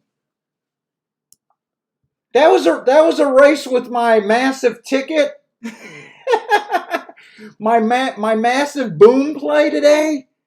Okay, I hit that race and they did go wire to wire. I think on the sprints, I am liking the speed and stalker profile more than the closers. But I did not realize that was a Tapeta bet. Okay, thanks for pointing that out because I did not realize that. I put him down as a dirt winner. So I made.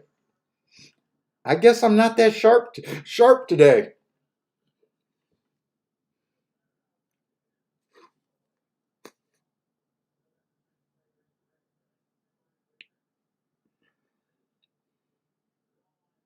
Yeah, how could I forget that $4 boom? Right, the only ticket I cashed for $80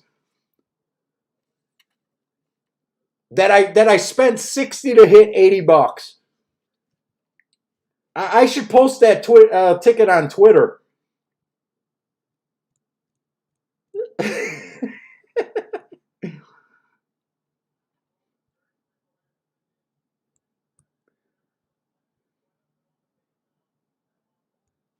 So you know what? I made mistakes on the tic-tac-toe board today. So I just want to go look at Gulfstream and see how these dirt sprints were doing today.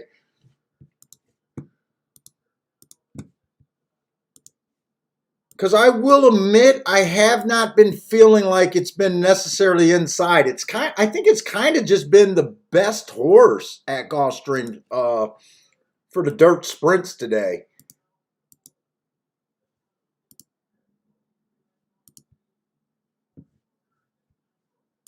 let's see, the 2 went wire to wire. He was 2-1. 5 horse went wire to wire, so I did have those two. The 4 in the 5th race was the wrong horse. They might have only ran 2 dirt races today.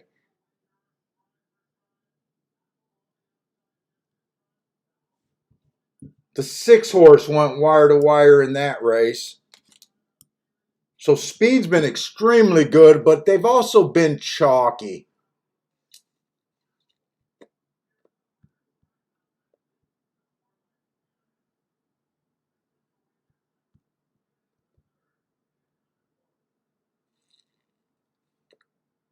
Yep, that was a torpedo race.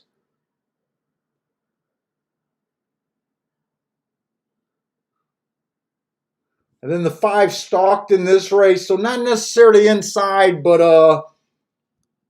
I don't know how much that's going to tell you about inside outside. The longest winner today on a dirt sprint has been 2-1.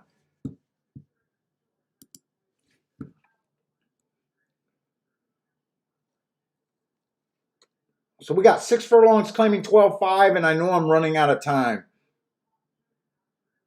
I know I definitely was trying to get alive to the 2 and the 3 here, though.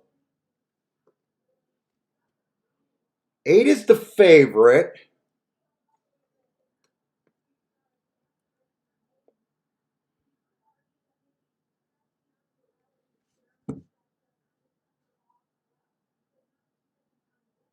And 8's going to be in the 6 hole.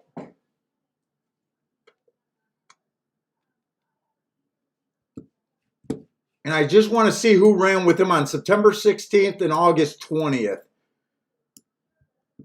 Because I think where I'm at right now, mentally and everything, I got to get paid and I don't want to do anything.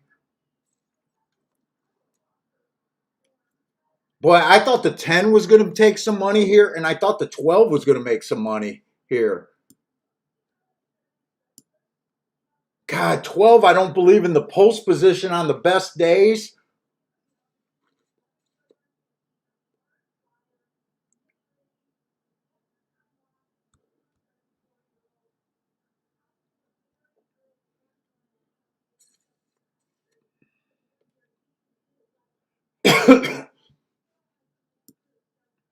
I'm playing this 3, I think.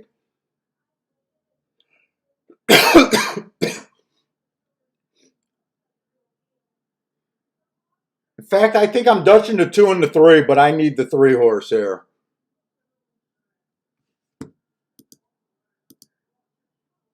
Hey, what's up, Ryan? I don't know about a happy fucking Friday right now, the way I'm feeling.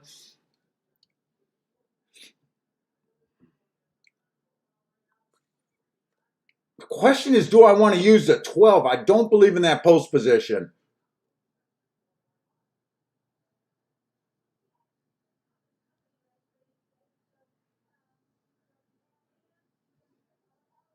I'm interested how the 10 and the 5 run next race. God, I think I'm going to make this a bad day.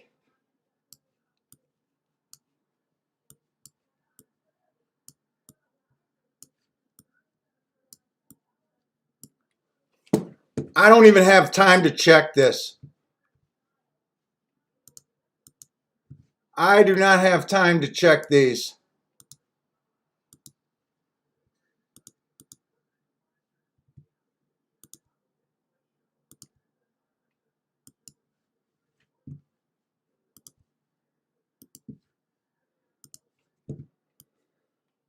If I lose this bet, I might not even play the other 2.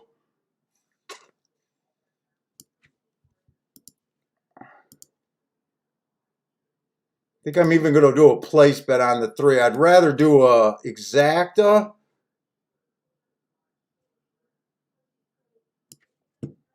I did the place bet. Can I do the exacta 2 with the 3 in second? 2, 8. I think it was 10 and 12. 2, 8, 10 and 12 on top of the 3.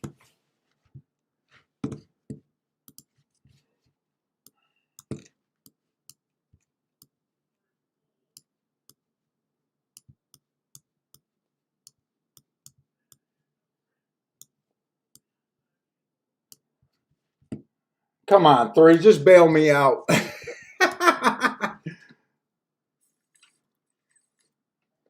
Let's say Frankietubbs likes the 6 and 4.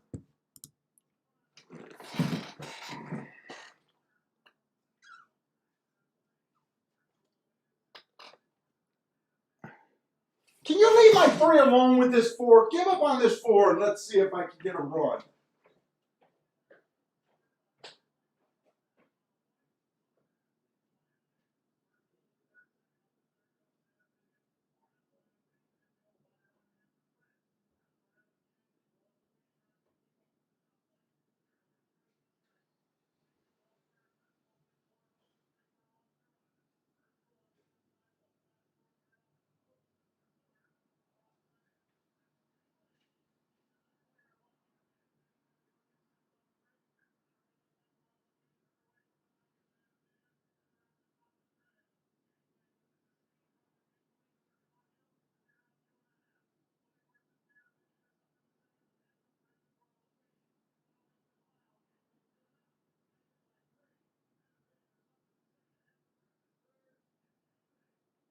I think I'm shutting down.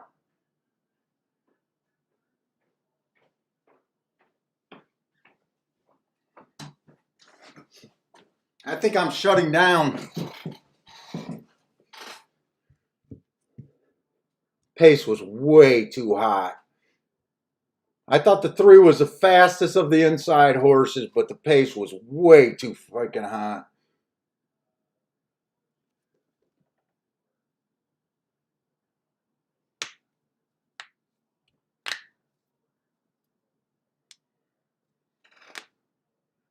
Absolute trash today.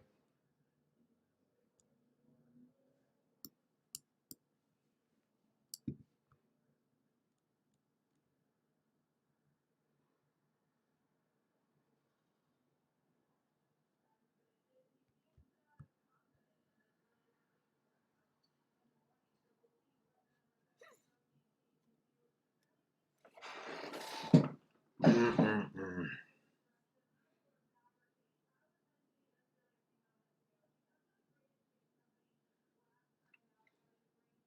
No, I did not hit. I did not hit. I played the 2 and the 3.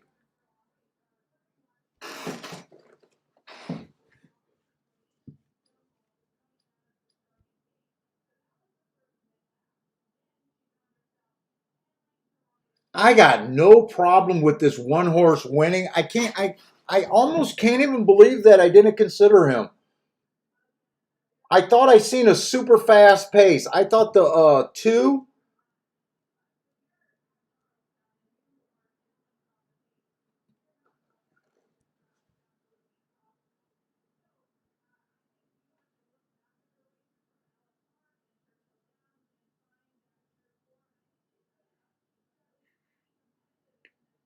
I don't like that bet at all that I made there. I don't like that bet. I thought the 6 was going to be tough.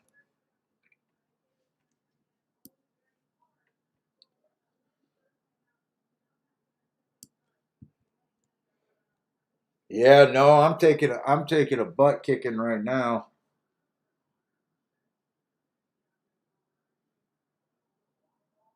Brother man, good luck on that pick 3.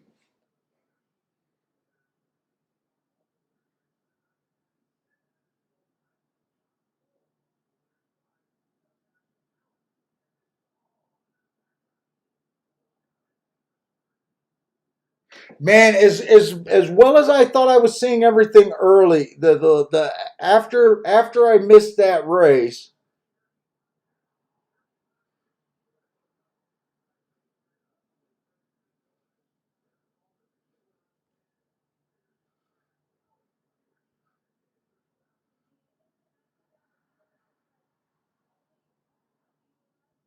I think I should have seen this horse. I think I should have seen this horse.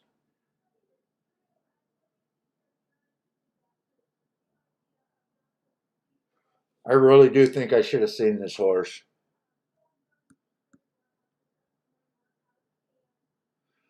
I thought the 3 would kill all the speed. I thought he had speed in the inside of the track. If he runs his race, I didn't really believe that the 12 could cross over. I didn't believe that the 10 could cross over. I didn't believe in the 8.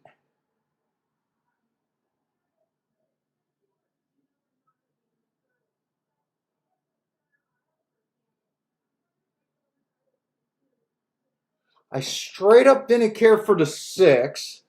And he ran a good race. He ran a good second. So I like the bet on the 3 winning.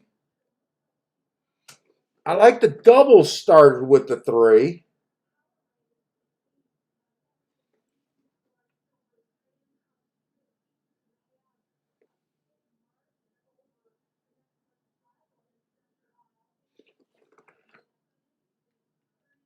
I think the only other place I could have went with was the 1. I kind of thought the 2 was going to get the trip that the 1 got.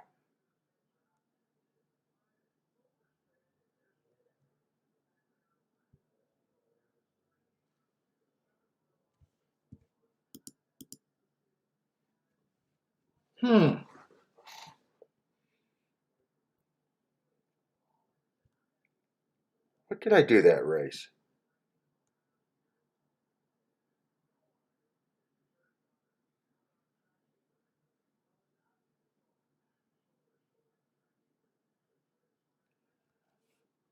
Let's see. I don't mind this bet that I made. I don't mind that bet that I made because I was thinking inside.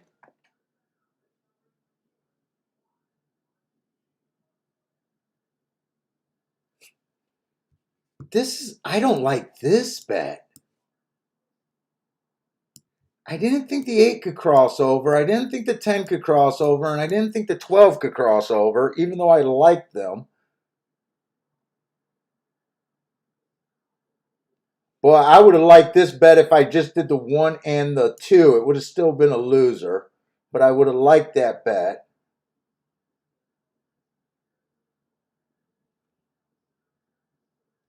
I don't mind this bet.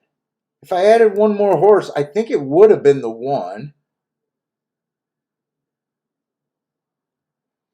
I want to see the replay where that 1 came from, and I want to see the pace of that race.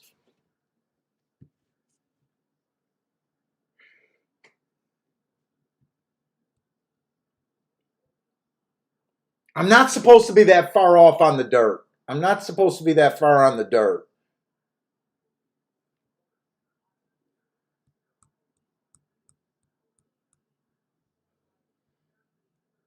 Let's see. 1 won that race. He came off the pace. I'm not sure if he stalked or closed. He might have closed because I think the 3 and the 4 got a pretty big lead there. I'm going to have to watch that replay closely.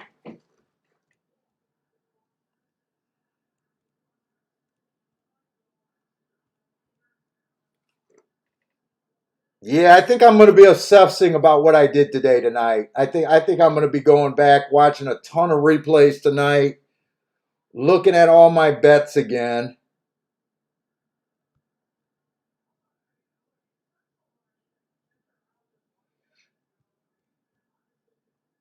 In my gut, I was still thinking it was inside of the track.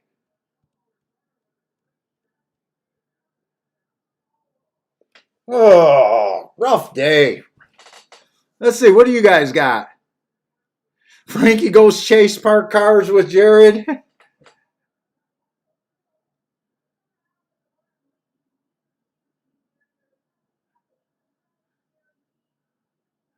Let's see. Oh, Frankie got a play here. Oh, 5 all in the exacta. 5 all at Belmont. Let's see. Oh, it looks like the 1 would have stalked there.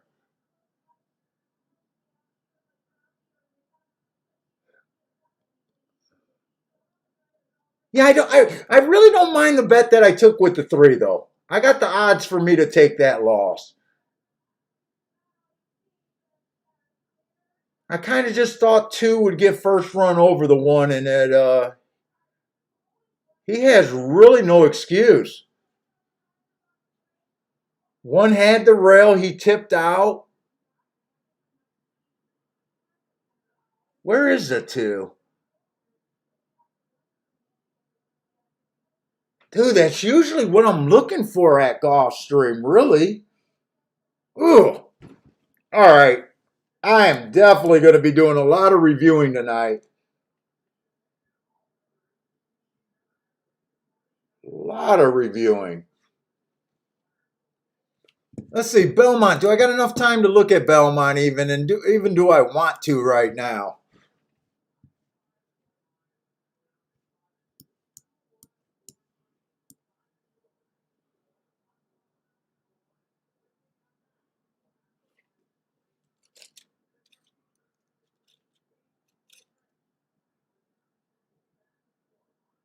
This is Belmont Race 9, right? Or is that Belmont Race 8?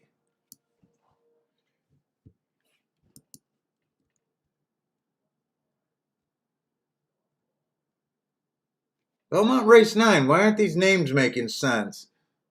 The 2 is Yankee Empire.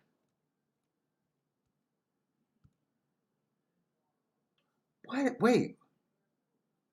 What am I looking at?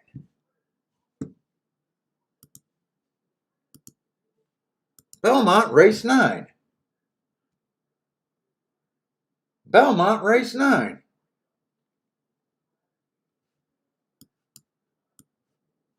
Oh, that is a 2 horse.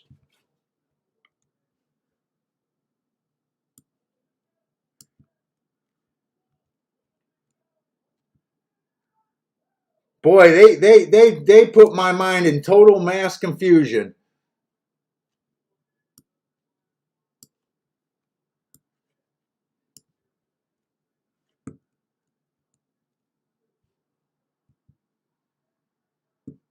So this is going to be the 9 horse.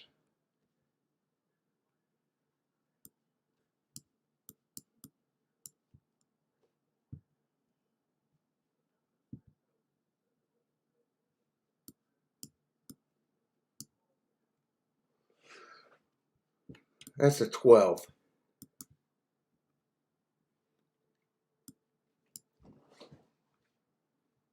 This is 7 furlongs on a turf. I don't even know if I want to play another race right now.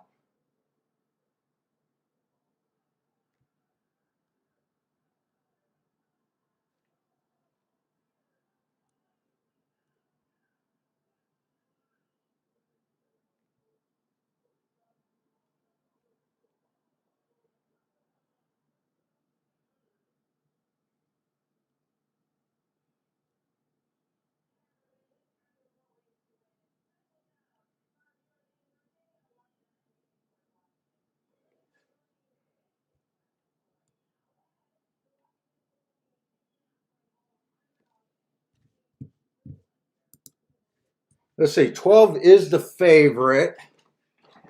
I do think he went too fast last race to win, and I think that's why his speed figure went way down. He's running against a bunch of routers.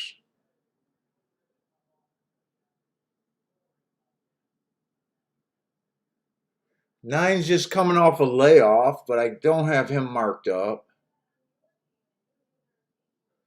6 earned that at a route race. September 5th. Is that the same race he's coming out of? No. They're already approaching the gate. I don't think I'm interested in this race. 5 got a late scratch here. Wasn't that Frankie's horse, the 5?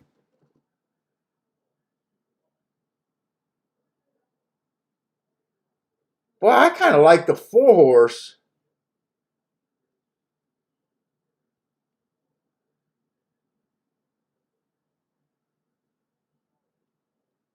I like the 4 and the 1. Well, I don't know if I like the 1 that much. I am sitting out this race. I think I'm gonna have to work on my headspace right now. Let's see. Who does Brother Man need? 19. Oh, wait a minute.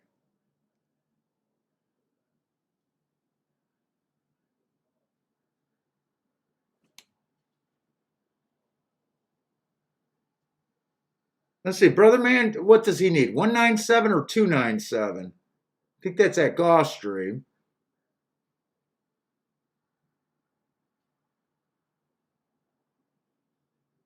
Yeah, Lloyd, have I been using? I wish I was using the wrong programs today.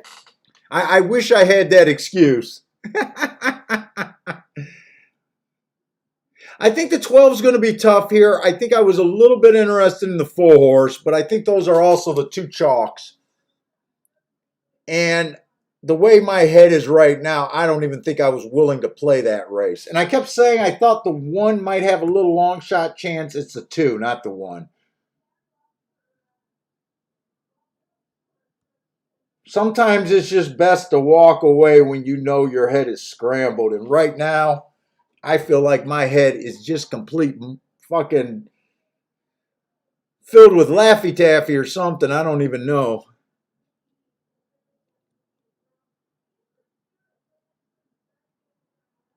Let's see. Brother Man likes the 3 over there at Belmont.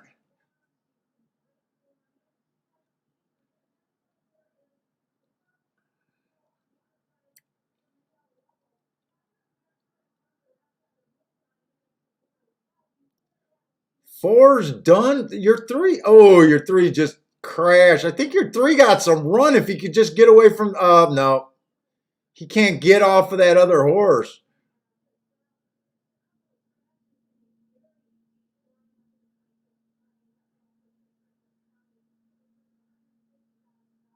That's either going to be 6 or 12. 6 or 12.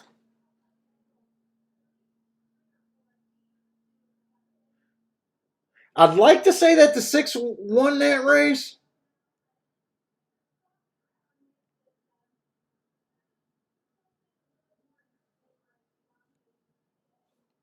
Looks like they're focusing on the 6. 12, 6. I think the 6 won that race.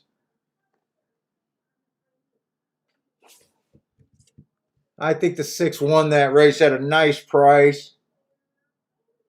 Route to sprint, the angle I don't like. Got good marks, but I don't like that angle.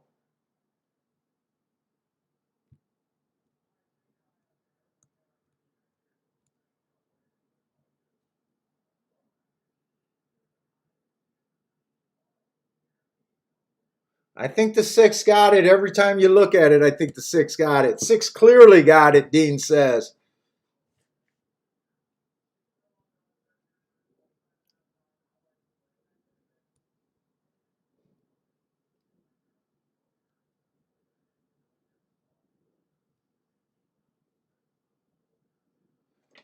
Did Frankie hit that one again? Frankie bought a time machine. I swear to God, Frankie got a time machine. He's working with the results, not the fucking racing form.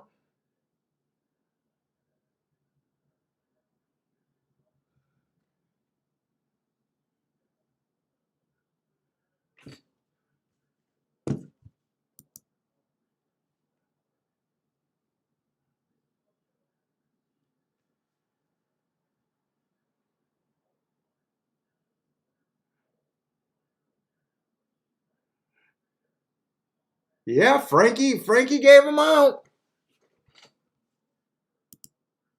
Yeah, exactly. Frankie's making Belmont his bitch. He said on the turf, he's killing it on the turf.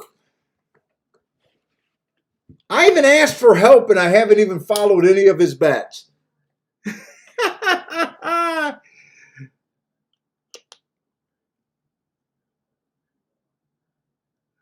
No kidding. When does Frankie start his YouTube channel? You better do it before Belmont's over, man.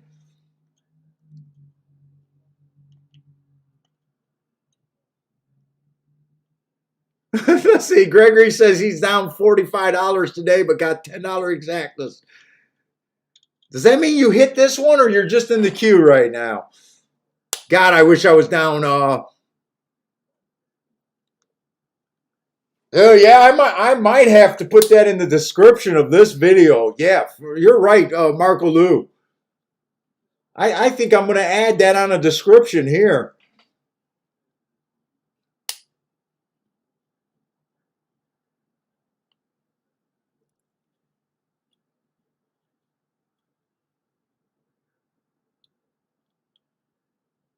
Let's see, Lloyd likes the 6 and the 10 there, so don't sleep on Lloyd. Lloyd had the 6 also.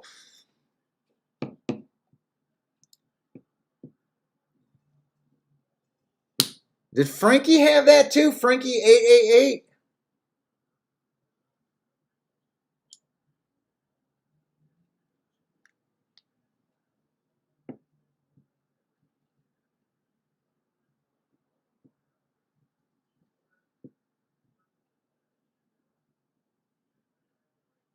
But you would have to have Saturday off all the other races.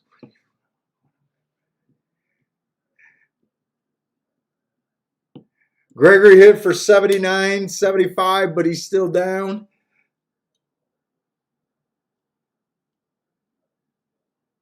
Man, it was so easy to win today. All you had to do was follow Frankie. I don't know why the fuck I'm handicapping. I don't even know what I'm doing right now. It's called handicapping. We got one last Tapeta race at Gulfstream. And I don't even know if I'm willing to play right now. Oh, Frankie 888 had the place in the show on he had the place in the show on the 12.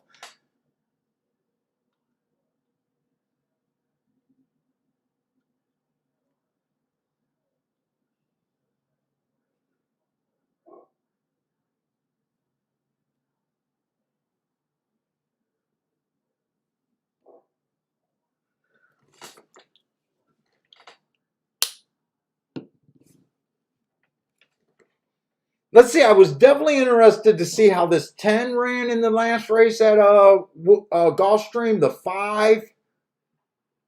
And I think I was also interested in the 2.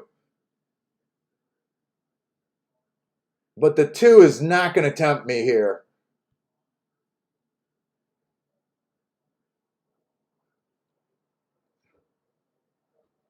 Five and 10 I might try to do something with, but I don't know if I could bet enough on this 5 horse to get right for today. So I might just focus on the 10 horse where I don't have to bet as much and give myself a chance. But we'll see how these odds equal out. It is going to be a Tapeta race. They did go wire to wire earlier. I think the profile is Speed and Stalkers there. Let me look that up to make sure, but I remember tweeting it out that I did think that.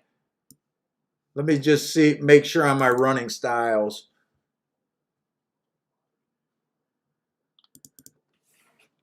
But I think only the 14 can actually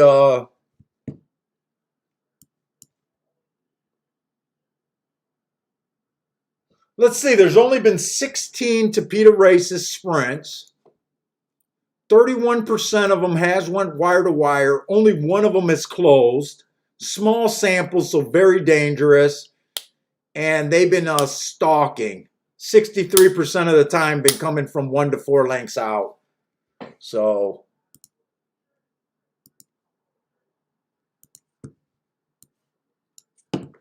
this is almost probably going to be almost like a tournament bet here.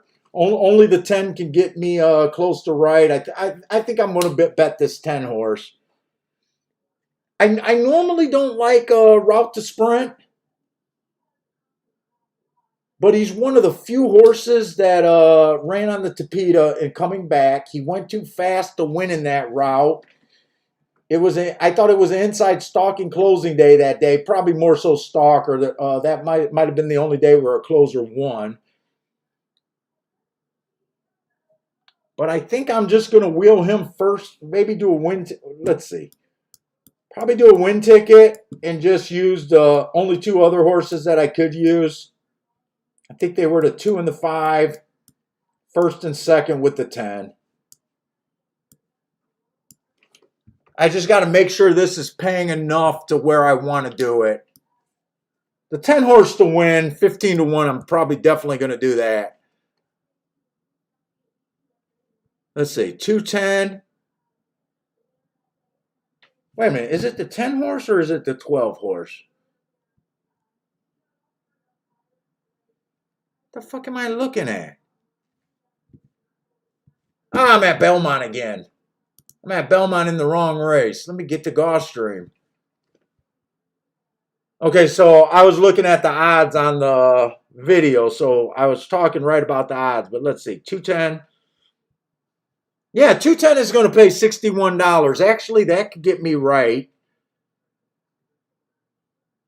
510 is paying $89. I'm going to do this. I don't think I can box a 2-5. No, I can't box a 2-5. If 2-5 comes in, that's paying $5. If 5-2 comes in, that's paying $8. So yeah,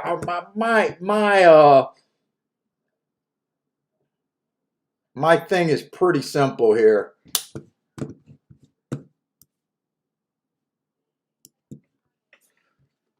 And fuck, I bought 2 cigars today. I'm probably gonna smoke one tonight. I usually don't smoke 2 in a day unless I'm on vacation, but I need some stress relief. Brother man, who do you need in the last leg? I think you threw it up there. Good luck on your pick 3. Hopefully they're paying something.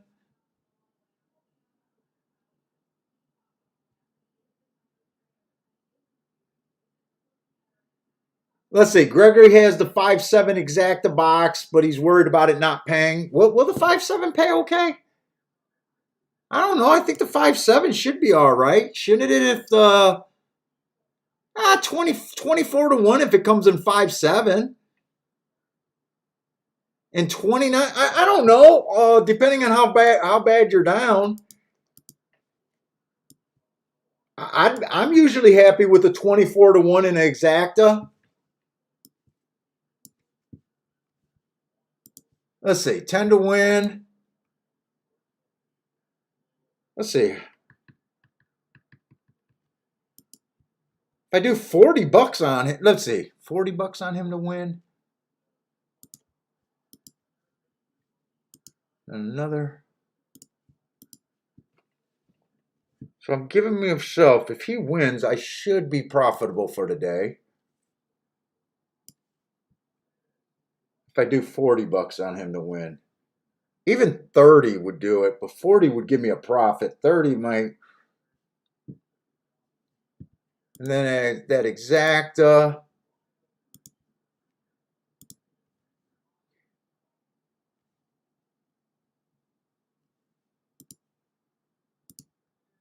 $10 key box with the 5 and 2.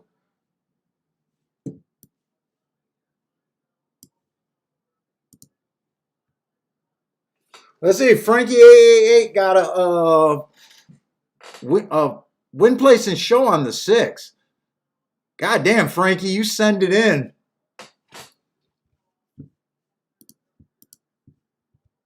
Frankie, I don't have the stomach to lose one of your bets. I don't have the stomach to lose one of those bets.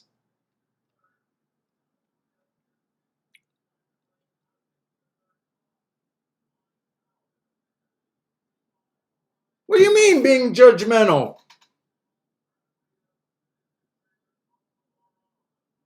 Being judgmental on that $5 exacta box? What are you talking about? You're not talking about that $24 thing. I'm not being judgmental at all on that. Fuck. Right now, I couldn't criticize anyone's bet today.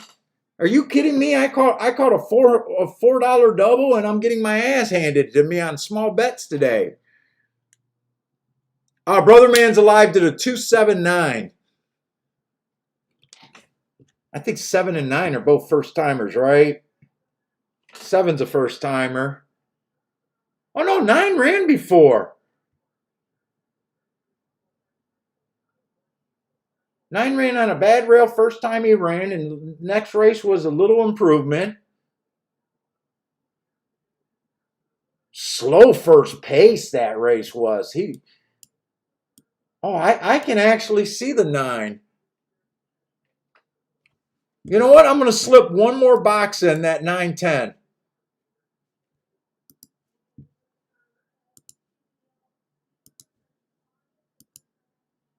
Just a 9-10 exacta box right there. I need the 10 for my day. 10 needs to get first or second, but I have to hit exacta with the 10 if the 10 gets second.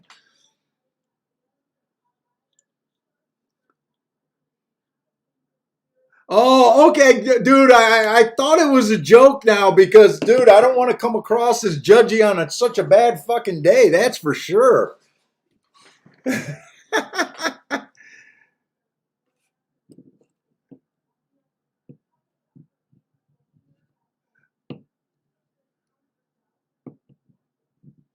Let's see. I need a heart horse to bail me out. Come on, 10. Dude, this is what happens when you do this live. On your glory days, they're fun, but on your bad days, they feel worse than if you did it privately.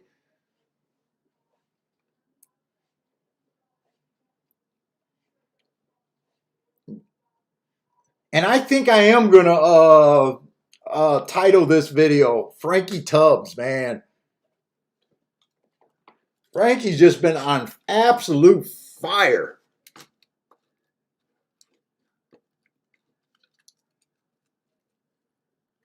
Yeah, but I won't, no matter what, I won't take the video down. If I get my ass kicked, even to a point that I can't handle, I leave it up there. I can't have the gloating days like the videos on Saturday and not have the losing days up there with it. This does not look good for the 10. 10 was a router, so maybe he has a kick.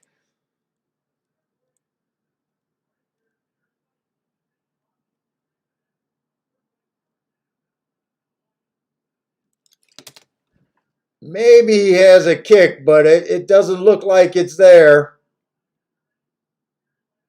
This does not look good for me. 6 looks like the dangerous horse, actually.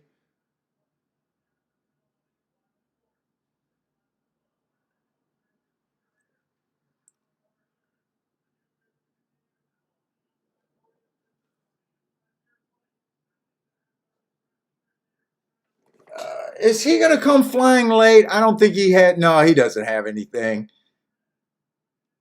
And we go right back to chalk. Brother Man hits his pick 3. Nice job.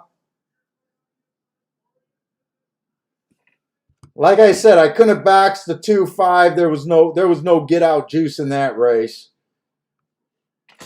By the way, that is the 5, but you guys know that. Let me just mark that right so I know that.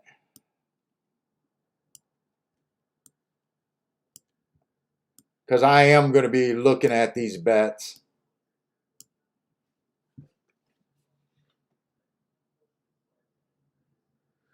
Yeah, I think that was another wire-to-wire job. So I do like the. I still like that. I think the race is favoring Speed and Stalkers for the sprints on the Tapeta. There was two races today. They both went wire-to-wire. John Wilbanks had the pick 3 too. Nice. Nice.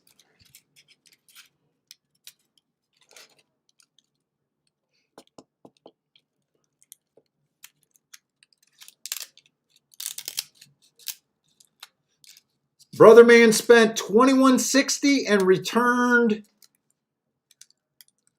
$155. Nothing's wrong with that return.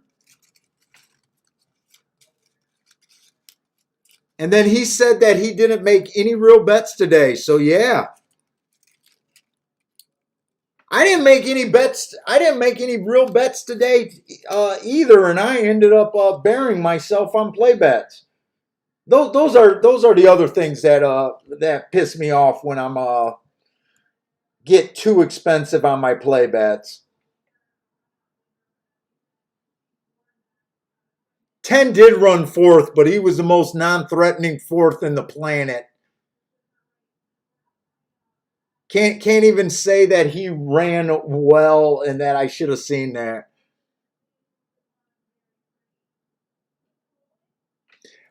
I'm just curious to see what that double paid. I do feel like I should have had the won the race before. I really do. But I still got a feeling the 1-2 double wasn't going to bail me out of anything. All it was going to do was depending on what it paid, I don't think. Let me see. What was that will pay? Oh, no. In fact, if I would have looked up the payouts, I would have decided not to play that 1-2 double. It's paying $13, and the 5 was paying $17. No, I wouldn't have. I would have played the 10. Even if I seen the 1, I would have played 1-10 and left out the other 2 doubles. So yeah, I don't have that to be angry about. What did your guys' pick 3 pay? Did that pick 3 pay $155 or did you have it multiple times? Let's see. First race was a 9-1. I'm guessing you either had $1 or $2 pick 3 there. Let's see. First race was a 9-1. Second race was a 4-1 in a very tough race. You know what? Maybe it paid $155 for 50 cents. I'm not even sure.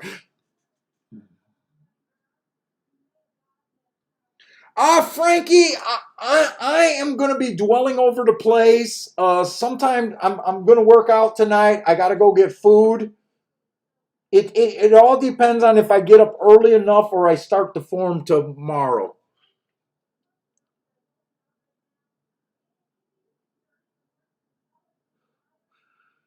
I think it's probably a little bit better than a 50% chance that I play. Because I'd hate to have so last Saturday I taped that hit. I wanted to go on live and my wife was fucking pissed. So that's why I taped that race and I really thought I was going to hit that race. I wanted to go on live last Saturday, so she's gone. Dude, I'm probably going to be on live.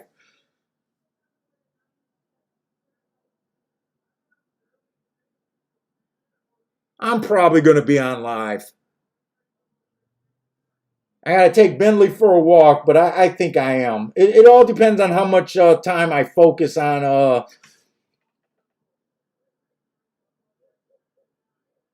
Let's see. I know the first half of the card, I was happy with most of my plays.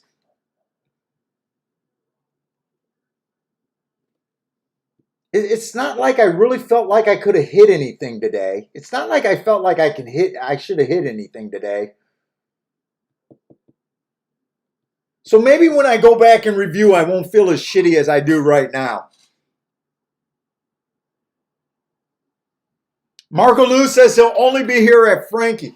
Look, if I do it, I don't know if it's going to be a Gulfstream only track. Is there a vote for a second track tomorrow? What do we want to look at if I got enough energy to look at 2 tracks? Do you guys want to do a vote? Right now, I don't feel like I want to do Keelan. It's probably between Woodbine and Belmont. If they both start at the same time or close to the same time.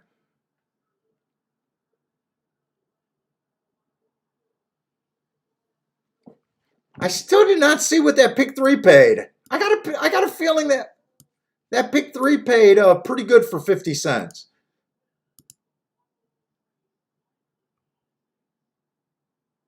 Oh yeah, 50 cents for $139.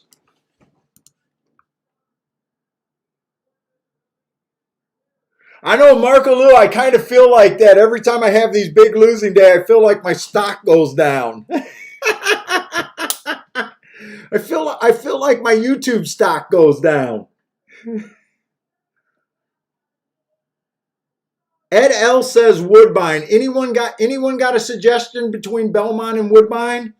We might want to just have Frankietubbs handle Woodbine. I'm sorry, Frankietubbs handle Belmont.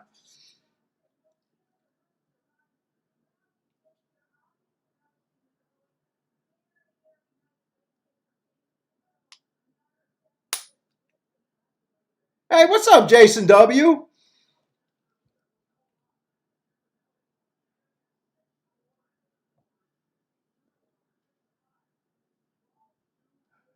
All right, guys. I guess I'm not getting any more votes on that, so it might be a one vote thing. Maybe I'll look at the two cards and decide.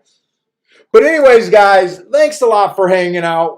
Thanks a lot for bearing with me while I'm suffering. Good thing Frankietubbs was here to cover a lot of slack. But anyways, guys, always fun hanging out with you guys. What is John doing? Wait a minute.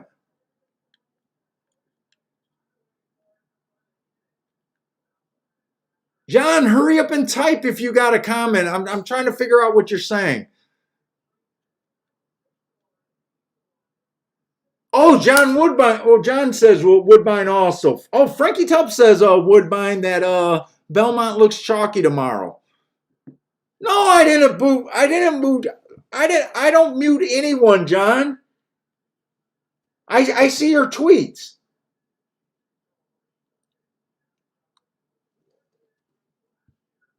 So what am I missing, John? Is it just the Woodbine vote that I missed from you?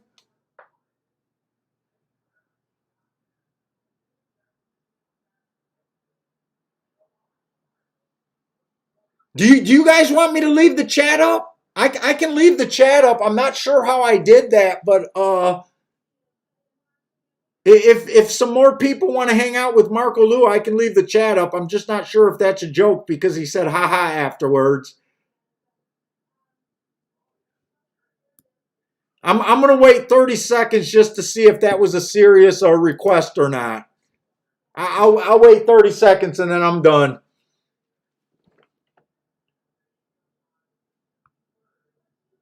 And if it is a serious chat, I'll try, but I'm not sure if it'll do it. All right, guys. Take it easy, everyone. Thanks for hanging out with me. Hopefully tomorrow we'll have a much better show. But anyways, guys, stay safe out there, and I'll probably be on tomorrow.